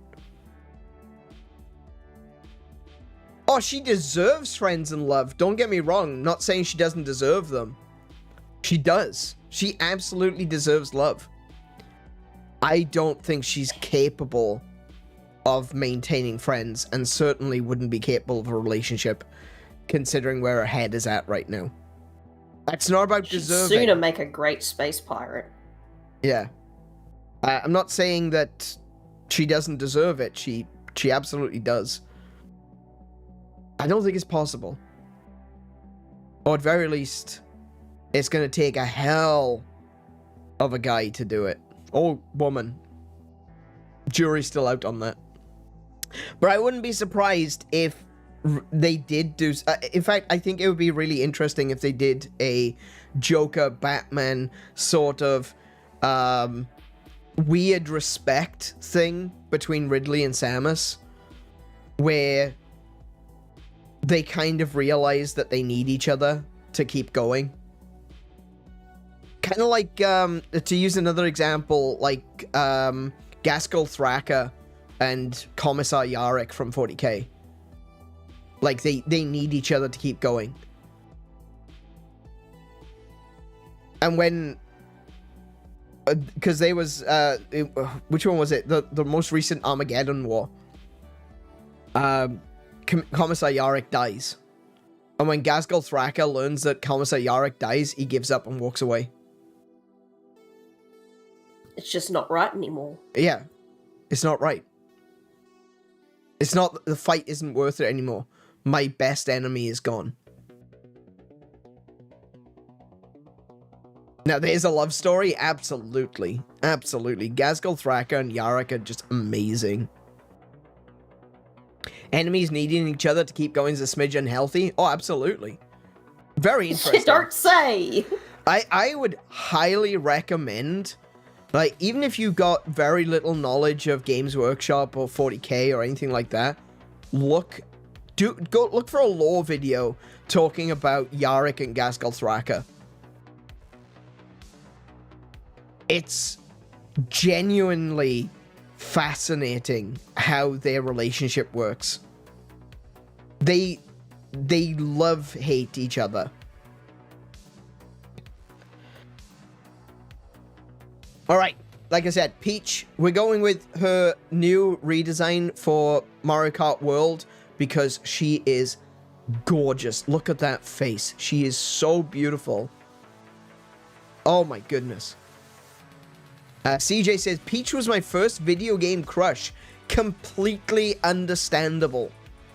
Good taste. What? Yeah, 100%. I completely understand. She is youthful without feeling too childish. She is fun. She is bubbly. She is caring. I just draw your attention to the version of Peach from, like, Mario Galaxy, for example. And, you know, the way she stands in front of the Toads. Like, the Toads are trying to protect her, but she's, like, getting in front of those. And, yeah, she's amazing. She's also kind of too busy for you. That is true. That's definitely... I can see that. I can understand where Marley's coming from, that she's a little bit busy, yeah. She's got an entire kingdom to run after all. I get it. I get it. Yeah, I'm in agreement with that. I like crushing people with Peach and Smash. Her Smash... Do you know what? Her Smash Bros... Melee? Was there a Melee? What? Hang on. Oh, no. Oh, no. Her Brawl. Her Brawl skin, oh my goodness, she's gorgeous. And her hips don't lie. Oh, her hips do not lie. Good lord.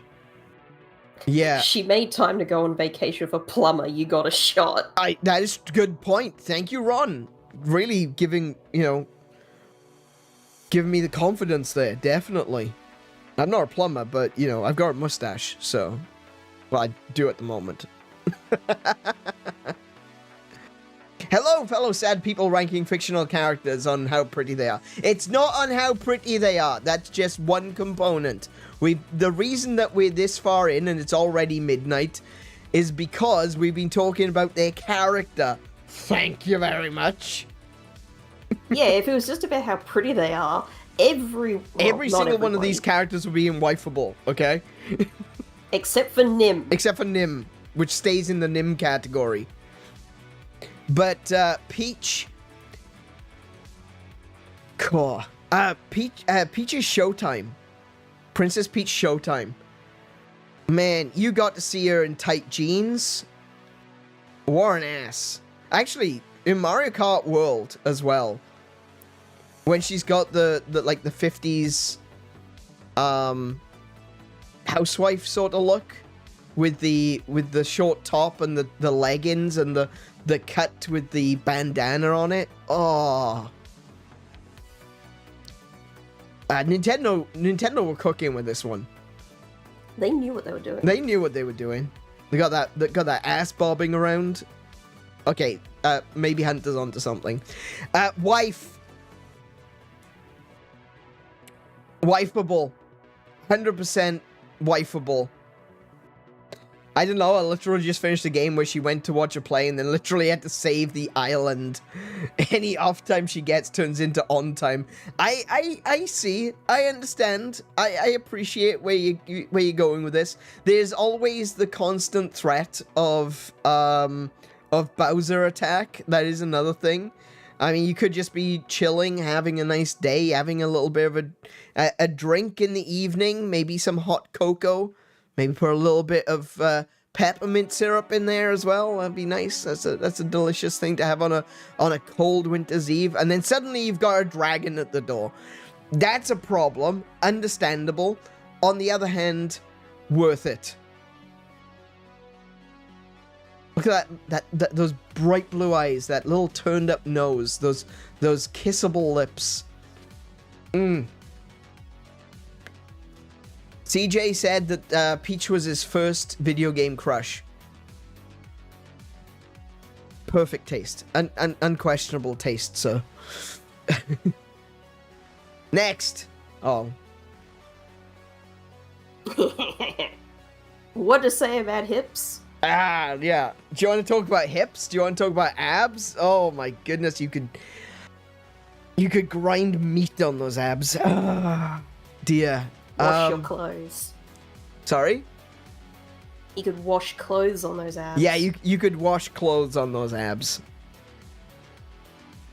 Yikes. Hell, you could smooth out gems on them.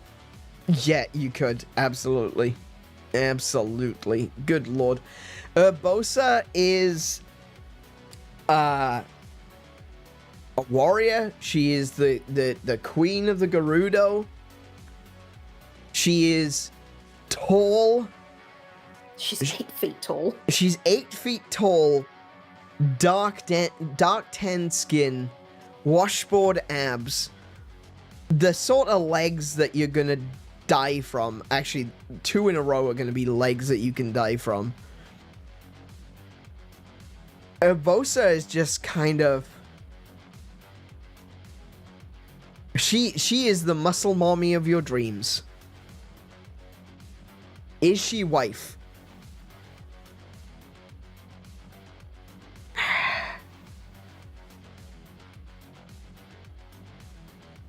Relationship. See, this is hard. Yeah. Yeah. Not wife. And well, you give your reason why, and then I'll give my reason why. Gotta go bedtime. No worries, Ronchini. You have a great evening. Sleep well, and we'll catch you next time. Why the hell does Nim have a dog nose and no teeth? Because someone drew her that way. Here's a question for you, Hunter. Why do you think she's in her own category at the bottom? Her dying gets in the way of wife? That didn't stop us from putting Mifa up there. Right? Mifa is also wife, alright?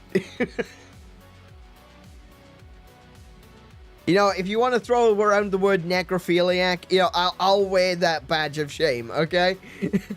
Mifa be worth it, yo. Mifa be worth it. I'm not going to do things to the body, but I will keep her soul with me. Ghost girlfriend, that's another little thing. I kind of like that. That is entirely different. Anyway, Urbosa. Do you know, no, hang on, they both Mifa and Urbosa ghost girlfriend. Do you know, okay, there's an anime, right? Some people will know it. It's called Invaders of the Rokugyouma. In that, there's a girl called Sanae. I kind of fell for her. I feel so sad about her. She was, yeah. Ghost girls do, they've got their place. Let's just say they've got their place, okay? I don't think we should disregard ghost girlfriends, okay? Anyway, with that being said, Urbosa relationship. Kiko said, to give my side of it, I don't think she's wifeable because she's Gerudo. Now, there are a lot of Gerudo that go out into the world and they will stay with their husband. But for the most part, they don't. They will return. They will go get a Vo. They will get pregnant and they will return to Gerudo City. You think the Gerudo are polyamorous? No, I don't think they're polyamorous. I just don't think they are committed. Culturally, I don't think they are. Yeah. I think the royalty are more likely to be committed because they're gonna have, like... But you still wouldn't... Actually, no, they would probably be even less committed now that I think about it, because they have to be there to rule over the Gerudo tribe. So you can't go with them to the Gerudo town.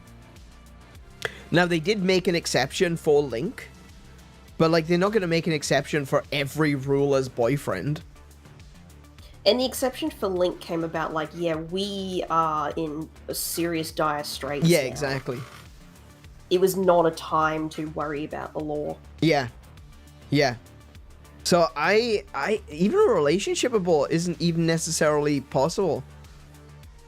Dateable? I mean, that is the other option, isn't it? Yeah, we have a date, and then she goes home pregnant. Yeah. Do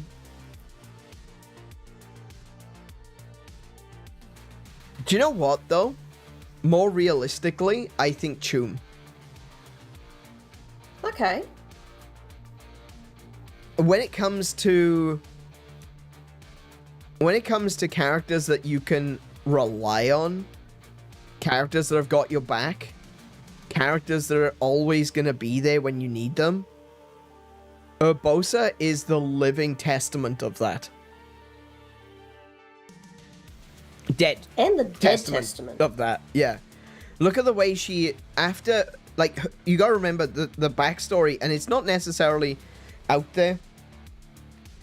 If you played Breath of the Wild multiple times, you will have picked up on this. Mainly because it was in the DLC. She does talk about it. It doesn't get talked about a lot. There's not a lot of story in Breath of the Wild. But Urbosa was Zelda's mother's best friend. And then when Zelda's mother died, Urbosa took Zelda under her wing. Urbosa is the reason that Zelda became the person that is wifeable.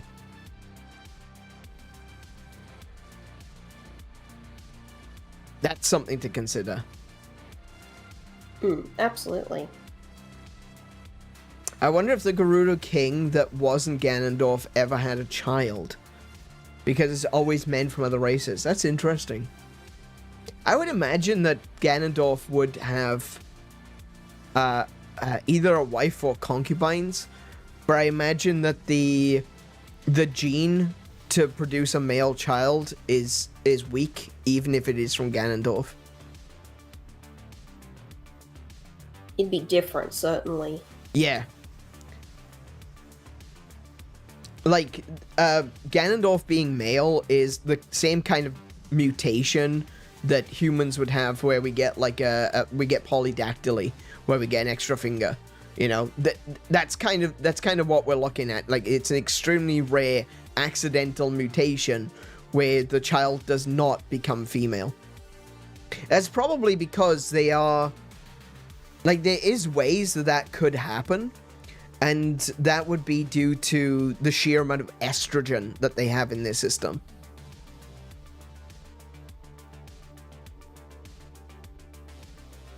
So, yeah, there is ways in which you would only get female children. It does make sense biologically. As a race, not so much. As a species that exists, not so much. But having someone who could only produce female children, yeah, that makes sense. That is something that can happen. The thing that's interesting about it is that what we know of genetics in humans, Yes. and obviously Gerudo are humans, they're Yes, they other are. Hyruleans, etc. They're just another people. Yeah. Typically, the way we know it is that it's the father who will determine whether the child is going to be male or female. Yes. Women only provide the X chromosome. That's is right. just the be-all and end-all of it. Yeah. And men provide either the X or the Y. Yeah. So there's something about Gerudo that overwrites that. Yeah. Yeah, absolutely. Yeah. Either overwrites that or would stop all Y-carrying sperm from surviving. Yeah. And there's more to it That than is that, obviously. fascinating. There's obviously a lot more to it than that. It's you could also have a species where the male doesn't pass on X chromosomes, and so, you know, it's only Y chromosomes, and so they take the it will always take a Y chromosome. You could definitely do that with the species as well. There's definitely Actually, ways there's to. a species of iguana that do that. There's definitely ways to write, especially fictional fantasy stories about races that are all male or all female. And it does work biologically. It makes sense, especially considering how close the Gerudo, the Hylia, and the Sheikah are in terms of being. They're basically subspecies of the ancient Hylians. But yeah, it's interesting. It's definitely something that we could talk about at length, you know, in another stream. Discuss the possibilities, but for this one, I'm gonna say Chum. She's got your back. She's always gonna be there to protect you if you need it. And like I said, she's very dedicated. She's very trustworthy. She is someone that you can, very, very much rely on. She's not an oath breaker.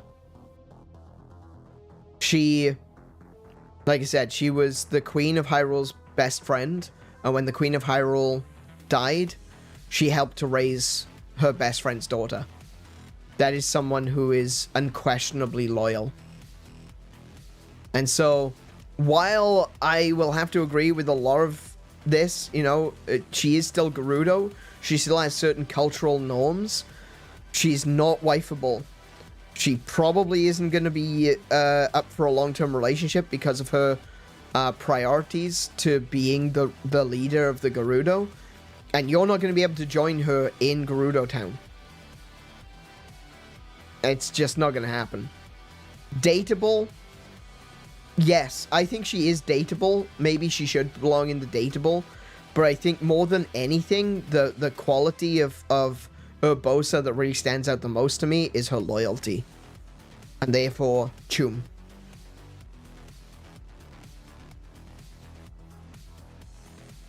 Okay. Most of the Gerudo population are crossbreds, which I don't know why, but it makes me think of the ship of Theseus. If most Gerudo children are crossbreds, then are they really Gerudo? Yes. So, like, that's basically what we were just talking about with genetics, is that basically what is happening with the Gerudo is the Gerudo genes are stronger than the Hylian genes. So every time a Gerudo is born, they are a full-blood Gerudo. Even if the sperm that they receive is from a Hylian or a Sheikah, or any other of the humanoid or the human races, I can't imagine that Gerudo will be able to breed with the Zora.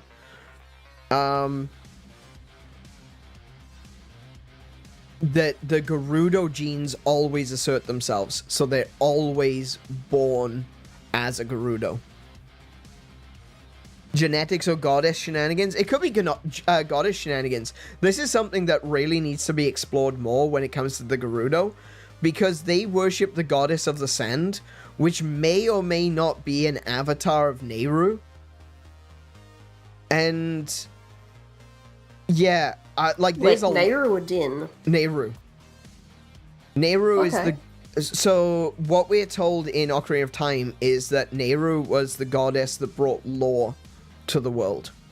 And the goddess of the sand is a judge.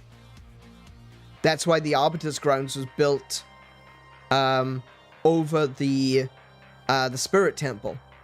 And when you go to the Arbiter's Grounds in Twilight Princess, you see the statues of the goddess of the sand, because she is considered a goddess of the law, which means that she's probably an avatar of Nehru.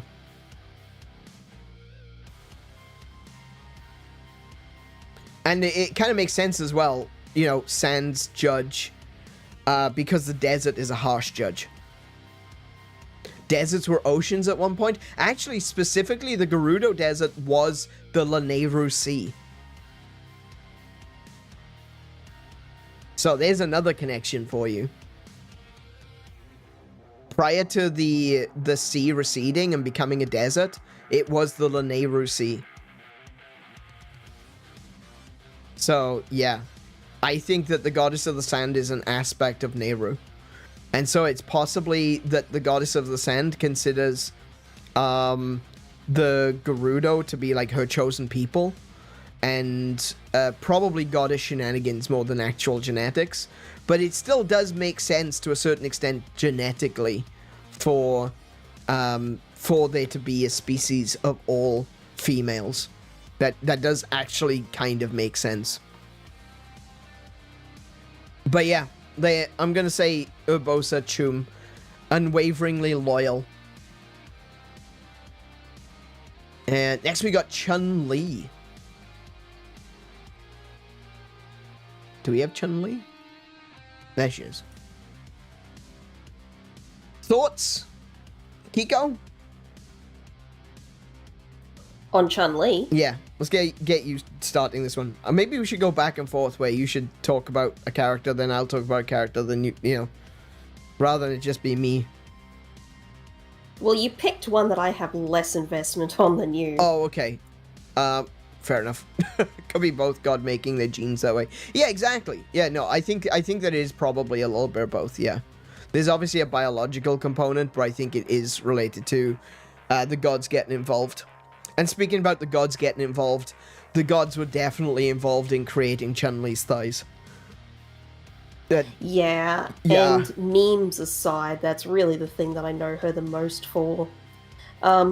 Everything I know about her personality, I don't know if I can trust, because I only got that from the first Street Fighter film. Like I just didn't play the live her, action, so... or Yeah, the live action one. you've seen the anime? a billion years ago. Oh, okay. So from Yeah, what I understand, the anime is very close to the origin stories of the characters. Like, it is very much so connected to the actual intentions of the designers of Street Fighter. So, again, she's another character that is incredibly loyal. She started off very cute and kind of innocent in a way. She did martial arts, as, you know, she was taught martial arts in school, and she continued doing martial arts. I think her father was a master. Her father was a police officer, and her father was killed by a member of Shadowloo, and she would then become a police officer to track down the members of Shadowloo, and then that's where she entered the Street Fighter tournaments. And she's okay, all right. Yeah, I think she's I probably could go on and on and on about Chun-Li, but we don't want to be here till 3 a.m. again. So what I'm gonna say is, with Chun-Li, I'm gonna say relationshipable, maybe not wifeable. She's got a dedication to finding her father's killers. She's got a dedication to... Is there a father? It was a father in the movie. Yeah, it was. Yeah. And I'm wondering if my brain is confusing the two. She's dedicated. She's so dedicated to finding Bison, defeating Shadowloo, that I think that she would be very difficult to be in a relationship with. It's very stereotypical, isn't it? When you look about these hard-boiled detective stories, you always find out that the detective ends up getting divorced at some point because he's too dedicated to his work. You know, he needs to fulfill that sense of justice, that desire for justice. That it becomes overwhelming, that it overtakes their lives. I think Chun-Li has probably done a really good job of avoiding that. Like, the way you see her in Street Fighter 6. Not necessarily a massive fan of her redesign in 6. There's a reason that I used a picture of her from Street Fighter 4.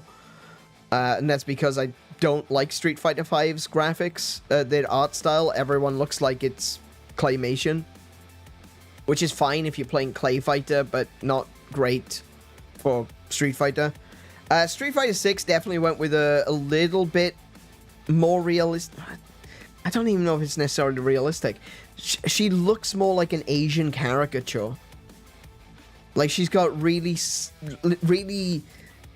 thin, narrow, slanty eyes, and she almost feels snake-like in a way, because she's long and thin as well. They went a bit too stylized. Yeah, I can understand going stylized, you know, but if you go too stylized, you end up making caricatures and stereotypes. I mean, for example, look at DJ. DJ? Is the name DJ? DJ. AJ? No. Street Fighter. What's his name? His name is DJ, yeah. DJ, yeah. If you look at some of his earlier designs, he is unfortunately a not his earlier design, sorry. If you look at some of his designs, he's very much so a black stereotype.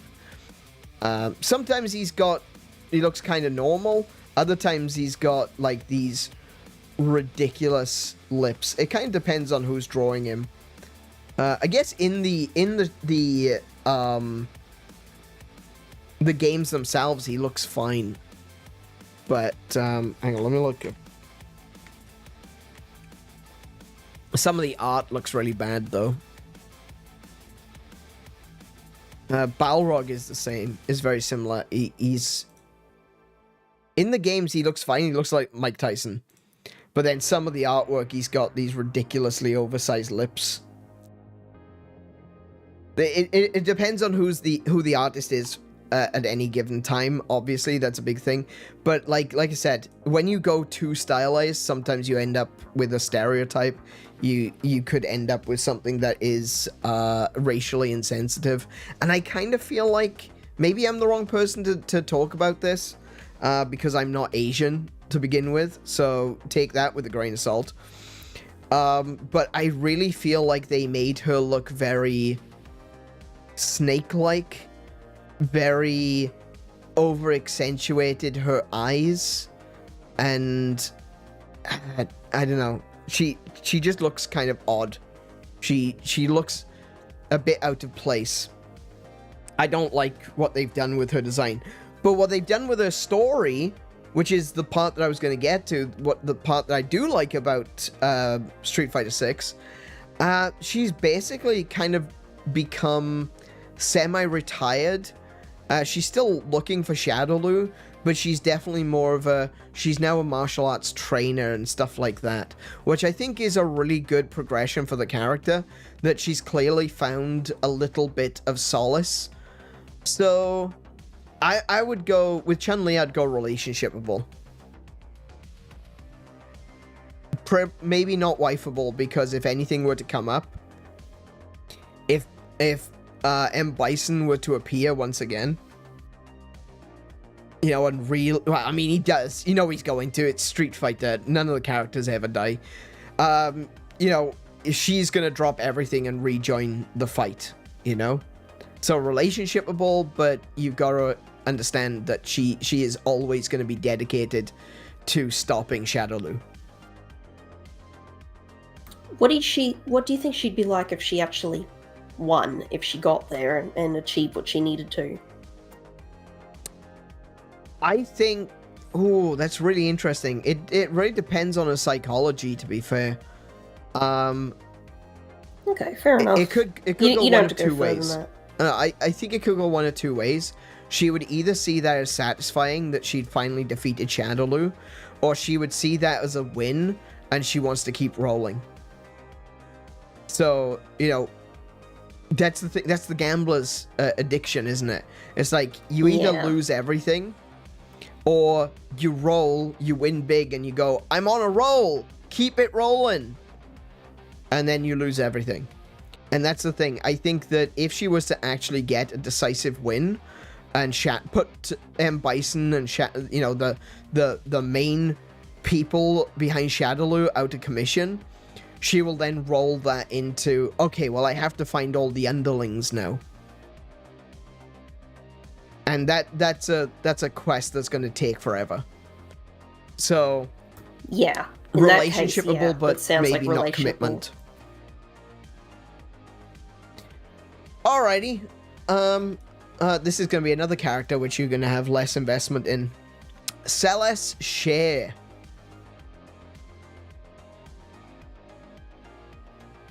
There she is. So Celeste is a character from Final Fantasy VI. She is arguably one of the coolest Final Fantasy characters.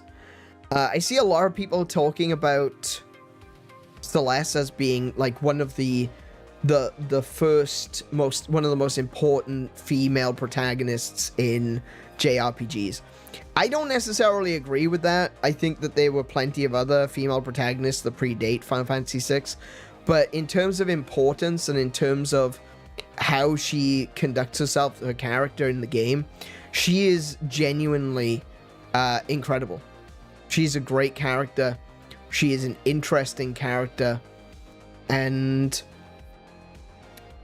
she's one that I think maybe doesn't get enough credit. I think a lot of people, like, we've got another character on here from Final Fantasy VI. We've got,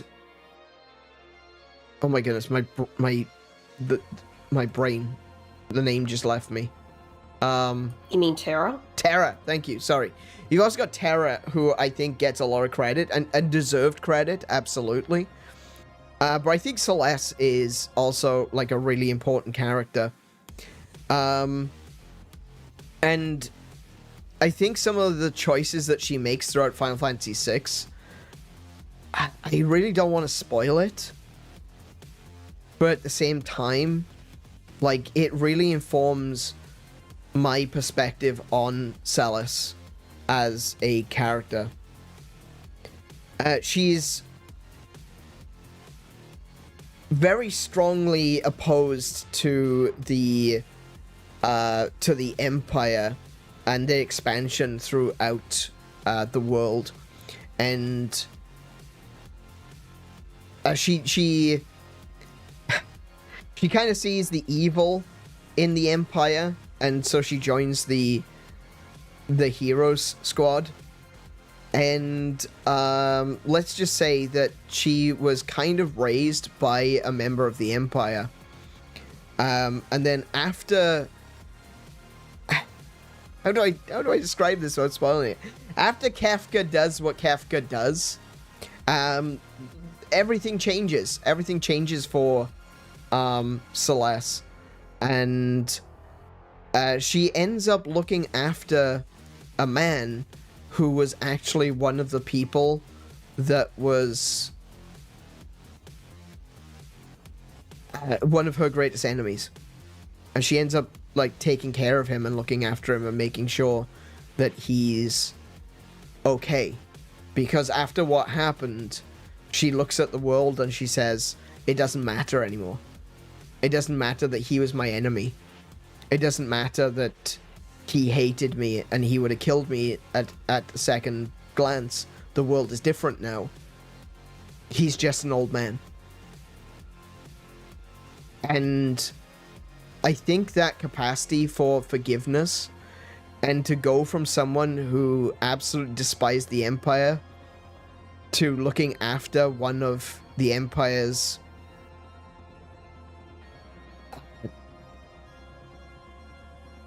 one of the monsters from the Empire. He really was.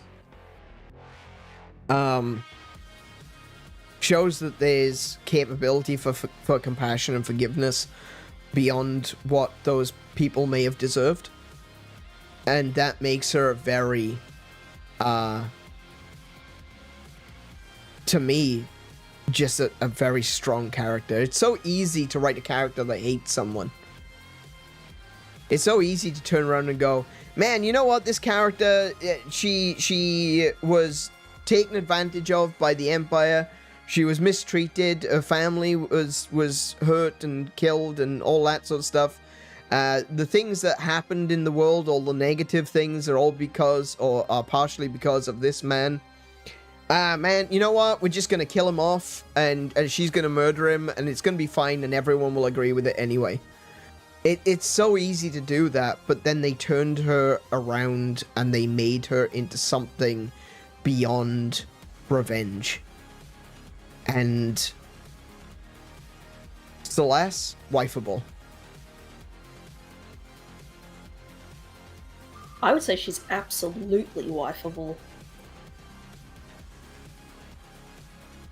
Yeah. She's an amazing character. It's been a very long time since I've played Final Fantasy VI. But I remembered that much. Yeah. That this was somebody who went to lengths that a lot of other people would not have. And yes, just absolutely. Self-preservation. Not even for a lack of forgiveness, not even for a lack of kindness. Just when a world has changed that much, there's a lot of people who would never have gone that far. Even to help somebody who they think has always been friendly towards them. Yeah. But she extends that to everybody who she works with as well.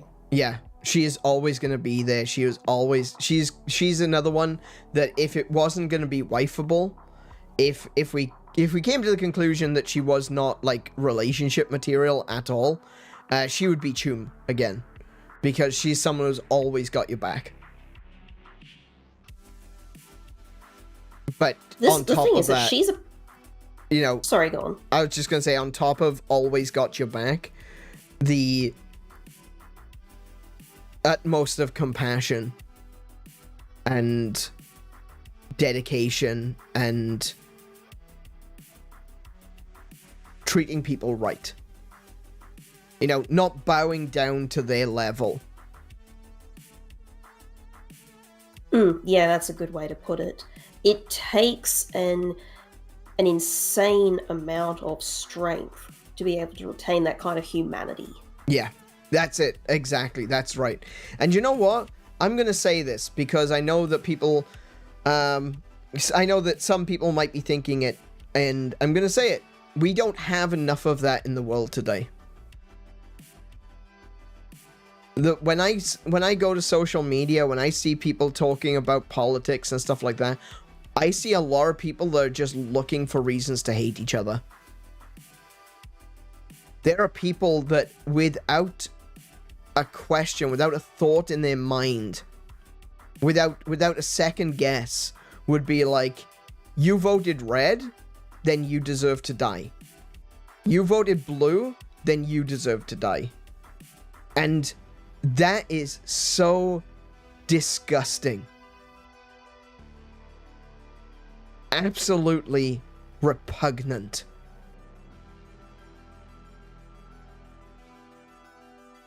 You have different opinions to me. You deserve to die. You disagree with me on one policy. You deserve to die. That is disgusting. And I hate that I'm seeing it more and more. And people are so open. And people are so willing to just say it.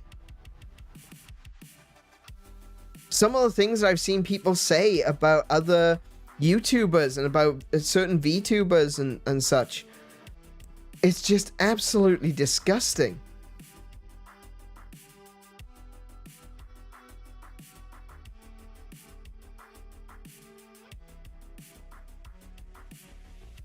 It shouldn't be like that. It shouldn't be that way. We can have differences of opinions without hating each other. We can vote for different people without wanting to be at each other's throats, without reaching for a gun.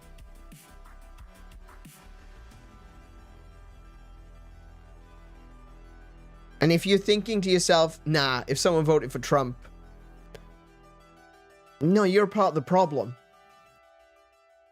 And if you're sitting there thinking, nah, someone that person voted for Biden, nah, you're a part of the problem. I'm not afraid to say that. You're wrong. Being able to help somebody else, another human who you have clashed with before, shouldn't be restricted to fiction. Yeah, I agree. Being able to help someone who you agree with, but not being able to help someone that you disagree with, you're not a compassionate person. That's not compassion.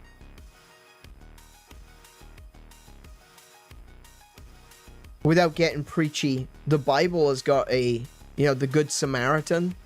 Do you know what the whole point of the Good Samaritan was? The Samaritan's people was let me look it up because I don't want to make a mistake.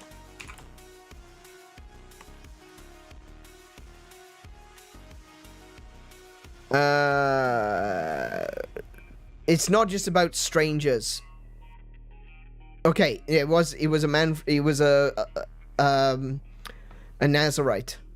He was Jewish. Okay, so the whole point isn't that the Samaritan just helped a stranger. That's a good point too, but the whole point of the Good Samaritan parable is the fact that the Samaritans and the Jews hated each other. Hated each other.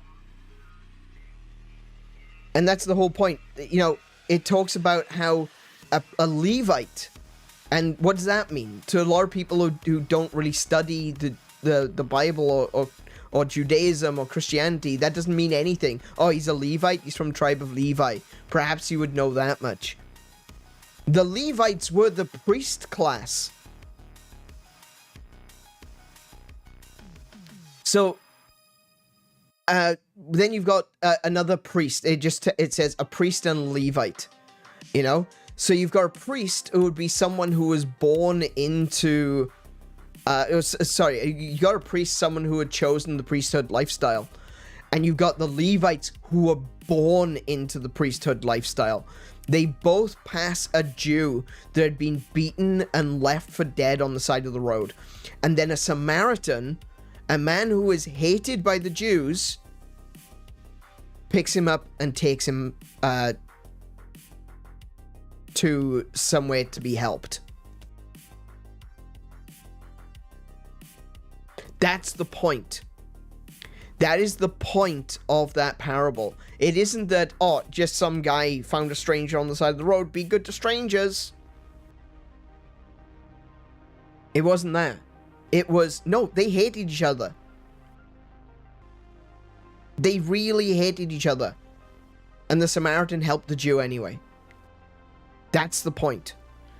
Even though two of his own people walked past the Jew that had been beaten in the street, the Samaritan, the man who had every reason to hate the Jew, was the one that picked him up. That is Celeste. If you want a modern day mythology, an allegory, a different version of the parable of the Good Samaritan, that is Celeste's story. She isn't compassionate, she is compassion. And that makes her wife. That makes her wife. Unequivocally wife.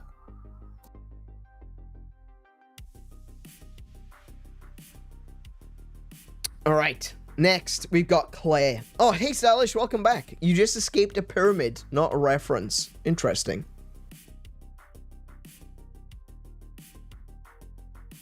I don't know what you did. You might be playing Minecraft. I don't know. Yeah, I'm trying to think of how many actual pyramids are out there. Like, oh no, okay. All right. Are we talking about one of the camping stores in the US? Oh yeah, that one. Yeah, sweating like bullets. Oh wow. Okay. A real life pyramid. You went to that. Yeah, you went to the. What's it called? I've heard it called Redneck Mecca. It is kind of a redneck Mecca. Oh, you're in Giza. All right, fair enough. Understandable. Oh, okay. All right. Next one up, we got Claire Redfield. This one I'll have to mostly leave to you. All of them are being left to me now. Okay, Claire. We've already kind of talked about Claire. I do think that considering the situation in Resident Evil 2, I do think that there are moments throughout the game where she shows greater strength than Leon. And I mean strength of character, strength of personality, to be able to continue going. Like I said, Leon kind of turns up and is completely blindsided by the fact that there's zombies everywhere. Now, to be fair, Claire is also blindsided by the zombies, but she is coming to Raccoon City looking for a fight. Because she knows that her brother Chris has disappeared. He hasn't spoken to her. He sent her a letter that was kind of odd and didn't really sound like Chris. And that was Chris telling her that he had gone undercover and would be, basically looking out for what's going on in Umbrella. And we find out what happens with that later, because he does he does reappear in 5. And he does reappear at the end of 7 as well. Wait, is he in 6? I think he's in 6. I think it's Chris and Leon in 6. Yeah, so despite that, she's coming into Raccoon City knowing that her brother has disappeared, that she wants to get answers. She's coming in looking for a fight. And then when she arrives, She finds that there's zombies everywhere. Sure, she's skeeved out. She's scared. She doesn't know what to do. But she pulls herself together. She gets herself armed. She finds a young girl and protects the young girl throughout the entirety of it. And I think she's a very loyal, very dependable young woman.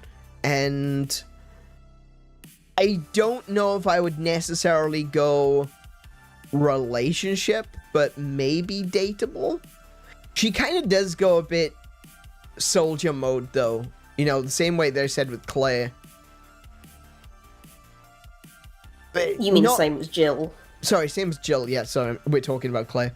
I would say maybe she doesn't go quite as bad as Jill when it comes to going soldier mode.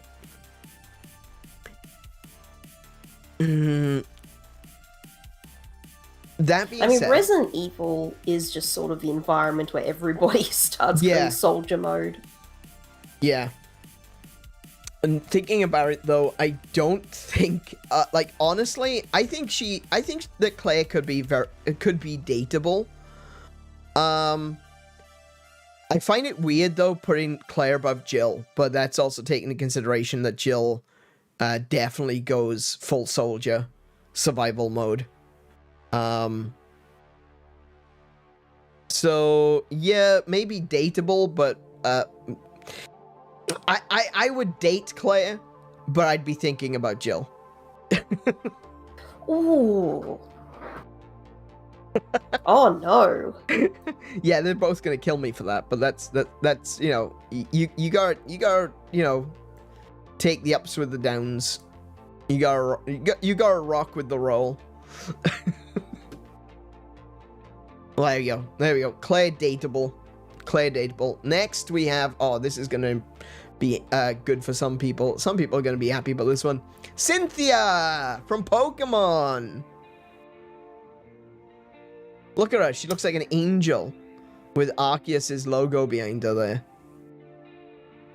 I'm just going to come straight out of it at the beginning. I feel dateable, and this is actually going to be part of my reasoning about Urbosa as well. Oh, yeah? Of only being between dateable and a relationship. Mm-hmm. Is that she strikes me as the person who's the one calling the shots. Ooh, yeah, that's actually a really good point.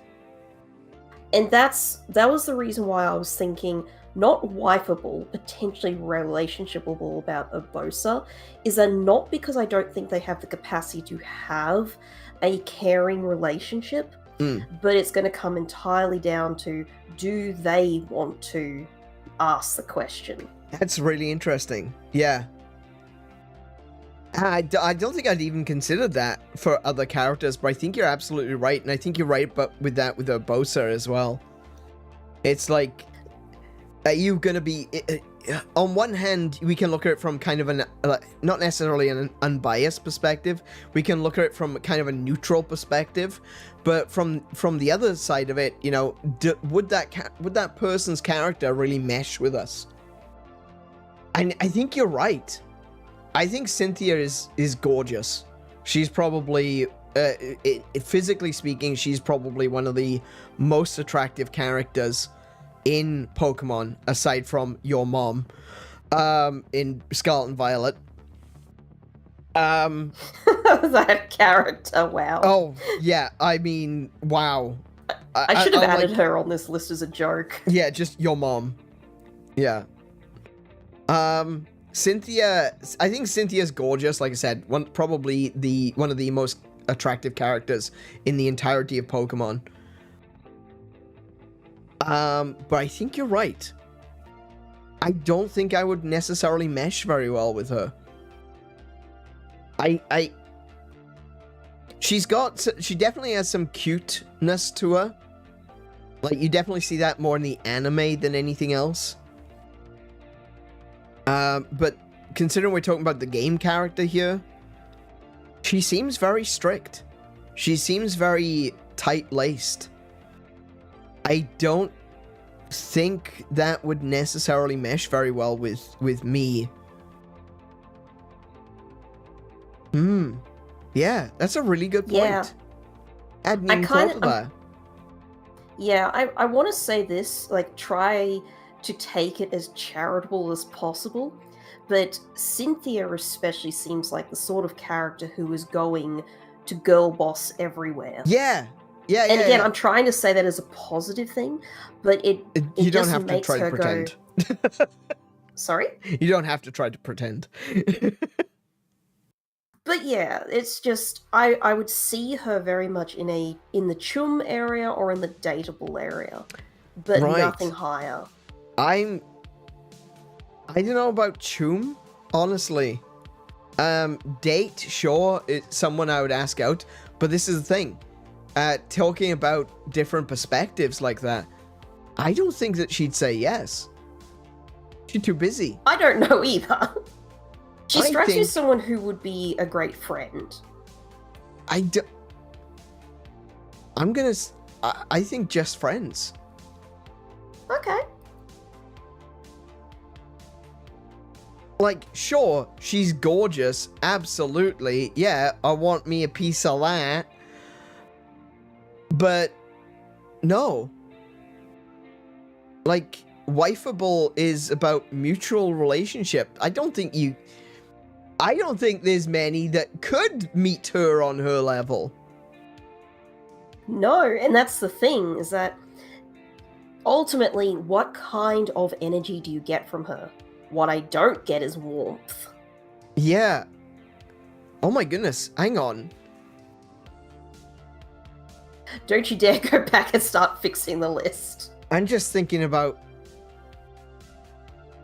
Is Cynthia a pass? I mean, for you, maybe? I'm just saying, like, I could see her being a cool friend.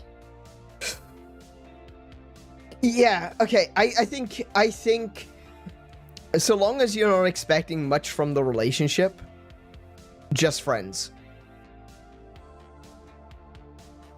Because she's That's always why I going to do her broke own you. thing. Okay, friends. Yeah, just friends. I think just friends. I don't know about 𝗰. I don't know how loyal she is, because you don't really get a sense of that from playing Pokemon.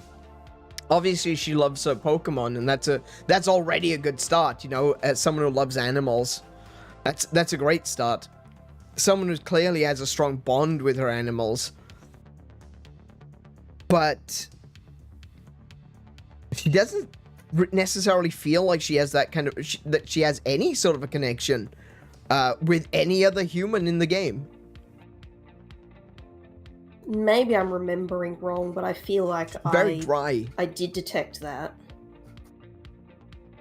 Wow. Okay. Just in the way she would have talked with colleagues. Yeah. I don't think that... Okay, I've moved her up to 𝗰, right? Because I don't think that she would... I don't think that she would drop out on someone who is in need of help. Especially if she already knew them. I don't think that she would abandon someone. I don't get that feeling from her at all. But you also, at the same time, can't rely on her to be there all the time, because she's off doing her own thing. She's kind of, to a certain extent, she's kind of a not temporary, but like a part-time friend. You know? When she's there and she means it. When she isn't, you just kind of have to accept that she's not there. Yeah, I can understand that. Yep. Right.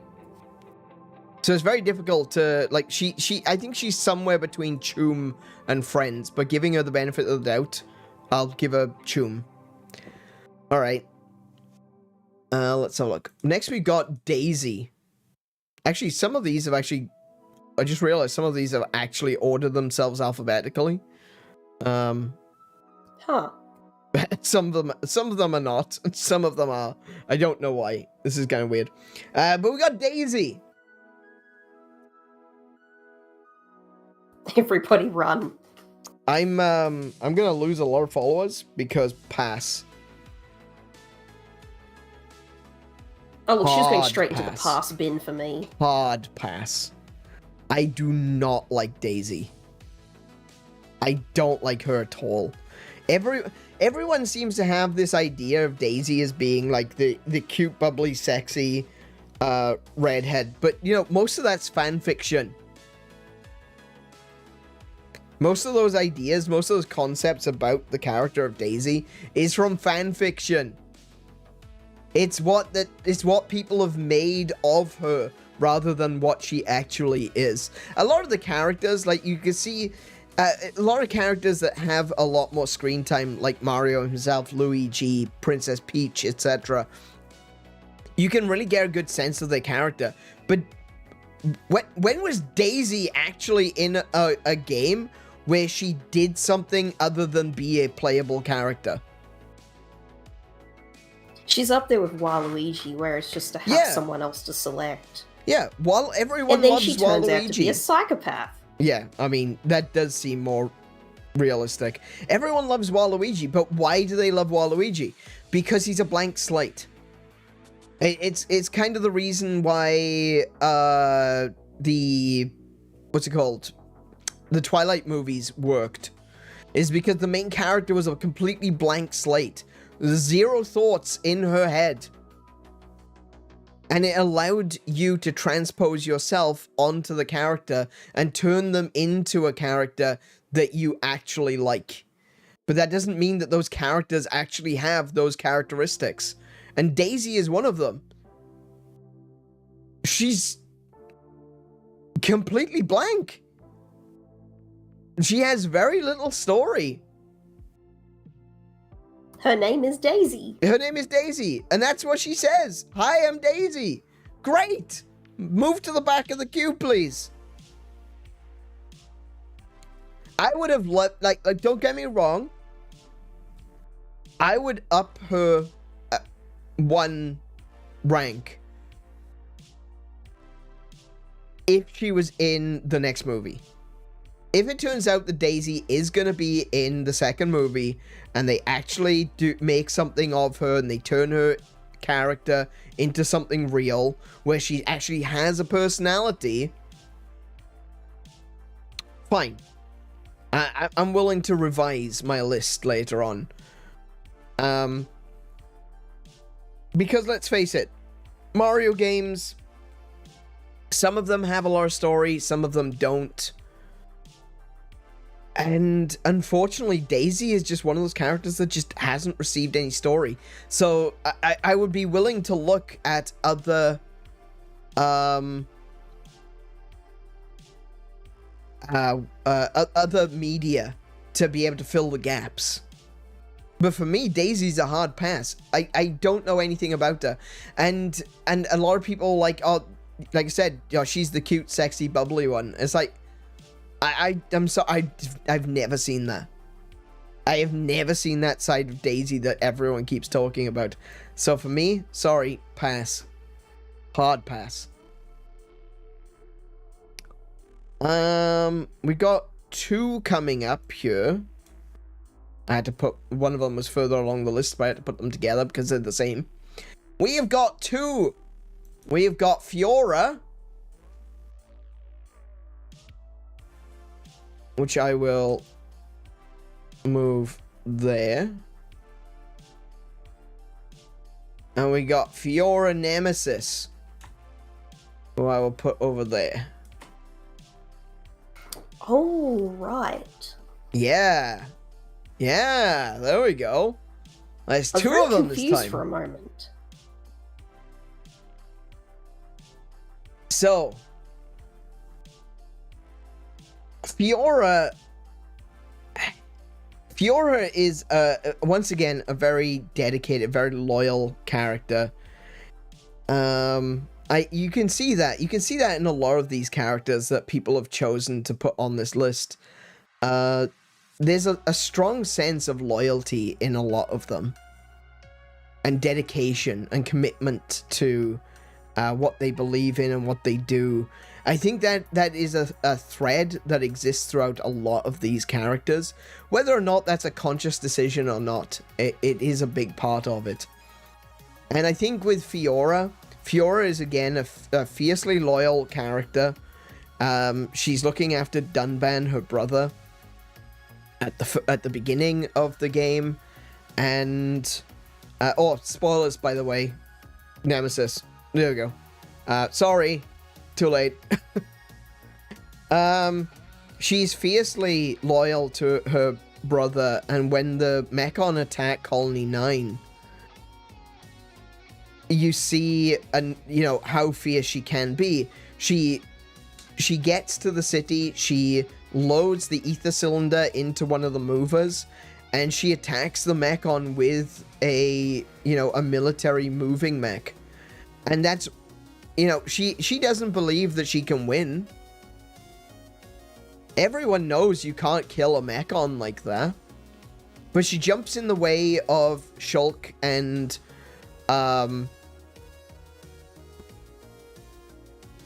what was his name? Who's the other guy? The forgettable one. The forgettable one, yeah. I almost called him Garrett, because he looks like Garrett from Golden Sun.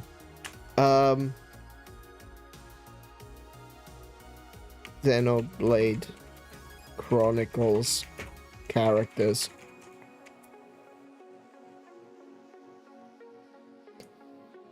DE characters. Stop showing me things from Rain or Rhine.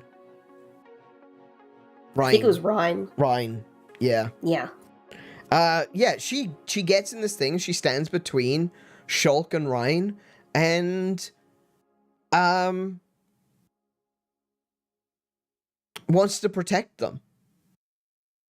And I think that's very laudable. And you can miss this, but there's actually a sequence. I don't know. Actually, I don't know if you can miss it, actually. Someone told me you could, but I don't know if that's necessarily true. That there is a sequence where Shulk and... no, you can't. That's a part of the story. Where Shulk and Fiora, share a packed lunch. She's trying to break Shulk out of his shell. She's trying to get him to leave the lab once in a while. She wants to spend time with him. She clearly cares about Shulk. And seeing someone who genuinely cares about someone else is something that does make me... it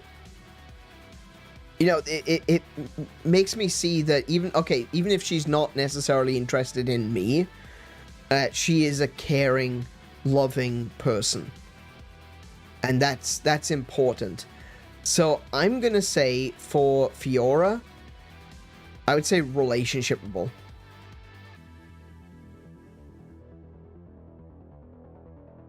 Because she does have the nasty habit of, jumping in a mech and getting herself killed. Yeah, just giving everybody trauma. Sorry. Yeah. So I would say relationshipable. No, I meant her. I don't know why you're apologizing. Oh, right, okay, yeah. If anyone's going to disagree with Fiora being relationshipable, I'm sure that you're feel free to speak up.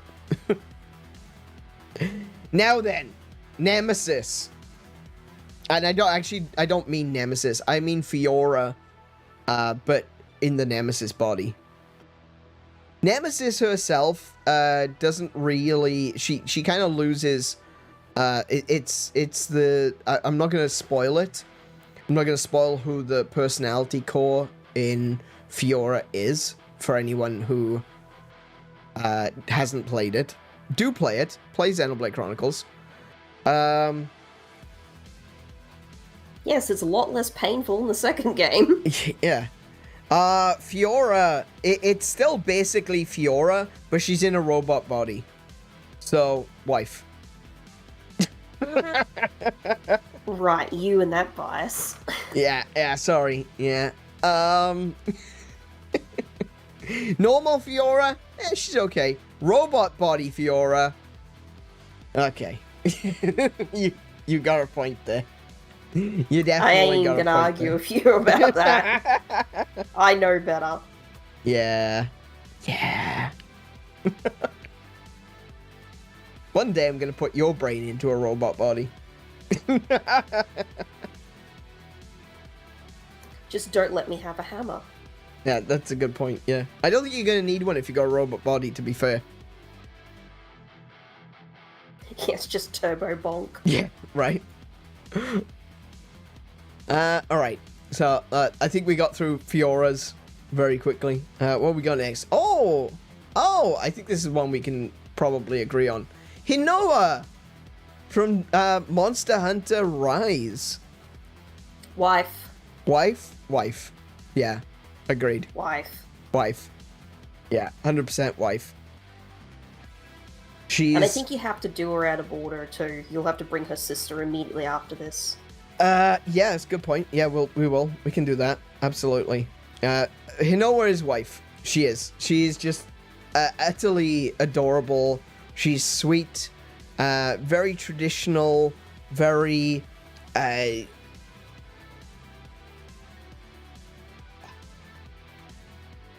I mean, I'm probably just going to use a lot of the same adjectives that I've used for everyone else in the wife category.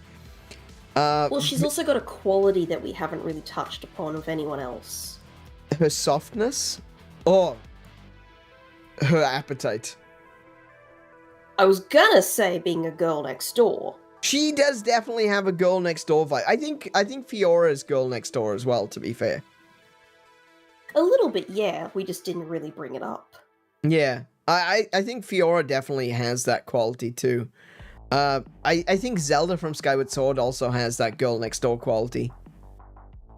And if it wasn't for the fact that she was in a terrorist organization, Jessie would be the same.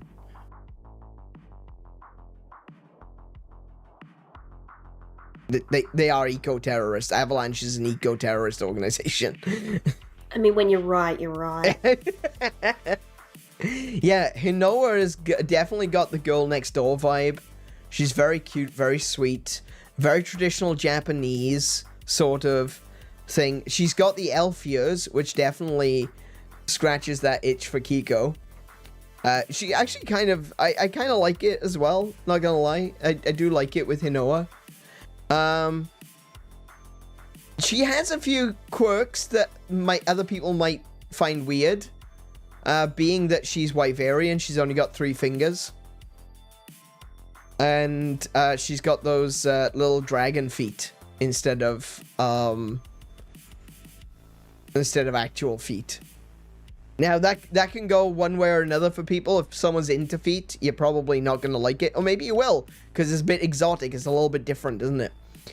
But yeah, I've seen a lot of people saying that, you know, oh, no, not really digging that. Don't like the 3 fingers look. Don't like the 2 toes look. That's kind of weird. I don't have an issue. I don't have a problem with that. I think she is absolutely beautiful. She's got a softness to her, which is a contrast to her sister. And yeah, that girl next door, and the appetite. She loves Dango. And there's something really attractive sometimes about a girl who is just so confident about her own appetite as well. Yeah, right. Like, because admittedly, there's also... she does try to, well, not so much try to hide it, but she does try to downplay it occasionally. But she just sits there just eating Dango all day, so, you know, she's not hiding it very well. There's a little bit of girl fail, she's not as perhaps. sorry as she said she is. No. Maybe a little bit of girl fail. I'm not sure. Maybe. But, yeah, I would say wife. So, considering we just did Hinoa, we'll also do Minato. Minato it's actually is... kind of the epitome of girl dinner. Girl dinner, yeah. Minato is kind of the opposite of Minato. Sorry, of Hinoa. Minato is very sharp. She's very prickly. She's quick-witted, but she comes off as very cold. I know a lot of people who have said that they prefer Minato over Hinoa. And I guess that's kind of the point, isn't it? They're twins, they're opposites, and people are going to feel differently about different sides of that twinship. And I definitely have a thing for Hinoa. I really like Hinoa. But I can also kind of understand, intellectually speaking, why some people would like Minato. And I think one of the things is she's got some gap moe in that she's very cool, she's very calm, but she also gets easily flustered. She's only so cool and calm. Yeah. A lot of the reason why she's that way is because she is bottling up how worried she is. Yes, that is true. Yeah, absolutely. She's definitely got the loyalty perk. And one of the things that I find very interesting, one of the things I kind of enjoy, is that secretly she likes to try to draw monsters. And so she'll draw a monster, and she'll hate it, then she'll scrunch up the paper and throw it away. I think that's very cute. I think it's adorable that she can be quite easily startled. Yes. She's always looking out for her sister, and that's some of that worry that I was talking about. Yeah, definitely. And some people have mislabeled her as tsundere. It's not quite like that. No, it's not. It's more like kudere. It's more shy. She's very shy. I think she's shy because I don't think it's shy. I think she cuts herself off because if she allowed herself to feel, she would feel too much. I think she's a very emotional person, and that's the reason why she has to shut herself down. Because you can see that bubbling under the surface in a lot of the scenes. Especially when we're talking about Hinoa. Like, any scene where Hinoa is in trouble, she will jump in. And she will get angry. And she will... Oh, yeah, absolutely. So, I think that she has got a very strong emotional presence, but she has to hide it. She's kind of like a Vulcan, you know? A lot of people think of Vulcans from Star Trek as emotionless. They're not. They have the strongest emotions of any of the species within the Federation, and that's why they have to hide them. It would make amazing Greenlands. Well, yeah, they were. It was said that the Vulcans are actually more warlike than humans. And it's all because they're very emotional. And I think that's where Minato is.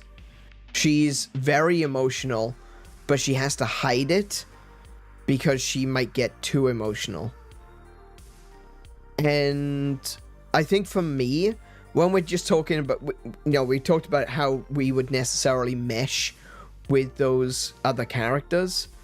When I consider mesh, I don't think I would mesh well with Minato.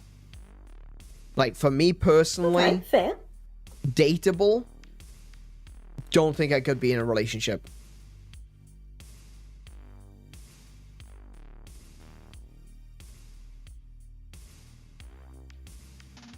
No, interesting. I'm definitely a Hinoa simp.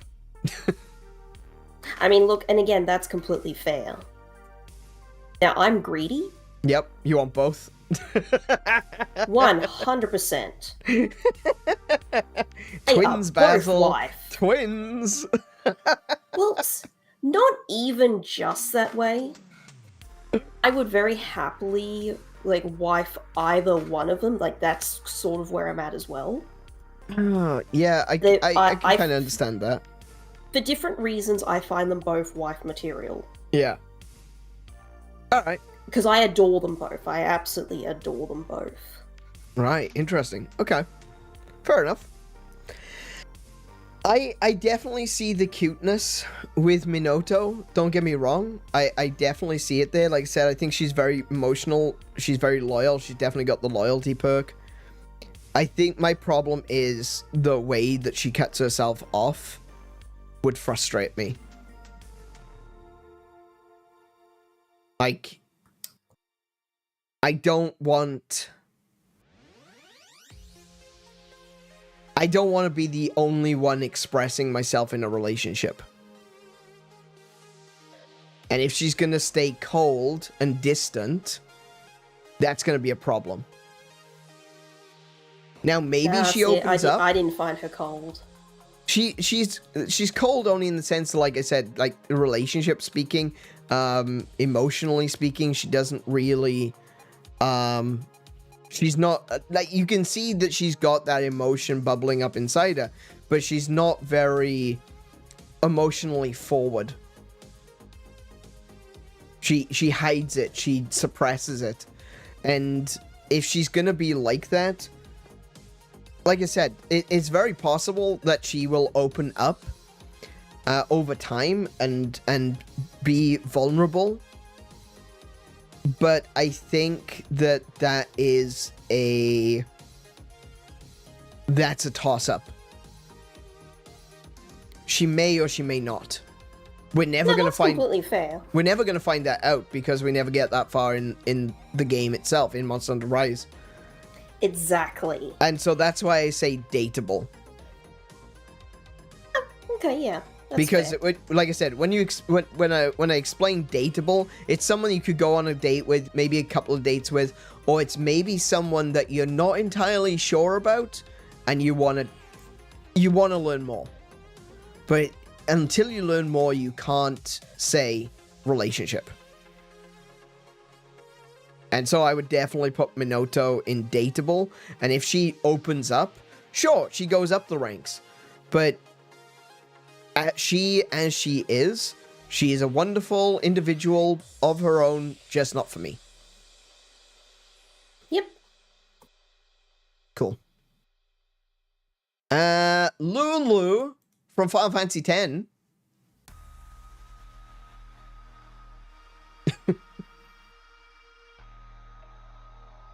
Do you want to take this one? Or shall I? You can go. Hard dateable. Hard dateable? Okay. Yeah, I could not wife or relationship Lulu. And honestly, for all of the reasons that you were saying that you wouldn't be able to with Minato. Yeah. Yeah. I think that she is one of the most gorgeous women alive. Absolutely. For a video game character. Yeah, for video game characters, we are considering them alive for this meat grading process. I think that she is incredibly strong, amazing resilience. Yep. Loyalty. Obviously, she's got talent the loyalty comes perk into as well. it. Yep, she's got the loyalty. She's got the, as I was saying, like the skill and the talent. Yes. She also wears all of that, 10-inch armor.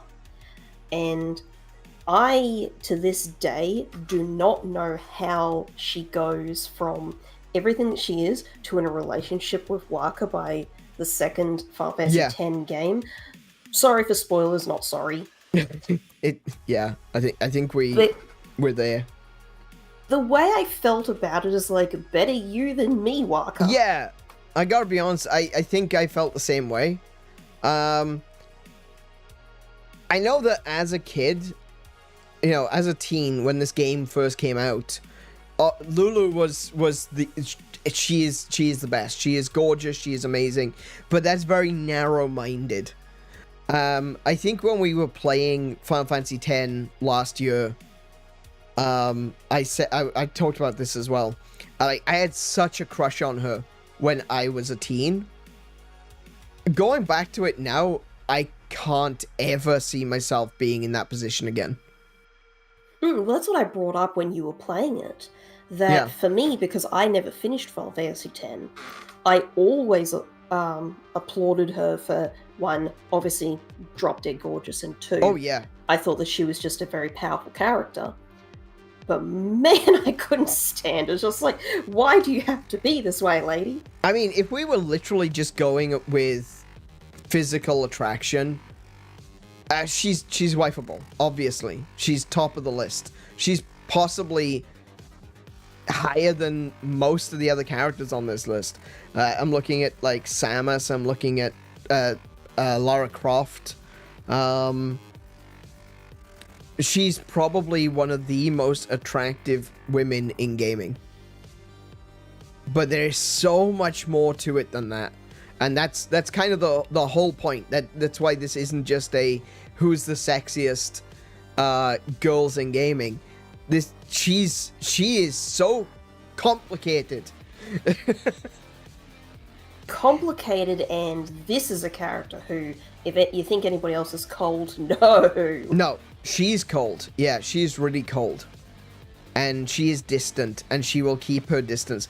But this is the thing, is like she's both sides of that coin, because one, she's cold and she's distant, but she's also incredibly loyal. She definitely has the same perks as Urbosa, in the sense that she looks after Yuna. You know, after her dad died, she looks after Yuna. That's a good thing. That's definitely a plus. And she might be a good mother. I think I would agree, dateable. I don't think I could put Lulu higher. I know I couldn't.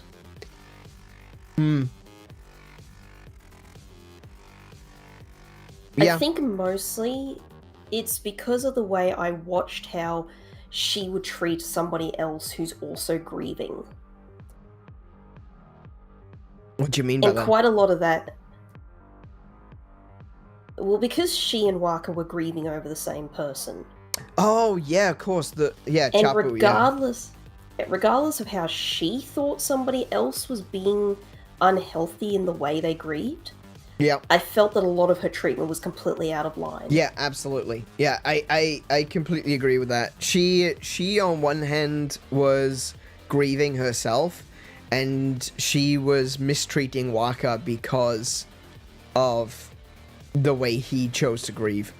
Yeah, I completely agree with that. She definitely seemed very cold, and she actually kind of annoyed me in that regard when we were playing it through. Like, really coming to understanding that she's being that way with Waka, and going, oh, wow, I don't want to say she's a bad person, because obviously she's dealing with stuff as well, but she's not willing to see other people on their level, so to speak.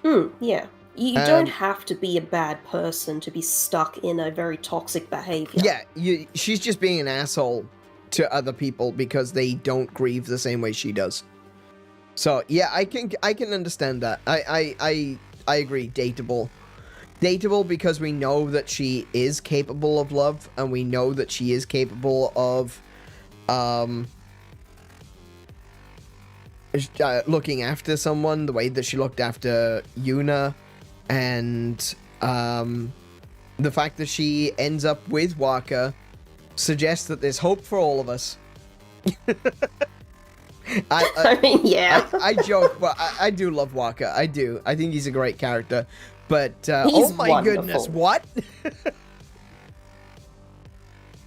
I would hate to think, though, that she ended up with Waka because she was missing Chappu, and he was just a surrogate. Yeah, that would have been awful. And I think that is why, one of the reasons why dateable. Because I guess you'll never know. Like, the character as displayed in Final Fantasy X, I wouldn't put it past her. Which that is would add kind a of sad. huge hypocrisy, though. See, this is the thing. Dateable makes sense because she could go either way. But when she goes either way, it's either straight up to wife or all the way down to pass. Yeah. Like, there's no, okay, I can be in this relationship for a while, or, we can be good friends. No. With Lulu, it's the Marmite situation. It's the Vegemite situation, you know? You either love it or you hate it. And yeah, and that's why dateable, yeah. because you need that date to figure out which one it is. Yeah, absolutely. Yeah, I completely agree. Lulu dateable. Yep. Next one's Midna. Midna from Twilight Princess and Hyrule Warriors, if you want to count that. Excuse me, I'm hiccuping. I feel like Midna needs her own category. Her own category? Really? Super wife. To joke about it, I feel like she needs a category which is just sheesh. Super wife, got it. But otherwise, now this just could be my ignorance of the Twily. Yeah. It's been a long time since I watched you play through Twilight Princess, and yes, I know it's on my list to actually play myself. Good. As it should be. But I don't really understand how the Twily view relationships. Oh, that's interesting. Yeah. And that's the thing, like, maybe it's just because, like, they are a completely different race. But just Midna, especially, like, when she's in, like, her full form. Yeah. Strikes me as something kind of ethereal. Yes, absolutely. And that's something I can only behold, not see myself with in any way. Yeah, so, I understand. Yeah. Yeah, so jokingly, I would say, like, sheesh. Because look at her. I know. But otherwise, I'd put her in, like, that friend sort of... yeah, I feel like I could have a friendship with her. Hang on, I've got an idea. But I wouldn't be able to date her. I wouldn't be able to have a relationship with her. Because I can't comprehend that with whatever she is.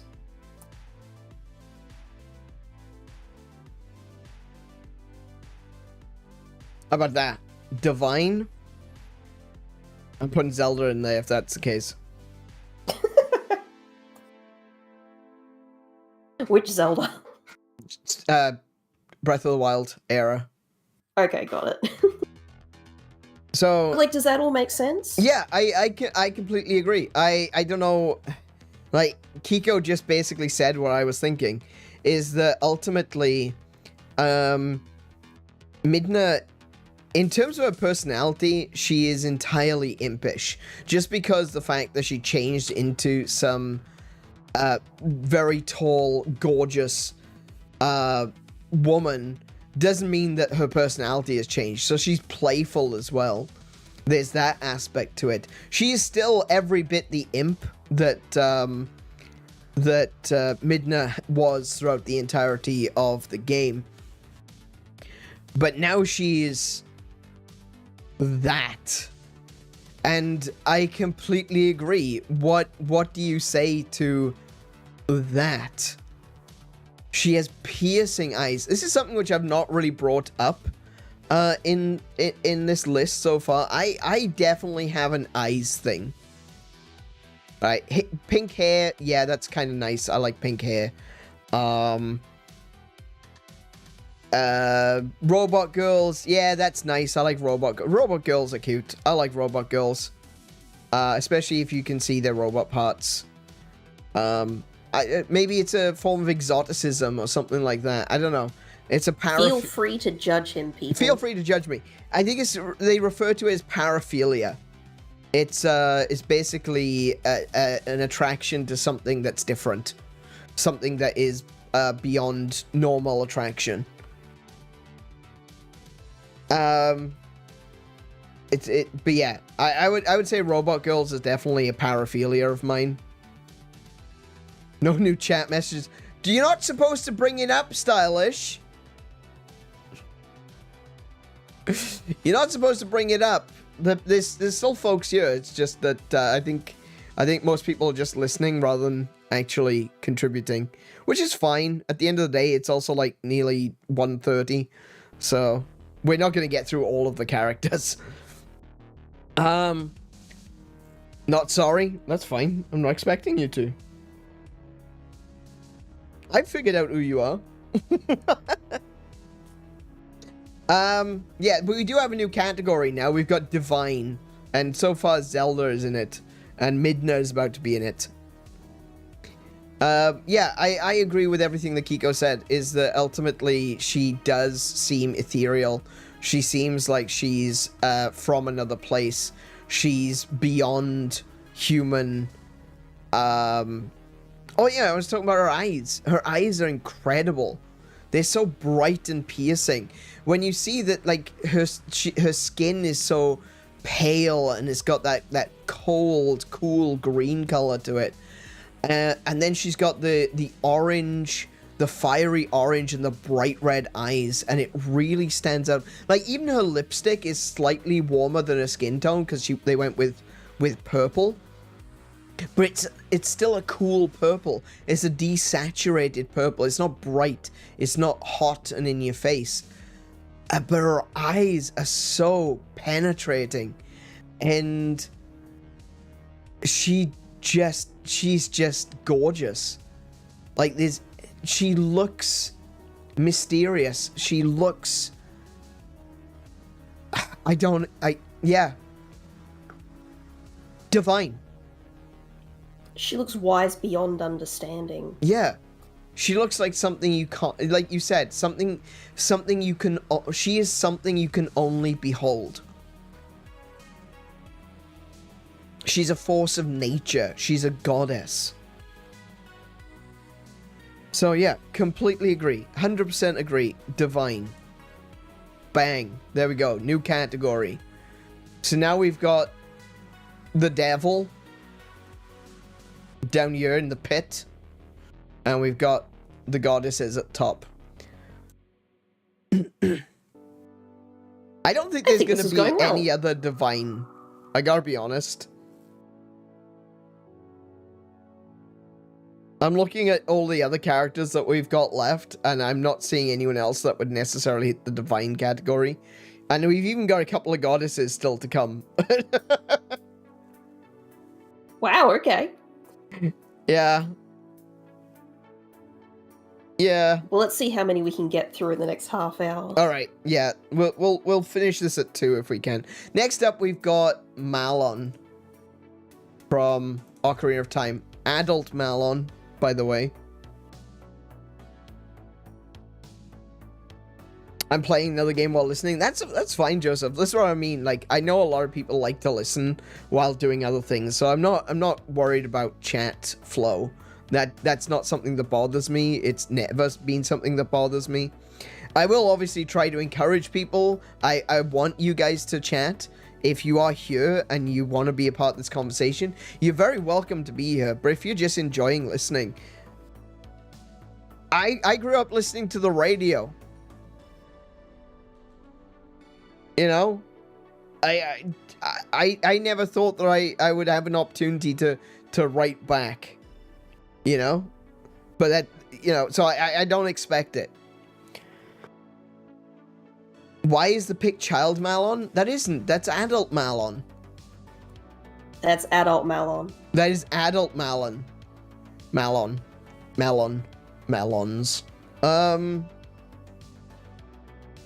We got a melon. Oh, I need to try that melon. I haven't had one before.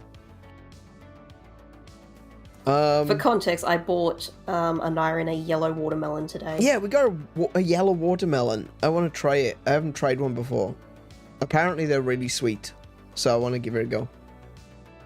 Haven't played Ocarina of Time, so I can't. Well, then don't comment on that. That is definitely adult Malon. To begin with, she has the well, she has the proportions of an adult. She has a neck. Young Malon, neck helps. Yeah, the neck helps. She's also taller. She's much taller. Now, she's not just 2 feet from the grass. Now, Malon. Unfortunately, I am going to say something which basically contradicts everything that I've spoken about for a lot of the other characters on this list. And I'm gonna say Malon wife. Like, I don't know anything about her. There's very little to her story, and I don't care. She's just gorgeous, and she owns a farm. Okay. those are going to be mostly my reasons too, but counterpoint to not knowing anything about her, she grew up on a farm. Exactly. Now, aside from the fact that I can find that relatable, the thing is that homesteading is a serious deal. Oh yeah. Oh yeah, Running definitely. a farm is a big deal, and if she's capable of that, it means that she has a lot of qualities that usually make a really good wife. Yeah, I agree. Yeah, 100% agree. I can see it being a good relationship. Yeah.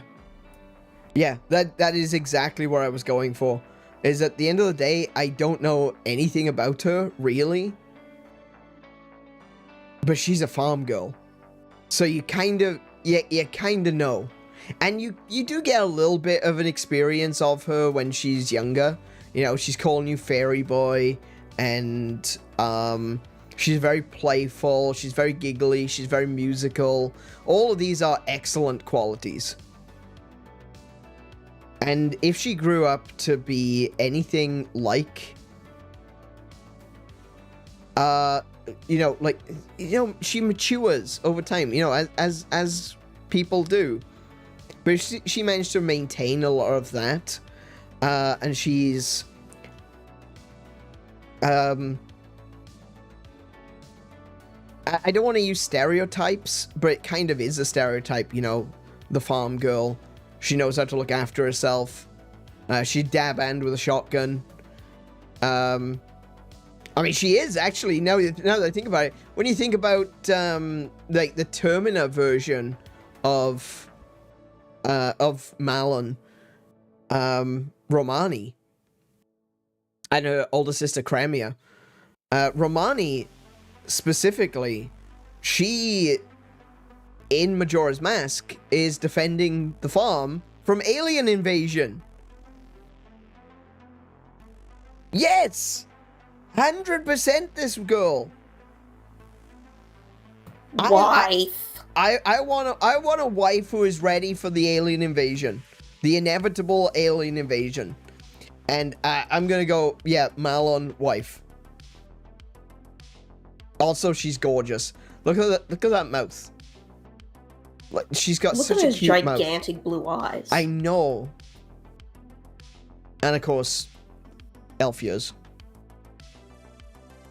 Obviously.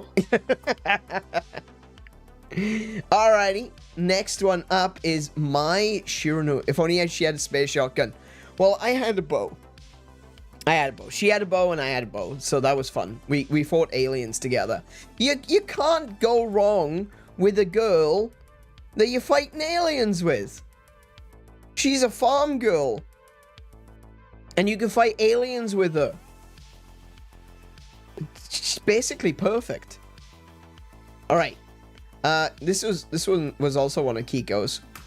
My Shiranui from King of Fighters, or Fatal Fury.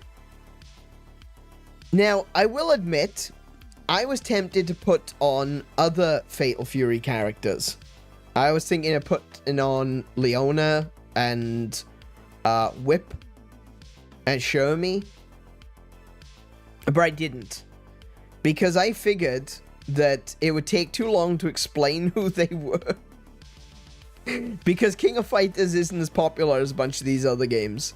And I'm like, and now that we're, you know, it's 1:30 in the morning, and we're still doing this, and it's because we've explained who every single character was so far, I kind of realized that I probably could have put Leona on the list. I probably could have put Whip on the list. I really like Whip. Whip is out of the King of Fighters girls, probably would say my Shiranui is probably kind of low. Actually. Fighting game lore goes crazy. It really does, man. We could spend hours talking, especially like Street Fighter. It's fine. Like, we talked about Chun-Li. It was pretty easy to talk about Chun-Li. I think Street Fighter is very I don't want to say superficial. I don't think it's superficial. I think they do a lot of good stuff with the lore, but it's not necessarily as important as it is with games like King of Fighters. I think King of Fighters, Fatal Fury, and all of the crossover games that are in the SNK universe just create this mountain, an absolute mountain of lore, where it just goes absolutely crazy, where you've got characters like Leona, who appears in like 4 different games. Completely unrelated series, aside from the fact that all of the characters are in King of Fighters. And yeah, that's where it starts to make it really difficult to try to talk about these characters. Mai Shiranui, pretty straightforward. She is basically the female face character of the King of Fighters and Fatal Fury series. She's kind of like the Chun-Li of King of Fighters. But unfortunately, I honestly think that she's less interesting than some of the other characters. I can agree with that. I would say dateable. She would be dateable unless your name is Andy Bogard. I'm pretty sure they end up together. That's my point. Oh yeah, dateable, but with Andy, wifeable. Got it. I'd go dateable, but not much else. Yeah, I would agree. Yeah, absolutely. I agree. Dateable. She's sexy. Don't get me wrong. I mean, that's a big part of her character. It's a big part of her fighting style as well, is like she uses old kunoichi style of distraction. That's basically what she is. She considers herself a kunoichi. But she also is a little bit embarrassed by it at the same time. Like, she's got a really big chest, and they are wonderful. Those boobies are wonderful, but at the same time, it's like she doesn't necessarily, she's not a very sexual person outside of her fighting style, you know? She's a little bit more reserved, and I can kind of get behind that. I can appreciate the dichotomy there. I can appreciate the gap moe. But it's a surprising amount of depth that a lot of people wouldn't realize unless they were deep in that lore. Yeah. Yes, exactly. There's a reason, though, that she's not for good boys and girls. Absolutely. She is a very sexual character. Yeah, definitely. Yeah, dateable. So even though we don't have them on the list, I would say Leona is also dateable. Whip is relationshipable. Just trying to think. Athena, dateable. I do like Athena, but she is a bit too bubbly for me. I would like to go. Also idle. Yeah, I would go on a date with her, but it would be actually, you know, she kind of belongs in the divine category on account of the fact that she is the granddaughter of the goddess Athena. And she is definitely very idle, very untouchable. Yeah, maybe Athena would go in divine. Yeah. Just saying, Jabba the Hutt goes above Zelda Midna. Oh my goodness. No. Well, Stylish, you can put Jabba Hutt on your tier list. Exactly. Yeah, that's one of the good things about tier maker websites. I probably should be shouting them out on account of the fact that I'm doing this on their website. Without ads everyone being can see showed. it at the top of the screen. Yeah, exactly. Tier maker is a place where you can do your own tier lists. It's completely free. Check it out. If you want to do stuff and you want to save it, mine is a single-use tier list, so it'll disappear when I'm finished here. Which is the reason why it disappeared when my PC crashed earlier. But yeah. Use tier maker. It is actually kind of fun. I've enjoyed doing this so far. And next we've got Melia. She's boring. She's so boring. I'm going to shake her so badly. Yeah. She's cute. She's very pretty. She definitely hits the paraphilia with the wings on her head. Like, growth of the character, she grew on me. She does, yeah. But even at the end, even at the end of Future Connected, she's still stuck up. Yeah, I can't with her. Just friends. Like, she's definitely got the loyalty. She's got the friend loyalty. She's someone that I would definitely, if I was adventuring, yes, I would want her with me. And there's a reason why I chose her to be in my squad towards the end of the Xenoblade Chronicles. And of course, she's one of the main characters throughout Future Connected. But boy, she boring. Also, I should have included Tyrea. Because I think Tyrea's got that kind of... She's definitely got that bitchiness about her, which can be a bit standoffish. But I think she's kind of bitchy in a cute way. You know, like, you get some of those characters that is just, like, really abrasive, but it's kind of in a cute way. I can think of a few. I think Tyrea fits into that list. I should have put Tyrea on the list. Melia, though, no, just friends. Sorry. Not for me. Now I gotta deal with the consequences of asking a mummy to be my Valentine. Oh, a mummy to be a Valentine. Like, you're into older ladies. This feels like Tenchi Muyo. It does, doesn't it? Yeah. Yeah. I wouldn't date a rotten old mummy. Hey, CJ, welcome back. Yeah. Yeah, sorry, Malia, just friends. Next, who we got? We got Pura. Pura. Wife.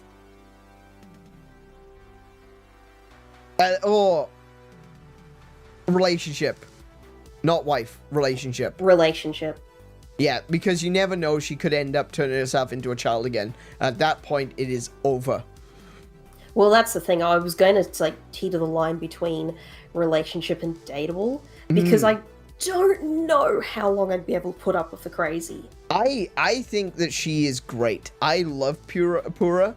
I think that she is probably one of them, like, physically speaking, she is one of the most attractive characters in the Breath of the Wild era. Possibly one of the most attractive characters in Legend of Zelda. She's very smart. She's very intelligent. She's very book smart as well. You know, that we talked about that earlier. Being wise and being book smart, two different things. She's a little bit of girl fail, which can be adorable. And she gives you cute nicknames. And I'm sorry, I fall for cute nicknames from time to time. I will. There are two on this list where it's gonna happen, okay? Pura is one of them. Calling you Linky is kind of cute. So, yeah. I would say relationshipable, just because she might end up... You know, you could wake up one day, go downstairs, and she's a 4-year-old, and that's not great. There's going to be questions. People are going to be knocking on the door. You're going to end up on a list. It's terrible. Her Age of Calamity design is also really cute. Oh, yeah. Absolutely. Yeah, she's got more of the high eyeshadow in that one as well. And her hair is done slightly differently. She's got the red streak in her hair. She's gorgeous in Age of Calamity as well. When are you going to add Kiko to Wifeable? I already did. That's why she's here. I am literally the wife. I'm also not from a video game. You'll break up with Kiko if she turns into a child? That's a bit harsh, don't you think? No. Nothing harsh about it. No, there's too many questions. It just raises too many questions. Look, I would not be comfortable either. Look, if I got turned into a child of the same age, then sure, it would be fine, I guess. But actually, if anyone can do that, if anyone can de-age us, that would be great. Another 20 years added to my life would be wonderful. Thanks very much. Just saying. If you want to, you know. It makes me think of Dragon Ball. Yeah, when, right? Yeah, that happened to Vegeta and Bulma. Yeah. Sorry, hang on a second. I pressed the wrong button. But also, to be clear, my last model on here wasn't of me as a child anyway. No, no. Everybody called me a hand puppet. Yeah, she was a hand puppet previously. She was. She absolutely was a hand puppet. Drag her avatar into the tier list. Do I have a... Man, they feel strong about they this, do, don't they? They do. They definitely do. I don't think I have... Hang on, let me see what I can find. Let me see what I can find. Hold on. Oh, I do. I just remembered I do have one that I could use. I think. Is it still here? Oh. Ooh, I don't know if it's still here. Oh, it is. Excellent. Okay, cool. How do I... I can't. I can't add another... Oh, wait. Yes, I can. Ah, okay. Hang on a second. Hang on a minute. I have to hide the screen a second. Give me a second. Alright, hang on. We'll go back to that in a moment. I just need to do this.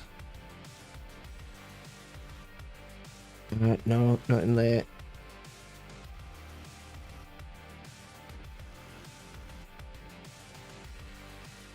There you go. Added.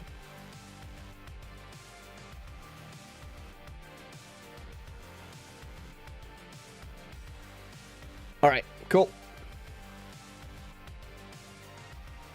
Switch back now. Need to make a game with Kiko in it, since this is a game character list. Yeah, that would actually be pretty cool. Definitely. The Kiko Chronicles. I have to say, I appreciate all the support from everybody. What are we saying with Pura? Relationship? I'd say relationship. Yeah. Okay, I'd agree with that. I think As I said, I just don't know how much crazy I can deal with. Also, that chicken thing. That's not her. Well, that was her when she was a child. She's grown up. Oh, she's she does it matured later. since then. She did it in Tears of the Kingdom at least once. Did she? I don't remember doing it in Tears. Maybe she did. I don't know. I don't remember that. Alrighty, let me remove Pura. Alright, so Kiko. We're talking about Kiko. You said you wanted Kiko in a video game. Well, coincidentally, the image that I've got for her is a sprite that I drew ages ago. So yeah, there you go. Kiko is in waifable material. Is she in Divine? Go on. Divine, fine. There we go. Tale of the Queen of Kiko. Indeed. There she is, with a little hammer as well. See a little hammer sticking out the back there. Yay. I'm not gonna say anything. I was gonna say something related to video games. I'm not gonna say anything. Now you'll be wondering, won't you? You'll be like, what does he mean by that? What does he mean by video games? He's not gonna say anything about it. Yeah, okay. Yeah, you just keep wondering. Next we've got Mayor Pauline. Hey. Again, she's a 10 out of 10 hottie. She's total baddie, as I believe someone said earlier in regards to someone else. She's gorgeous. She is talented. She is competent. She is the mayor of New Donk City. She is a talented singer. And we've seen her adventures as a child as well, so we know that she can handle herself. Well, kind of. She can handle herself when she's got a giant gorilla on her side. That does beg the question, though, is the gorilla still in the picture? I don't know. I don't like gorillas. I don't like monkeys. I don't like apes. I am not an apes guy. I barely tolerate humans. Yeah. If the gorilla's still around, then that's a hard no. Otherwise, I think relationship rather than wife, because despite the fact that they've done a really good job of expanding her story, you still don't really know much about her, do you? Sorry about that. They've done a lot with Pauline, especially because of Donkey Kong Bonanza. Yeah. But yeah, it is a shame that we just didn't get that much time with her in Mario Odyssey. Have you moved your microphone or moved yourself away from the microphone because you're coming through quieter? No, it's just I've run out of water and my throat is catching. Oh, okay. All right. I might have to step away for a minute and a half just to get some more water to finish the stream. Right. But yeah, either way, it is just a little bit of a shame we just don't have quite enough info about Pauline to make her fully wifeable. Yeah, I agree. I think that she's relationshipable because there's, I think that there's enough there to say, hey, I really like this character. She's really interesting. She's very attractive. She's very tall. Like, when you consider the universe that she is in, she is incredibly tall. She's like very tall. She's as tall, if not taller, than Rosalina. And she's a goddess. So, you know, very attractive, amazing voice. That's one of the good things about the modern Mario is that they've added the voice acting and now they've got the singing, and listening to the young version of her as well singing through Donkey Kong Bonanza was one of the things that was so breathtaking for me, was just how amazing of a singer Pauline is, and obviously the voice actress that did her role did an absolutely amazing job. And I like Pauline. Absolutely. She's great. I think that there's still a lot more that we can learn, and that's kind of where I feel why I say relationship. I'm at that point where I'm like, yeah, I would have a relationship with this person, but obviously there's still more to learn before I can hit wifeable. Absolutely agree. I think the Smalline form is more fun. I mean, sure. But yeah, but we don't have a daughter category on here. We don't have a daughter category. If we had a daughter category, yeah, Smalline would definitely hit the daughter. Probably at the top of the list of the daughters, to be fair. She's really cute and very cool, and yeah, absolutely. I'm just thinking, is anyone else that would be daughter foo on this list so far? On the list so far? No. Yeah, no. Oh, no. I was going to say Gwen, but no.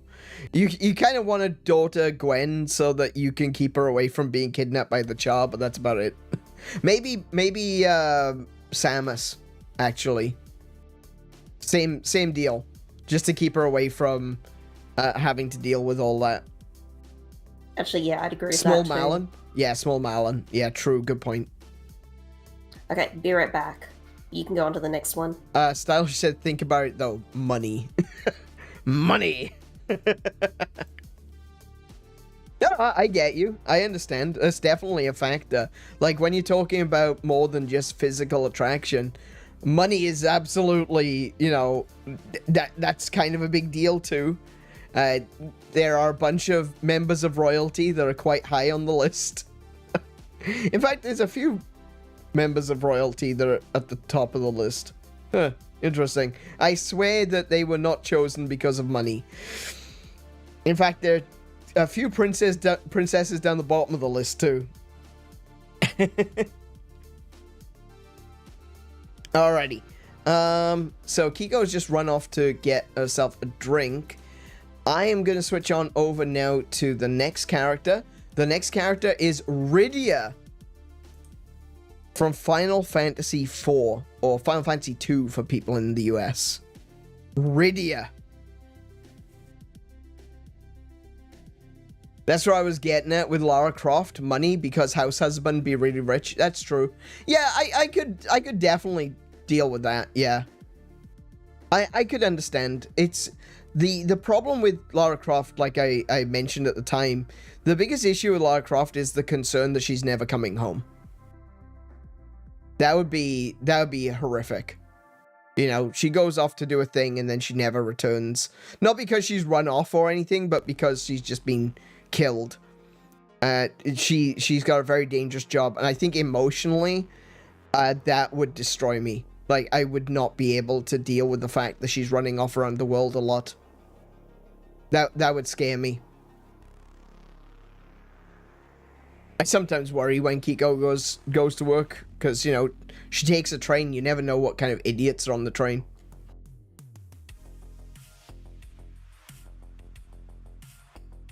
Something political power, something. Yeah, exactly. Yeah, definitely.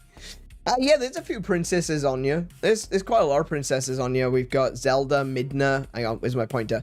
We got Zelda, Midna. Kiko's a queen.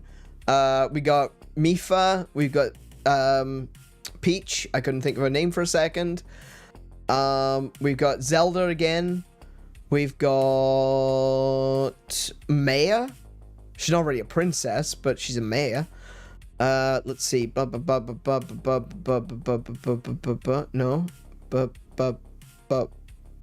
Queen. Right there, queen. Technically, Gwen is the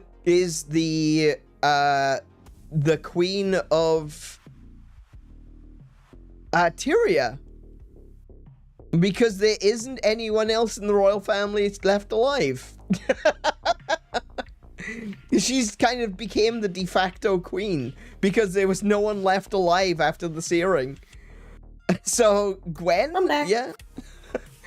We got another Zelda, we got Melia, and we got Daisy. So there's quite a lot of princesses on you. Absolutely. That's alright. I got no problem with princesses. Except for, you know, real life ones. Can't say I'm monarchist. I gotta be honest. Alright. Welcome back, Eco. Hi. Hi. Next one is Rydia from Final Fantasy IV. Now, she's another character. You first encounter Rydia when she's very young. She's a summoner. She's a member of a summoner tribe who were mostly destroyed. And she's got the summon Mist. But she's also got the,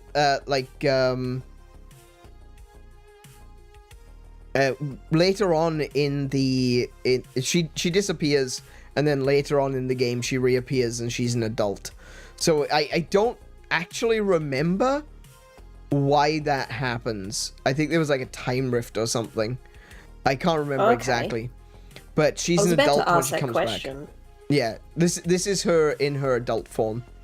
Oh no, I figured it'd be the adult form, but because I haven't played Final Fantasy IV, I was wondering, is there a time skip or is there time travel? It's a little bit of both. Will you be my Valentine? Sure thing, stylish. Absolutely. Hi! I bought you chocolate. Yeah, but they're so stylish. And a watermelon.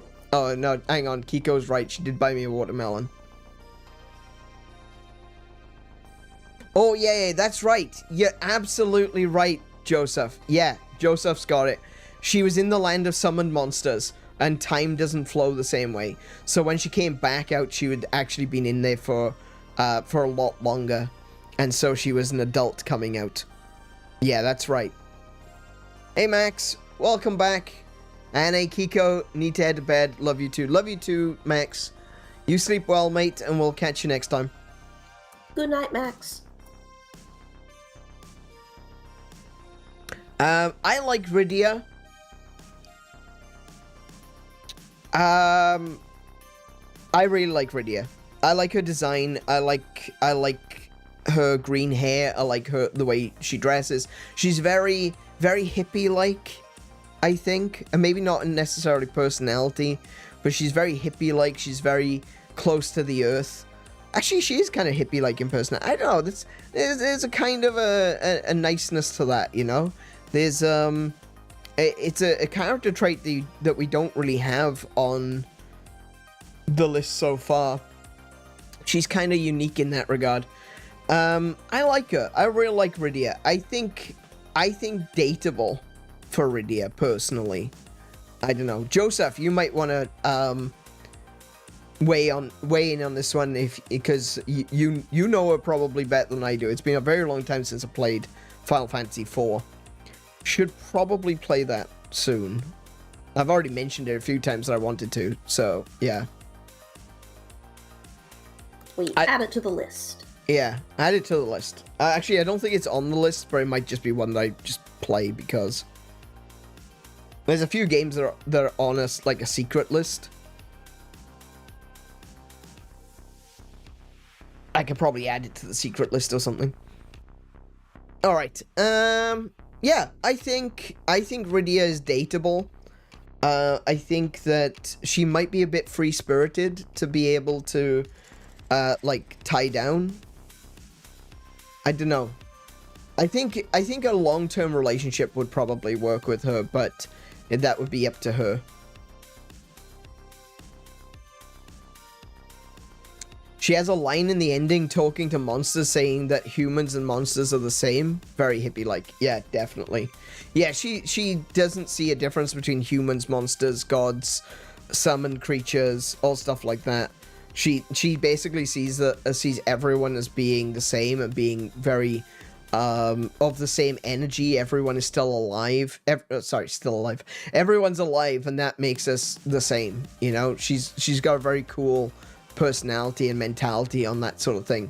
It makes her, like I said, very unique on this list. She's the only sort of hippie-like character, and no, I kind of dig the hippie. I dig the hippie. I love the music from the 60s, and I think that this should be really cool to be maybe in a long-term relationship. I don't think she would necessarily want to be a part of the construct of marriage more than anything else. So, I think probably a relationship, actually. Is it exactly a secret if you tell us it exists? Yes. Yes, it absolutely is. You don't know what's on the list, except for Final Fantasy IV. The secret is the things that's on it, not the fact that there is a secret list.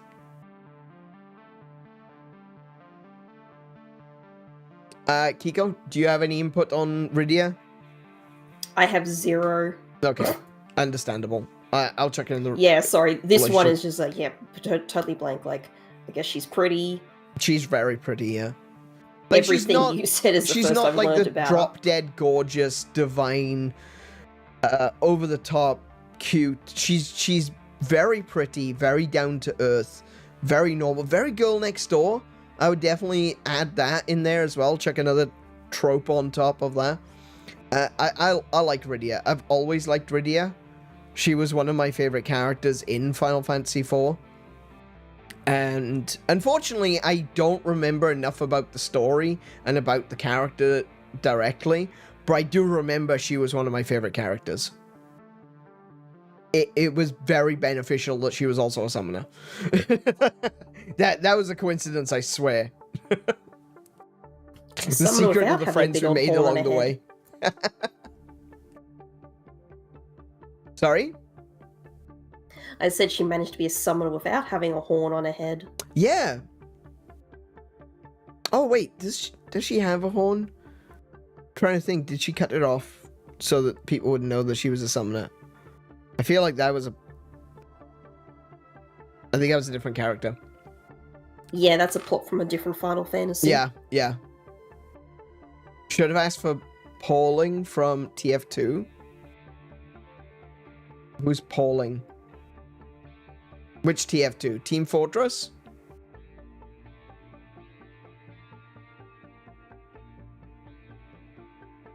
There could be other TF2s, I'm not sure.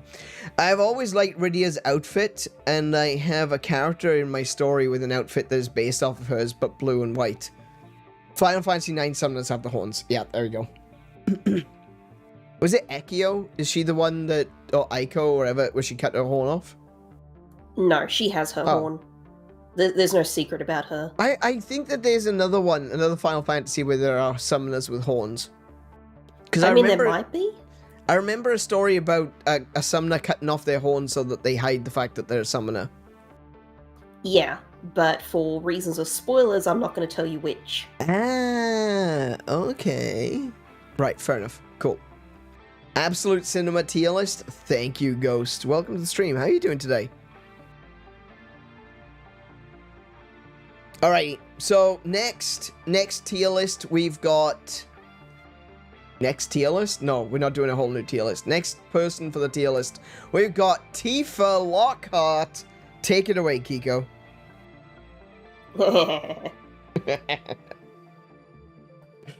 I mean, okay. This is going to be one of those ones that could cause fights. Yes. Because there's a lot of people who are either like the team Tifa or the team Aerith. Yeah. I think ultimately, I am still going to stick to my guns of how I always felt is that I'm team Tifa. Okay. Yep. Now, not You're only... wrong, but go on. Sorry? You're wrong, but go on. I've let you be wronged all night. Except for Nim. That is always the correct answer to put Nim down Nim is in hell where it belongs. But I mean, like, aside from just like hitting quite a lot of the tropes that I enjoy, that she is like the childhood friend, she is the girl next door. She is that person who was always sort of looking out for like your first person character. Obviously in this game it was Cloud. Yeah. This is another one of those characters that had quite a lot of compassion to give. Yep. Despite having gone through quite a lot of hell of her own. Yeah, absolutely. Now, are all of her motivations noble? No. That's arguable. She's certainly at least one of the ones who was able to stop and figure out where the line is. Yeah. And this one is a personal bias for me, and I don't know how many people who've played Final Fantasy VII will remember this straight off the top of their head. Yeah. But one of my favorite things with Tifa is that she has this mini-game fight, which is unique to her, where you get into a slapping contest with Scarlet. Yeah. Okay, good point. That does really put some serious weight on Tifa, because I gotta be honest, I would never lay my hands on a lady, but boy did I want to slap Scarlet. It's like, yes, catharsis.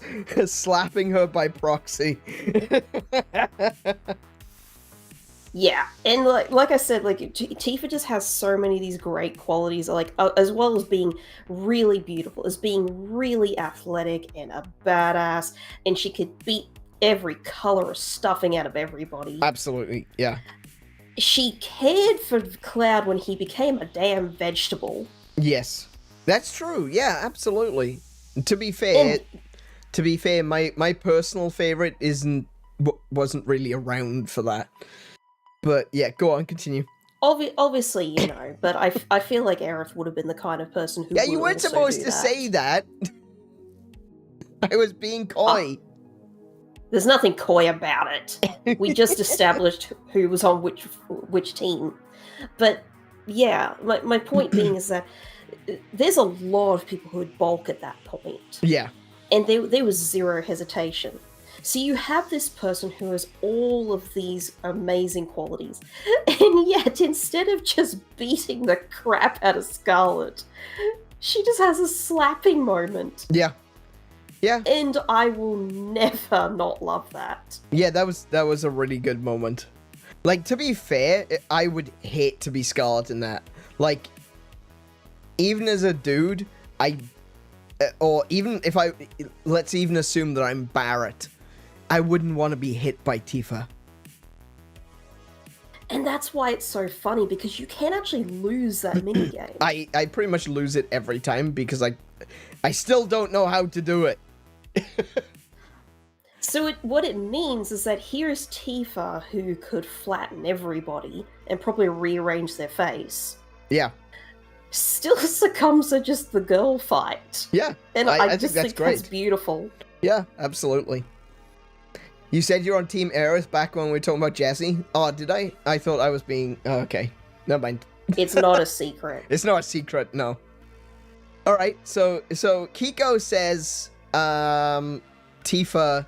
She's Team Tifa. Where do you say that she should be on the list? Given what I feel like... for everything I know about Tifa's character and how in love with her I am, I would put her in a wifeable. Right, okay. This is your This tier is list, my though, list. So I need to think carefully about whether or not I want to sleep on the couch tonight. But I'm gonna say dateable.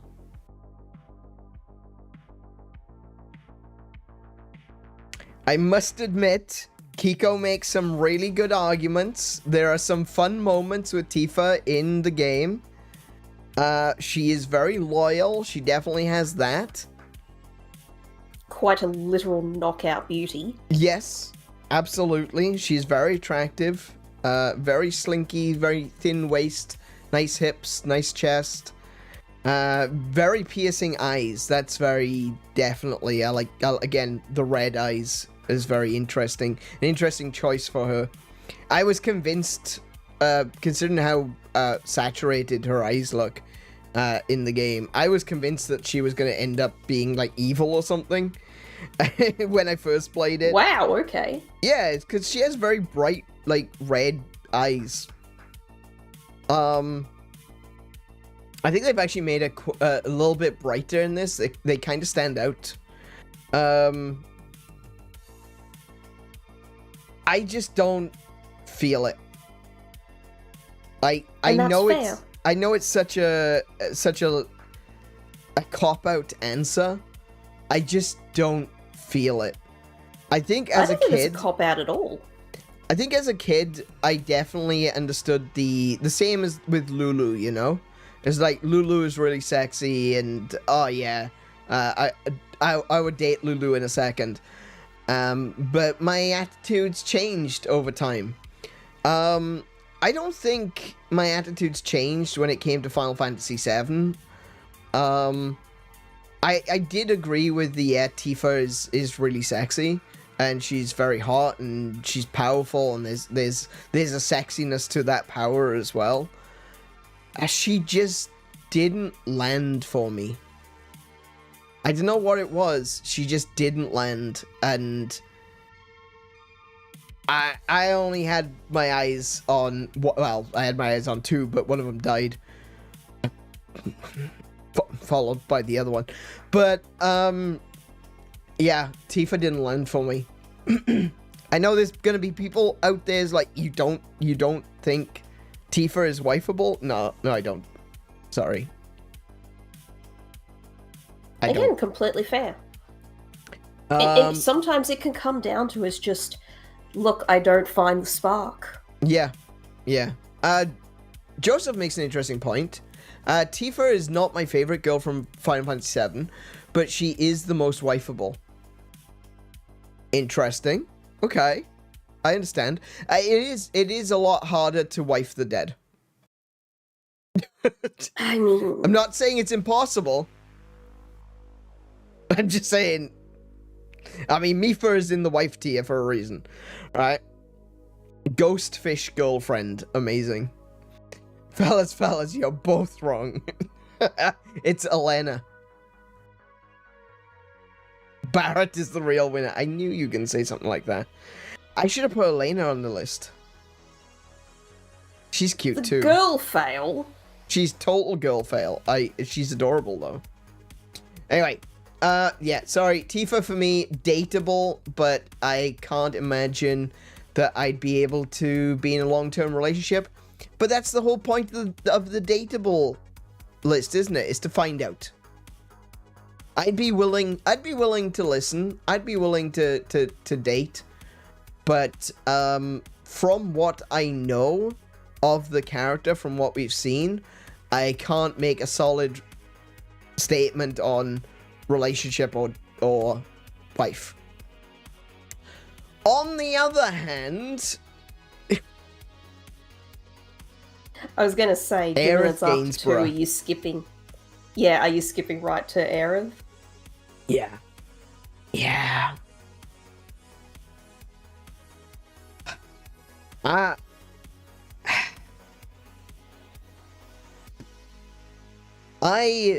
like Jessie. I thought she was really cool. I thought she's a bit of a tomboy as well. I like that. I do like the tomboy trope. That's very cute. And I was so disappointed when she died. And I'm like, damn it. That's okay. That's okay. Aerith is still here. She's not gonna die. It took me a long time. It took me a long time to play through Final Fantasy VII. I think I got to a point where I just didn't know what I was doing anymore.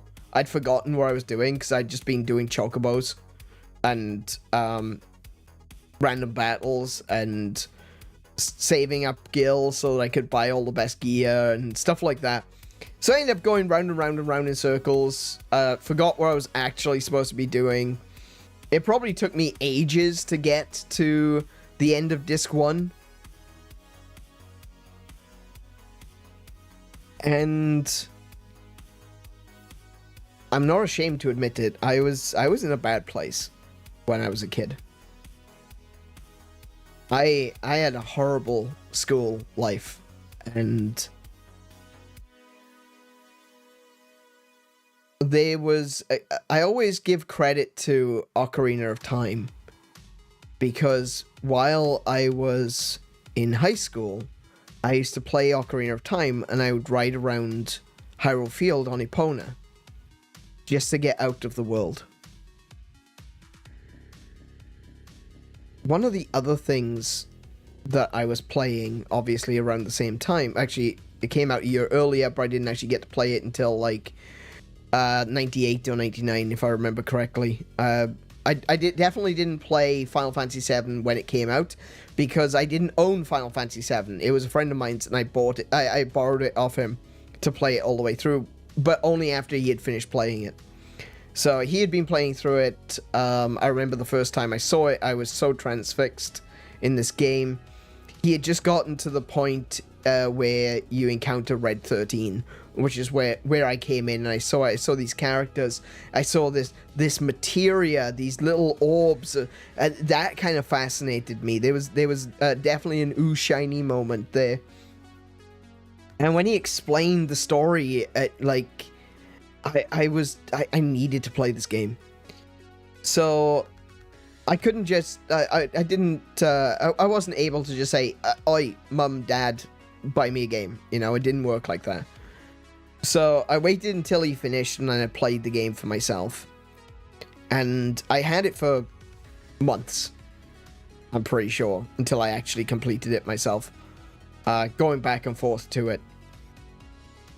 And like I said, I didn't have a particularly good school life. And I was very lonely. And I absolutely, entirely fell in love with Aerith.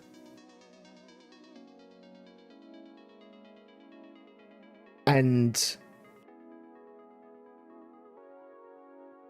when the end of Disc 1 came, I couldn't play the game for weeks. I couldn't go back. I didn't want to believe it.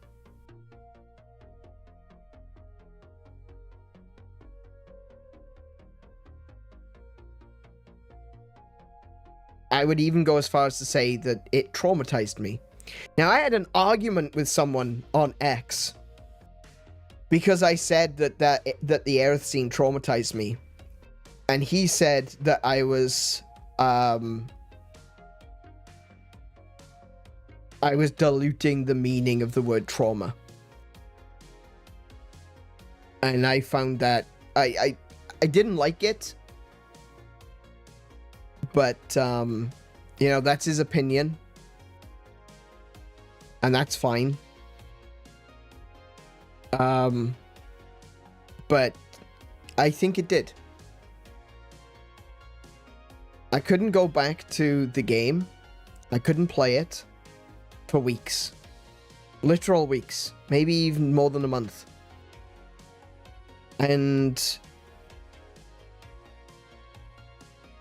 when I did, I didn't believe that it had happened. I didn't believe that she had died.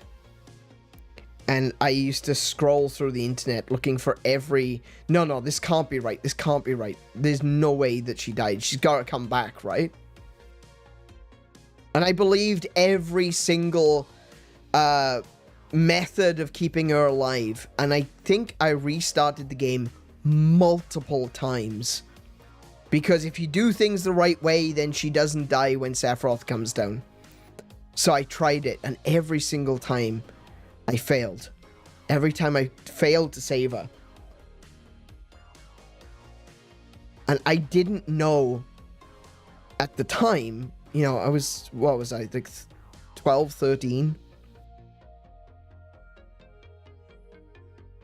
I didn't know at the time that it wasn't possible. It was very early for me. It was very early for the internet. You know, people can lie on the internet. That's a thing. I was going to say, if you were scrolling looking for information, like, wow, you guys had internet? Yeah, I did. Oh, I did at the time, yeah. I think, you know, knowing where I know now, I wasn't scrolling looking for information. I was scrolling looking for confirmation of my bias. I couldn't believe that that was really it. And so I couldn't even tell you how many times I restarted the game trying to save Aerith. Never getting past Disc 1. Because I had to save her. And every time I failed, and it felt like it was my fault.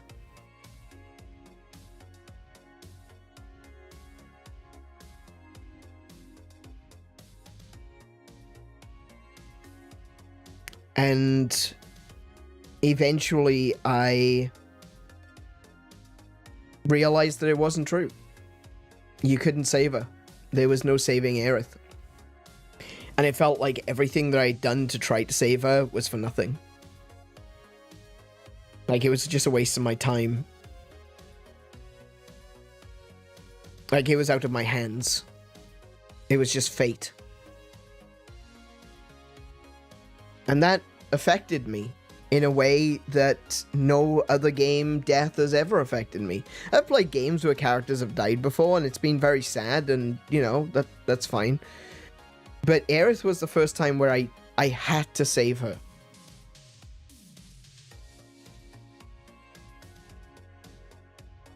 And I couldn't. In the end, I had to admit that it was impossible.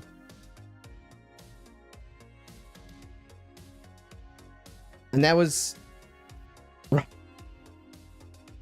That's why I said that it may have caused me a certain level of trauma. Even though I know it's coming, I cry every time.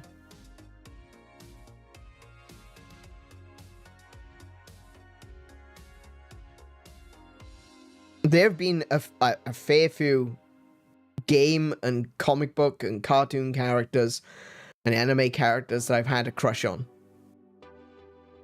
That's fine. It's fine to have a crush on characters. Because of the time that I was in, and because of the state I was in emotionally, socially,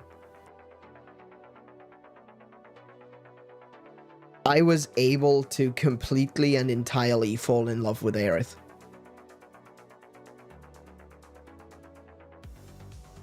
And that doesn't go away. And then years and years and years later, they say, oh, we're gonna finally do a remake of Final Fantasy VII. And they finally show the trailer, and you see Aerith in the trailer. And this is the weirdest thing. That version of Aerith on the screen right now is exactly how I pictured her.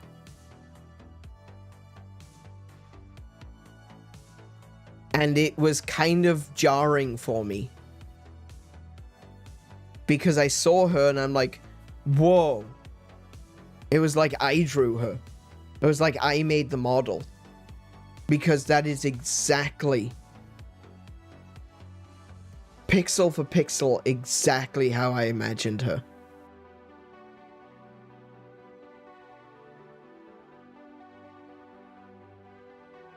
She's divine.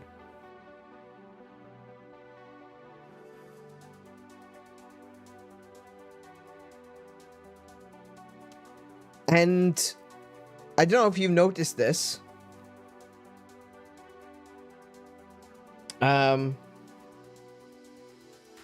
Trying to see which is the best way to show it.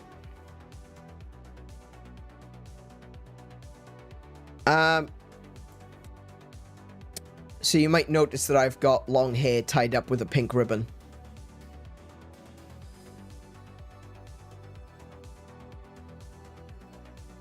In a braid. I tried to make it obvious. It's because of her. It's because of Advent Children. In Advent Children, every single character that was a member of the party in Final Fantasy VII wears a pink ribbon. Every single one of them.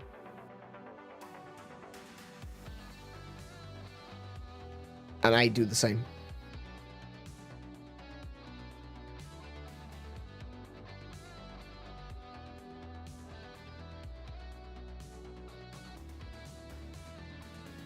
I don't think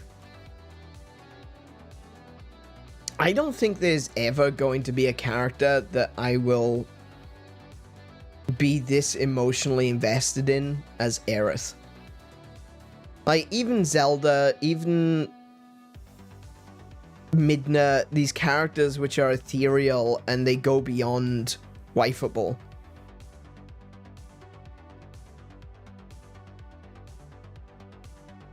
Aerith is just Aerith.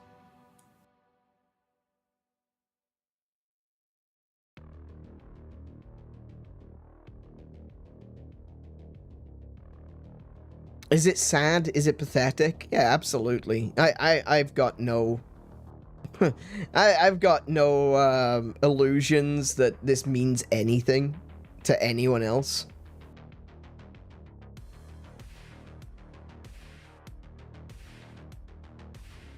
But I actually really cared about Aerith. I actually do really care about Aerith.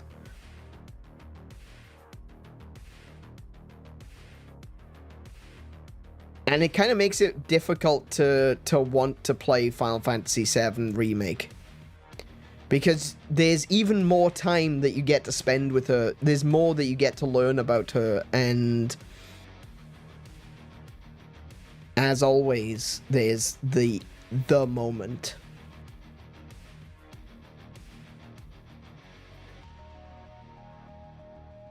But yeah. It's good to get that off my chest. I was gonna say, it's kind of hard to follow that commentary. Yeah. Bro thinks it's cringe to feel sad for a video game as if it's not the point of her character. I think it goes a little bit beyond being sad for her. Like, I know that as a kid, I was incredibly lonely. I know that even at that age, I knew that my friends were not friends. Not all of them. Some of them I still have to... well, some of them would still consider me friends to this day, but others definitely not. We were friends because we didn't have friends, you know? That was what brought us all together, is that we didn't have actual friends. We just had each other.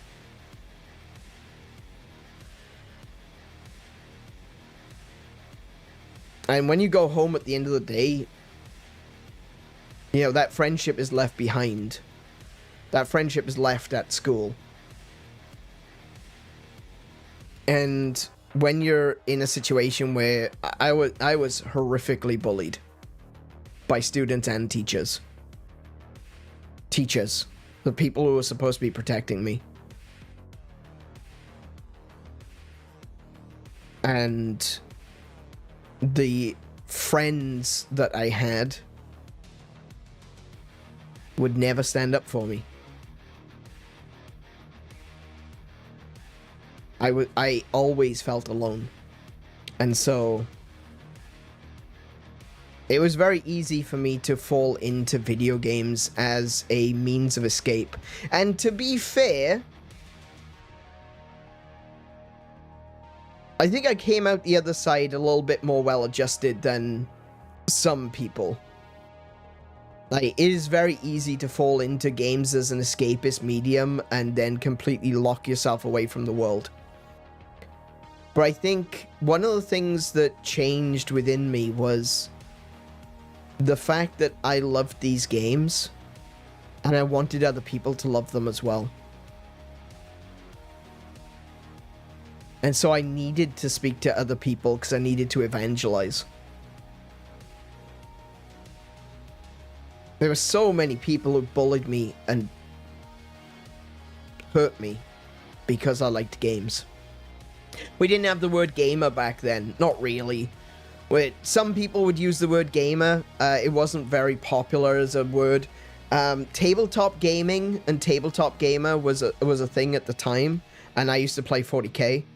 And so, yeah, the word gamer is something that I used even back in the 90s. When it wasn't popular. Gamer kind of came into vogue around mid-2000s, really. But I was horrifically bullied even for just liking video games. And I kind of idolized her. I put her on a pedestal, you know?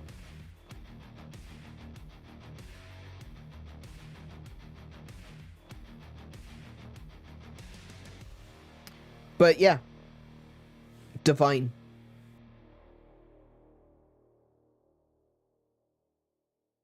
Divine.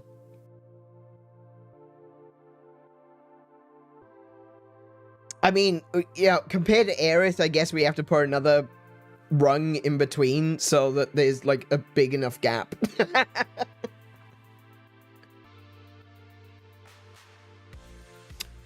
So, sorry, Stylish, I wasn't ignoring you, mate. For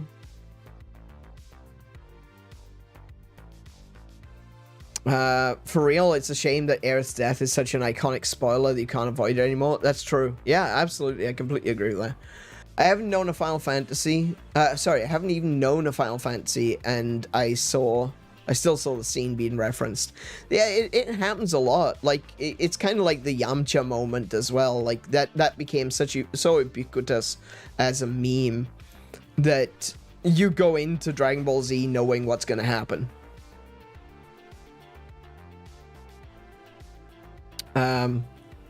I haven't even... no, I read that one. Bro thinks it's cringe to feel sad for a video game character. 'Tis fine to feel bad for this, especially if you were young and you haven't got experiences like before. I'm starting to see how she means a lot to you. Yeah, really, genuinely. She does.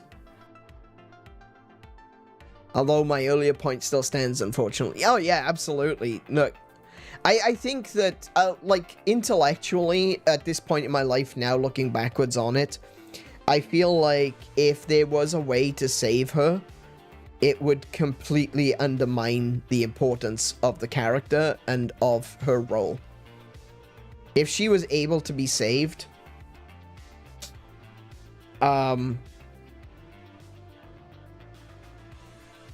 would I still feel this way? Probably not.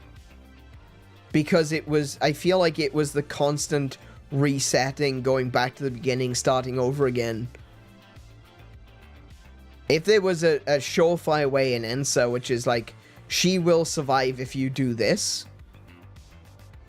and I did that, and it succeeded first time, and I continued on with the story, I don't think I would necessarily feel quite as close to her as I do now. But it's that constant loop of trying to save her and watching her die. Every single time. Well, if there was just some solution that you just simply missed through gameplay, it would completely take out all the gravity of what had happened. Yeah, and that's what I'm getting at. Yeah, it would take away the gravitas of it, but at the same time, it would also mean that she probably wouldn't mean as much to me, because I wouldn't have to keep redoing it under the vain hope that there was some way of saving her. That's a reincarnation story if ever I've heard one. Yeah. There is one.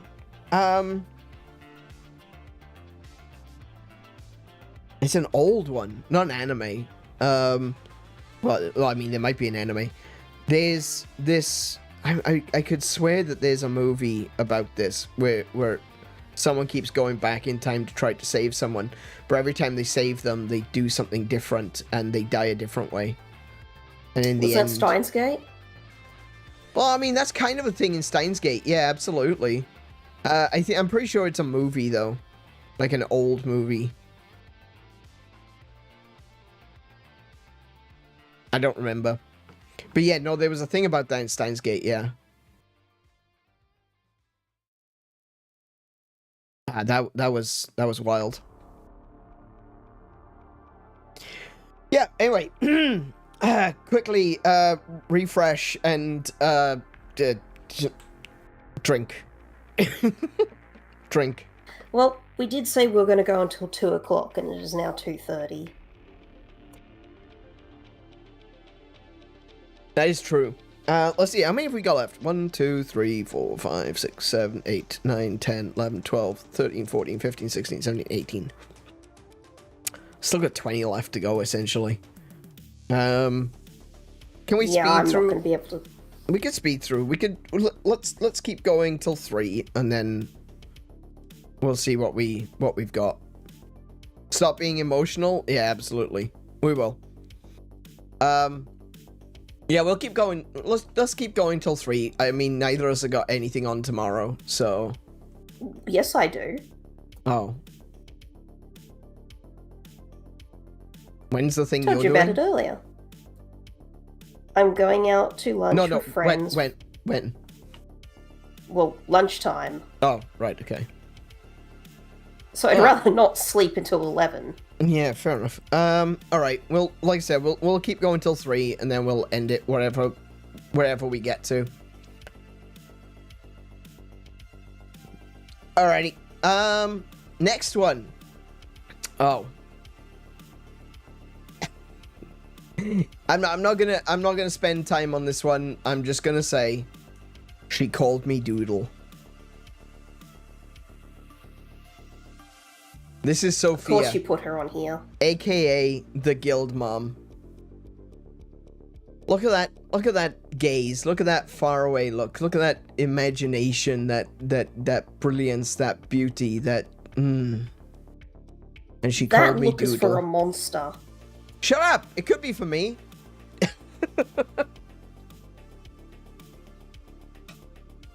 She's pretty. She's really pretty. Guild Mom is... she's the handler. If you've played Monster Hunter, maybe you've played Monster Hunter World, she's Monster Hunter 4's version of the handler. If you played Monster Hunter Wilds, she's like Monster Hunter 4's version of Alma. Actually, in Monster Hunter World, there was a Guild Mom outfit for the handler. And of course, she made it look awful. You can dress up a pig, but it's still a pig. I'm sorry. Oh, there's someone that would be in Pass. There's someone who would be in Pass. The handler from Monster Hunter World. The handler was a pain in the ass. Yeah, she's on Pass. She's immediately in Pass. She's not quite Nim levels, but she's in Pass. So where does the Guild Mom go? Relationshipable. I wanted to say wifeable, but unfortunately, we don't know much about her. We only know her name is Sophia because of extra game content, you know? Stuff that wasn't actually in the game. She's just literally called Guild Mom. And only later do we find out that her name is Sophia thanks to a book. So, that's not great. That's not a great start to begin with. So, yeah. I think she's relationshipable because she's got an interest in monsters, as do I. We, you know, both of us like the ecology. We like to learn about monsters. I bet I could go put the TV on, set up YouTube, watch a bunch of Monster Hunter videos talking about monster ecology, and she would be right there along with me. I can see that. I can see this being a relationship. I still need to know more about her before I can say wifeable. But definitely Sophia the Guild Mom relationship.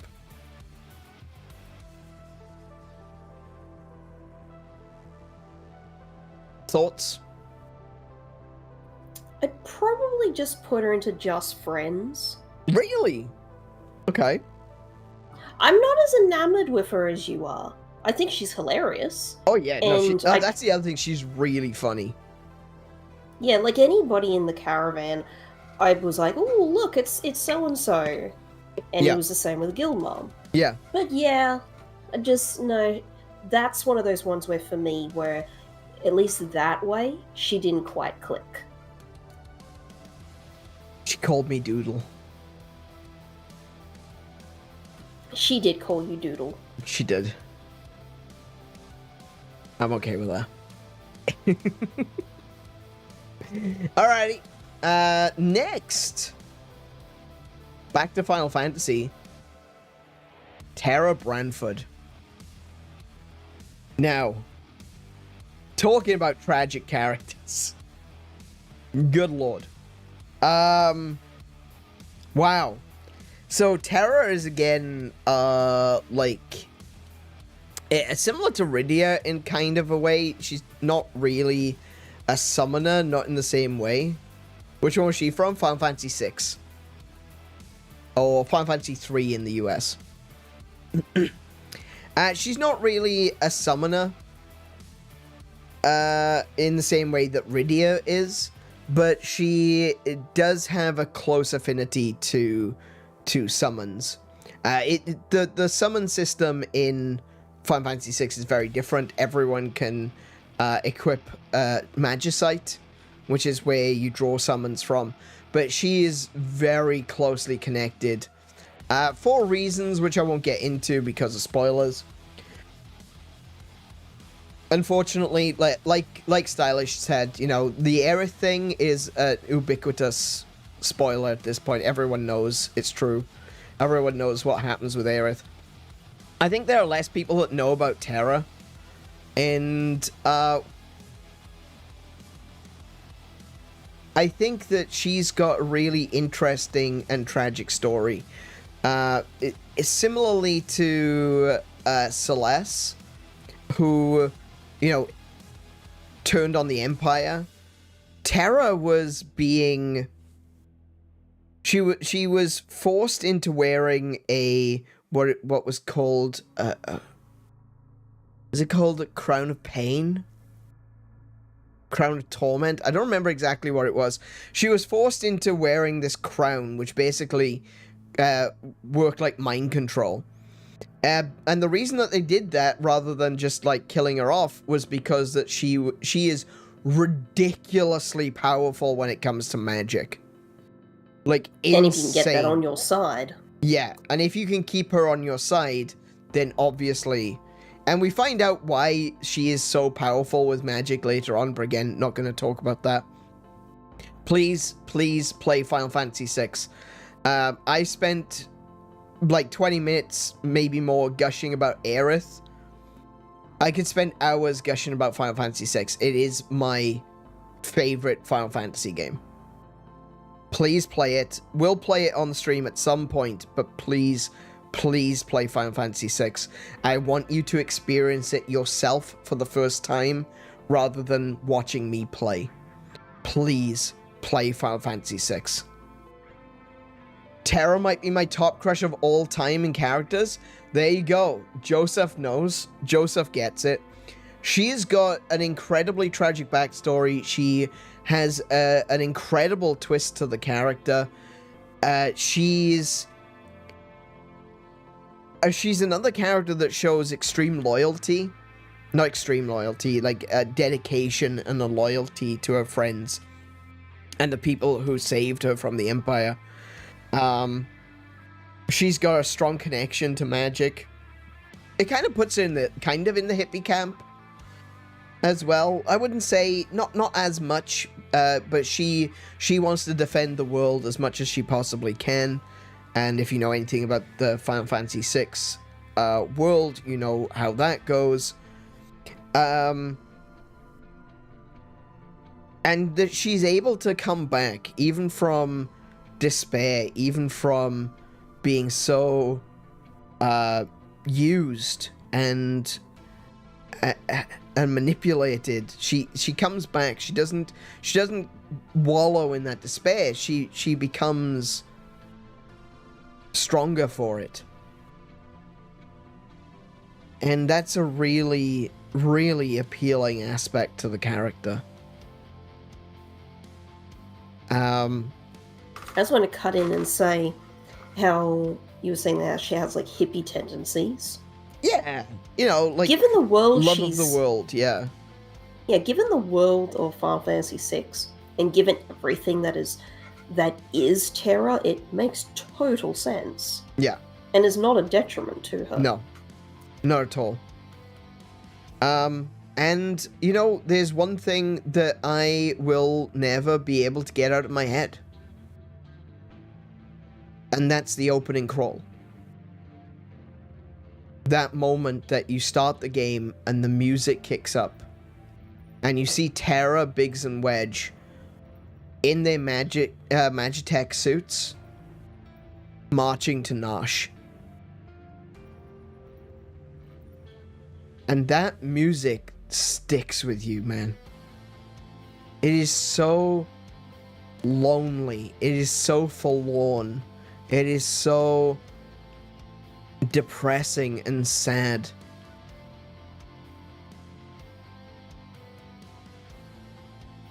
It's a dirge.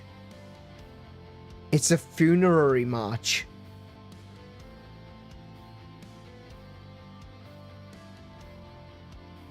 It's incredible. You thought the opening was from Chrono? Oh, Chrono Trigger is still really good. Like, I'm not going to say that it's not. I think they did a lot of things which makes the game mechanically, functionally better than Final Fantasy VI. But I think as a whole package, Final Fantasy VI wins out for me. Final Fantasy VI is probably my favorite game on the Super Nintendo. Which is ironic, because I've never played it on a Super Nintendo. Impeccable taste, though. Oh, yes. Absolutely. You didn't realize it was Final Fantasy. Don't worry. I strongly recommend, like, even if you've just got a passing interest, check out the opening for Final Fantasy VI and let yourself feel. Because that is such a sad song. But there's also a little bit of hope in there, isn't it? It's dark, but it's almost like sunrise.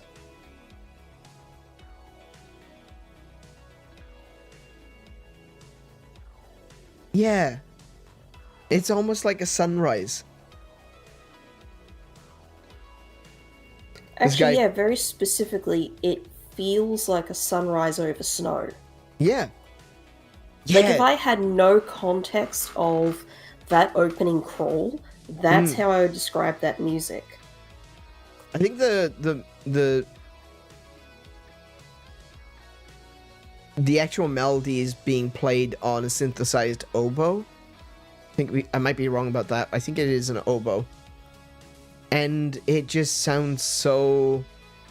It sounds so wintry. You're right. There's definitely a strong wintry feeling to it. But it's also... It's dark, but there's a little bit of hope. And that sums up the entirety of Final Fantasy VI. It is so dark, but there's always a little bit of light. It sounds like we have to struggle now, but it might get warmer. Yeah. Yeah. And that always, that always makes me think about Terra, because obviously she's in the scene. Now, where would I put her on the list? I think probably Waifable. I think you learn a lot about the character. I wish I could say more about them, but I think Waifable. I think that you learn so much about her throughout the course of Final Fantasy VI that this is kind of an easy one. It's Waifable. I've always felt like Terra is like her theme song, Depressed. Oh yeah, absolutely. She goes through the entire game. Well, I almost spoiled it there. But she's got a lot of conflict. She doesn't know what's going on, but she knows she has to press forward, which is exactly like the theme song, like the song that starts up just like her theme. Yeah.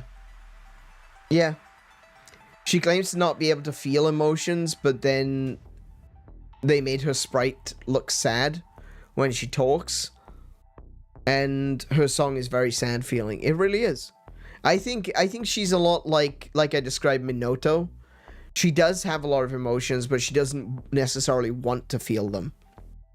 I think Minato is more of a, she's cold and she cuts herself off because she's got very, very strong emotions. I think Terra doesn't want to feel because of everything that she has gone through.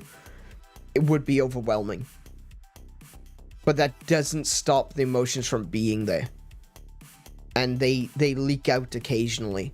Especially when you hear a theme song or when you see when she has her input in something which is important, it often comes through.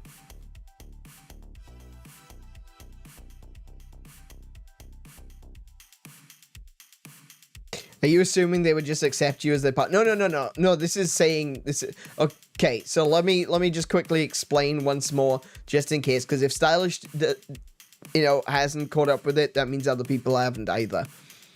So the idea of this is that this is like from my perspective, where would I put these characters on the list? So pass is like I wouldn't even go there. Just friends is someone that I'd be okay with being friends with, but I wouldn't necessarily want to take any further.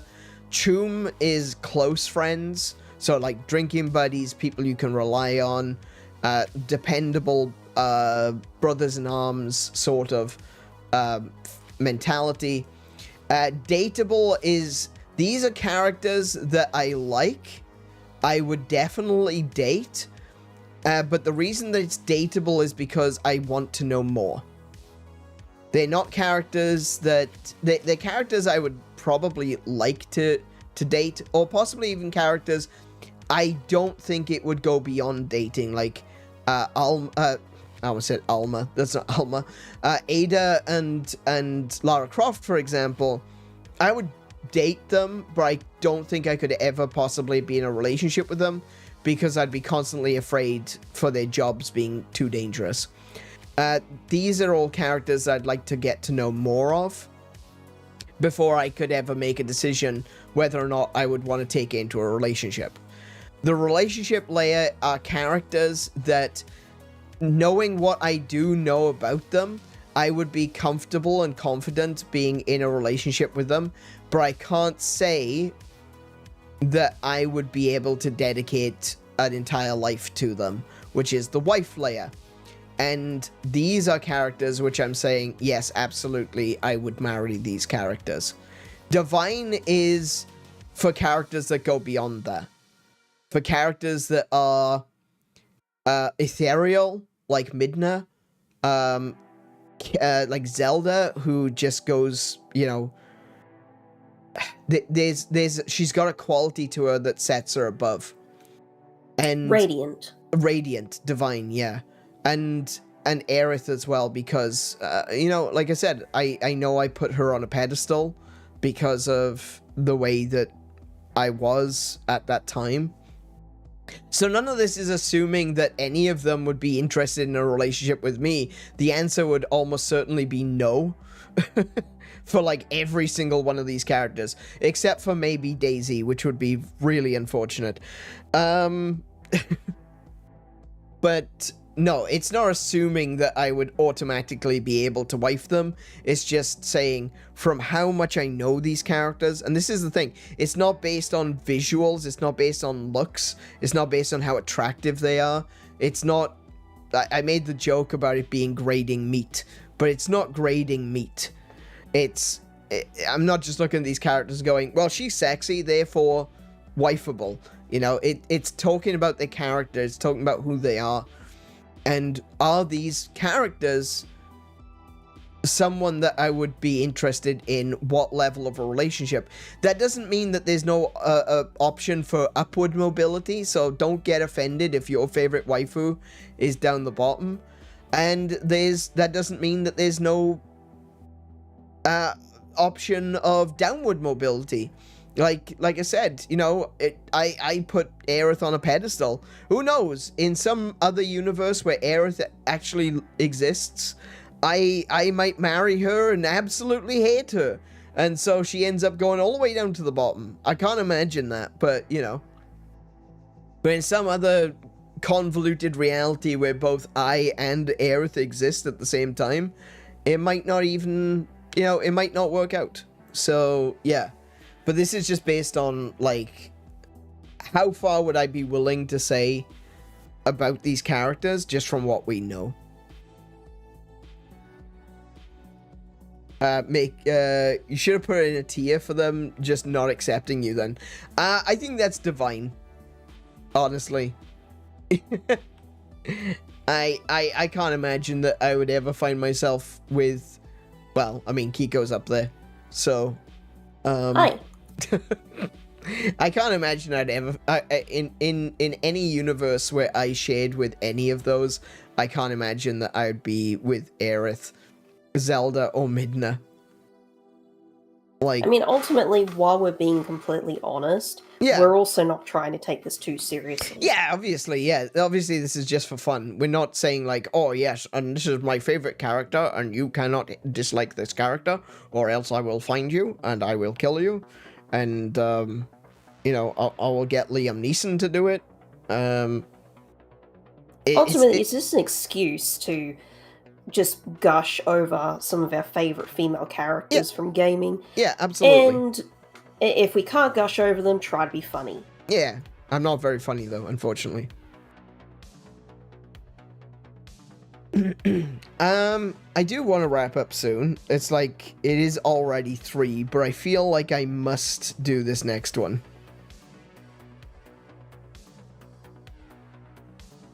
What if I argue for Kiko to go lower? Good luck with that. I have to do this next one purely because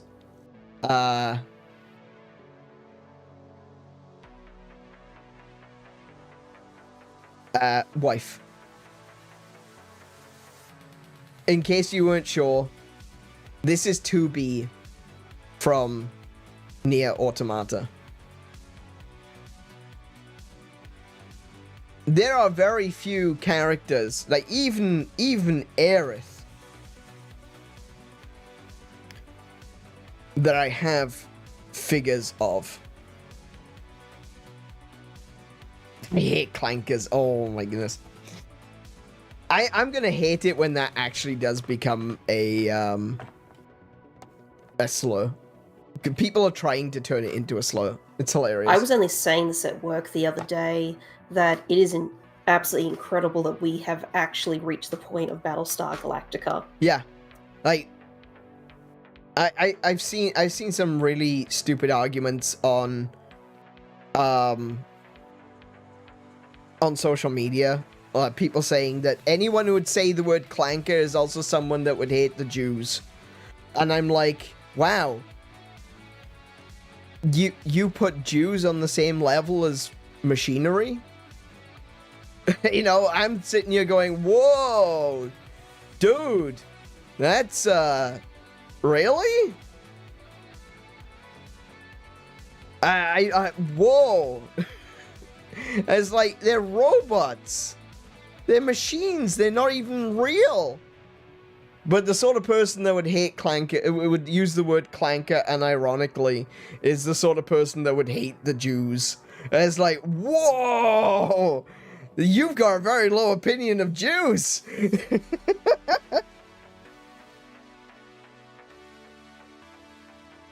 Wild.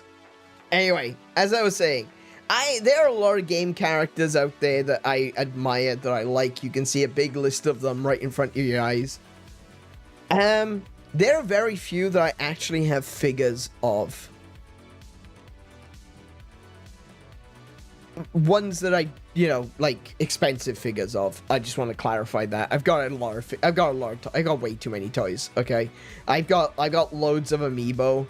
I've got a bunch of other little figures and toys and things everywhere, right?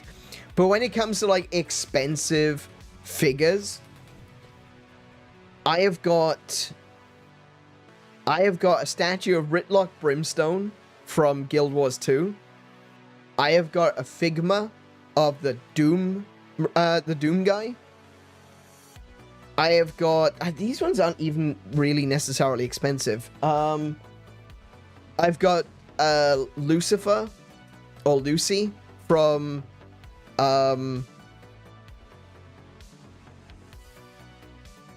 what was that game called?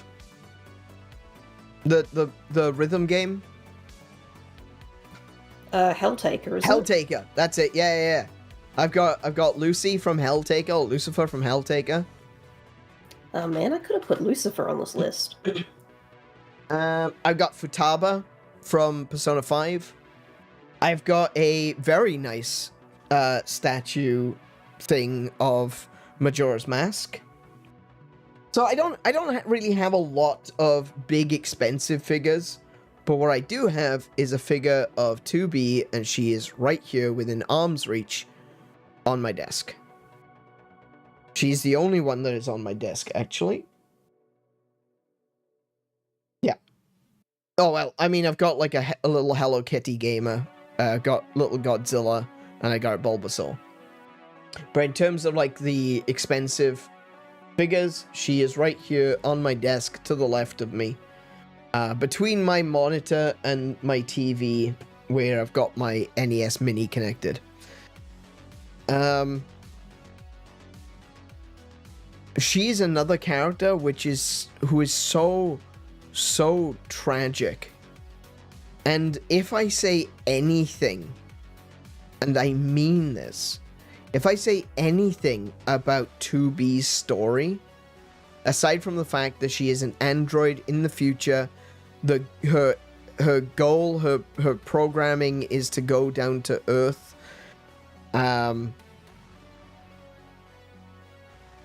If I say anything more than that, it's a spoiler. I want people to play Nier Automata.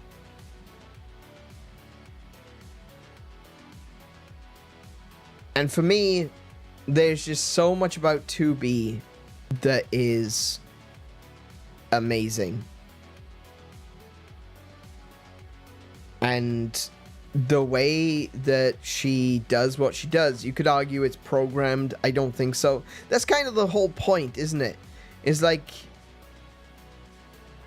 that's kind of the argument that's being made, is in the game as a whole. It talks about the sentience, the sapience, the emotionality, the whether or not these machines have a soul.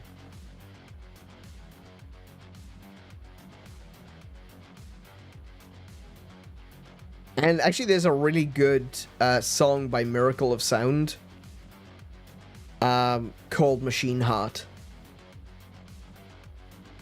And I think that really sums up the feelings of Nier Automata. I really need to sit down and play it again. I really want to, actually. And the struggle, the confusion, the everything that 2B is. I think a lot of people like 2B because she's attractive. She's got a little bit of a goth quality. I love her eyes, even though she's blindfolded most of the time. And I actually, when it comes to the character design, I do like the blindfold. But I also love her eyes. Her eyes are gorgeous. And there's more polygons on her ass than the entirety of Ocarina of Time. True, by the way.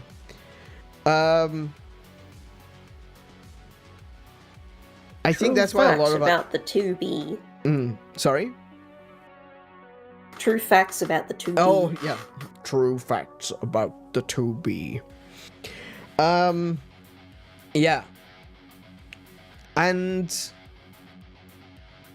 a lot of people like, that's what they focus on. I mean, there's a ridiculous amount of 2B cosplay, and 99% of them say, support me on OnlyFans. And there's a reason for that. She is a very sexy looking character with a very nice butt, with great legs. She is slim, she is slinky. But I think a lot of those people haven't really played the game. I mean, I think if they had played the game, they'd still be people doing adult content about 2B. But I think if people played it and understood the character, there'd be fewer.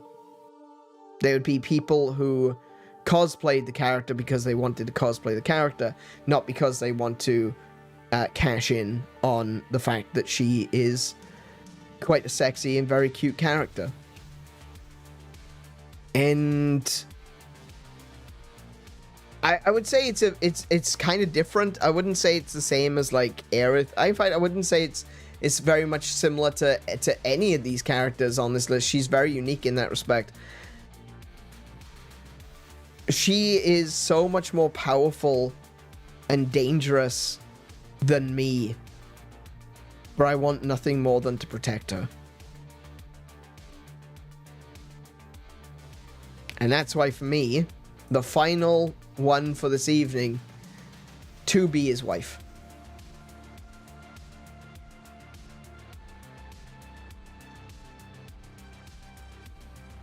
It's almost so that when you see them, it's meant to stand out to you. Yeah, something like that, yeah. If I played this game, I would go insane. I think people would... I think a lot of people don't actually understand what the game is. Like, people go into it thinking like, oh, it's going to be an RPG, it's going to be like an action game or something. It is so different than that. It's got bullet hell aspects. It's got rhythm game aspect, kind of rhythm game aspects. It's definitely got a little bit of exploration and action RPG, action adventure. it's no matter what you think,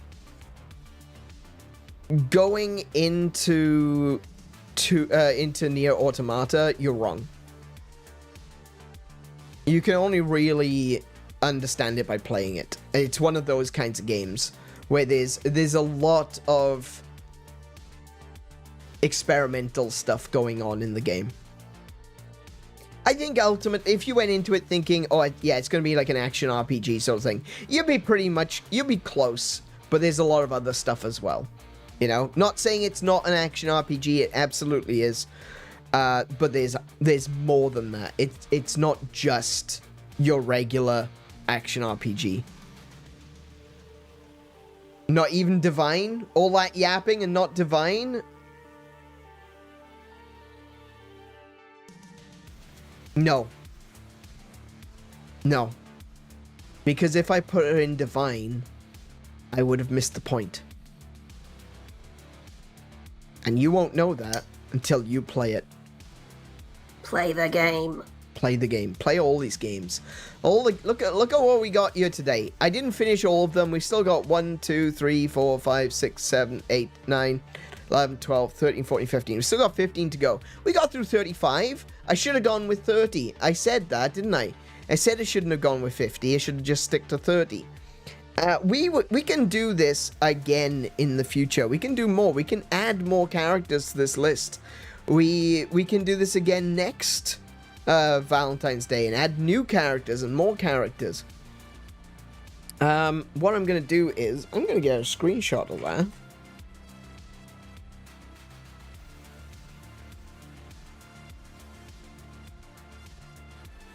I don't need that. There we go. Actually, you know what? I'll take that. I'll just cut that off. Cool. I'll take a screenshot there. I'll post that to the Discord. There are a lot of characters that I really wanted to get to that I didn't get the opportunity to. We got Bayonetta on the list. We've got Jessica Albert, not to be confused with Jessica Alba. We got Jessica Albert from Dragon Quest VIII. Yuna. I really was looking forward to talking about Yuna. We got Gemma from Monster Hunter Wilds. We've got Jorah from Guild Wars. We've got Panam Palmer. Do you know what? Panam from Cyberpunk. We didn't get around to talk to her. I'm gonna put just very quickly because Ritterwolf. This was like the only character Ritterwolf asked for. So I'm very quickly gonna say Panam is dateable. Mostly because she is incredibly loyal. She is someone who's always got your back. She is definitely Choom. 100% she's Choom. But she's also someone that I'd like to know more about. So I'm going to say dateable for her. There's the close-up. There's the picture. That's Panam Palmer. She is super loyal as a partner and as an ally in Cyberpunk 2077. I haven't really gotten far enough to be able to say anything about her, but I did want to include her because she was like the only one that Ritterwolf posted, so yeah, there we go. So yeah, dateable. So let me get another screenshot. Yeah, I was gonna say, you want a new screenshot? And I'll post that to the Discord later. But yeah, there's a lot of characters, like I said, Yuna, Jorah, Mithra and Pyra. Didn't get to Mithra or Pyra. Rosalina, Palutena, Shala from Xenoblade Chronicles Definitive Edition, Shantae, Sakura from Sakura Wars, Alma from Monster Hunter Wilds. There's still a few characters I didn't get an opportunity to get to. That's fine. Like I said, we'll do more of this in the future, but we're going to be doing this again very soon. We're going to do this again in 1 month's time. In Japan, there is a tradition of Valentine's Day where boys give... Is it boys? No, it's girls, isn't it? In Valentine's... No, it is. No, you had it right the first time. Did I? Yeah, Japan already has Valentine's Day sort of backwards from the West. On Valentine's Day, girls give chocolates to boys they like. No, that's what I was saying. Yeah, okay, you confused me there for a moment. Yeah, so on Valentine's Day, girls give chocolate to boys. In March 14th, boys give something, a candy, usually, not necessarily chocolate, to the girls that gave them chocolate. Like a reciprocal thing. This is called White Day. And today, I have done my list of waifus. And in a month's time, on White Day, March 14th, Kiko is going to be running the show. And she's going to be doing her list of husbandos. So if that's something that you're interested in, if you would like to see her tackle a list like this, there's going to be a place in the Discord. I will be posting yet another announcement later, probably tomorrow, to get people to post male characters for Kiko to rate. So this isn't a one-way thing. This isn't a thing where I'm just like, oh, I'm gonna talk about all the cuties in video games, and that's gonna be it. No. Next month we've got Kiko on March 14th, doing a White Day special, where she'll be running the show. She'll be doing the stream, and she will be doing a husbandos tier list. So I hope that's something that people are looking forward to. I know I'm looking forward to doing it. And I will take us over to the chatting screen. Damn, you guys still up? Absolutely. I'm committed, and I should be. Yeah, I was looking for a moment to get a word in about that. Yeah, I know. We weren't planning to be, but hey, it is what it is, I suppose. When we do this again in a month, we won't stay up nearly as late. Well, there's two things with this. One, we spent a long time at the beginning talking about stuff that wasn't related to the tier list. Then, the tier list went on for a bit longer than we were expecting. There was way too many characters. I went with 50 characters, and that was too much. That was way too much. I think the thing that really threw me was that one of the things I was going to do on this stream as well was I was going to watch and react to Markiplier's Smash or Pass Pokemon edition. And I'm glad that we ended up not doing that, because I think I've had more fun doing this than just watching and reacting to someone else. This has been really interesting. Got to have some really nice conversation about these really amazing characters in video games, and that was the thing. It's not about sexualization. It's not about going, oh yeah, I would. Though there are a few characters where absolutely would. It's more about those characters, about everything that they are. It's not about, are they sexy? It's about, who are they? And they're all amazing. Like, even the people down at Pass, except for Daisy. We got Samus down at Pass. She's still an amazing character. Even if she's not someone that I would consider particularly dateable, or even someone I could potentially have a friendship with, she's still an amazing character. All of these characters. And there we have it, ladies and gents. My throat just gave out on me.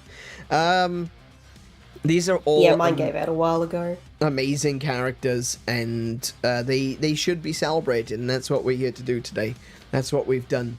And so I hope that you guys have enjoyed it. I know that there's been people coming and going throughout the stream, we've had some really good interactions. We've had some really cool conversations about these different characters. And I hope that I can inspire you guys to take a look. Why are we... I know. Don't worry, we're getting there. Chill, it's alright. I hope I can at very least inspire you guys to check out these characters and these games. Because that's the thing, you know, it to me, streaming isn't about just playing video games for you guys to just watch. I do this because I want you guys to experience those games for yourselves. So I want you to play these games. I want you to experience these games. I want you to find these characters.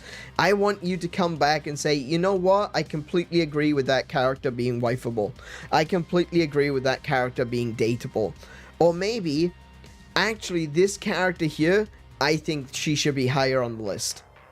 Or this character should be lower on the list. I want you to experience those characters for yourself.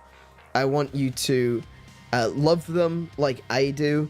I want you to appreciate them and everything that they are. Not just looks, but everything. And that's what makes these characters so amazing to me. Each and every single one of them. Like I said, even the pass, even Samus. Even though she's down at the bottom, except for Nim, who is at the very, very bottom and should never have existed in the first place. Even Samus is an amazing character. Play Metroid. Play Zelda. Play Final Fantasy. Play Monster Hunter. Play Tomb Raider.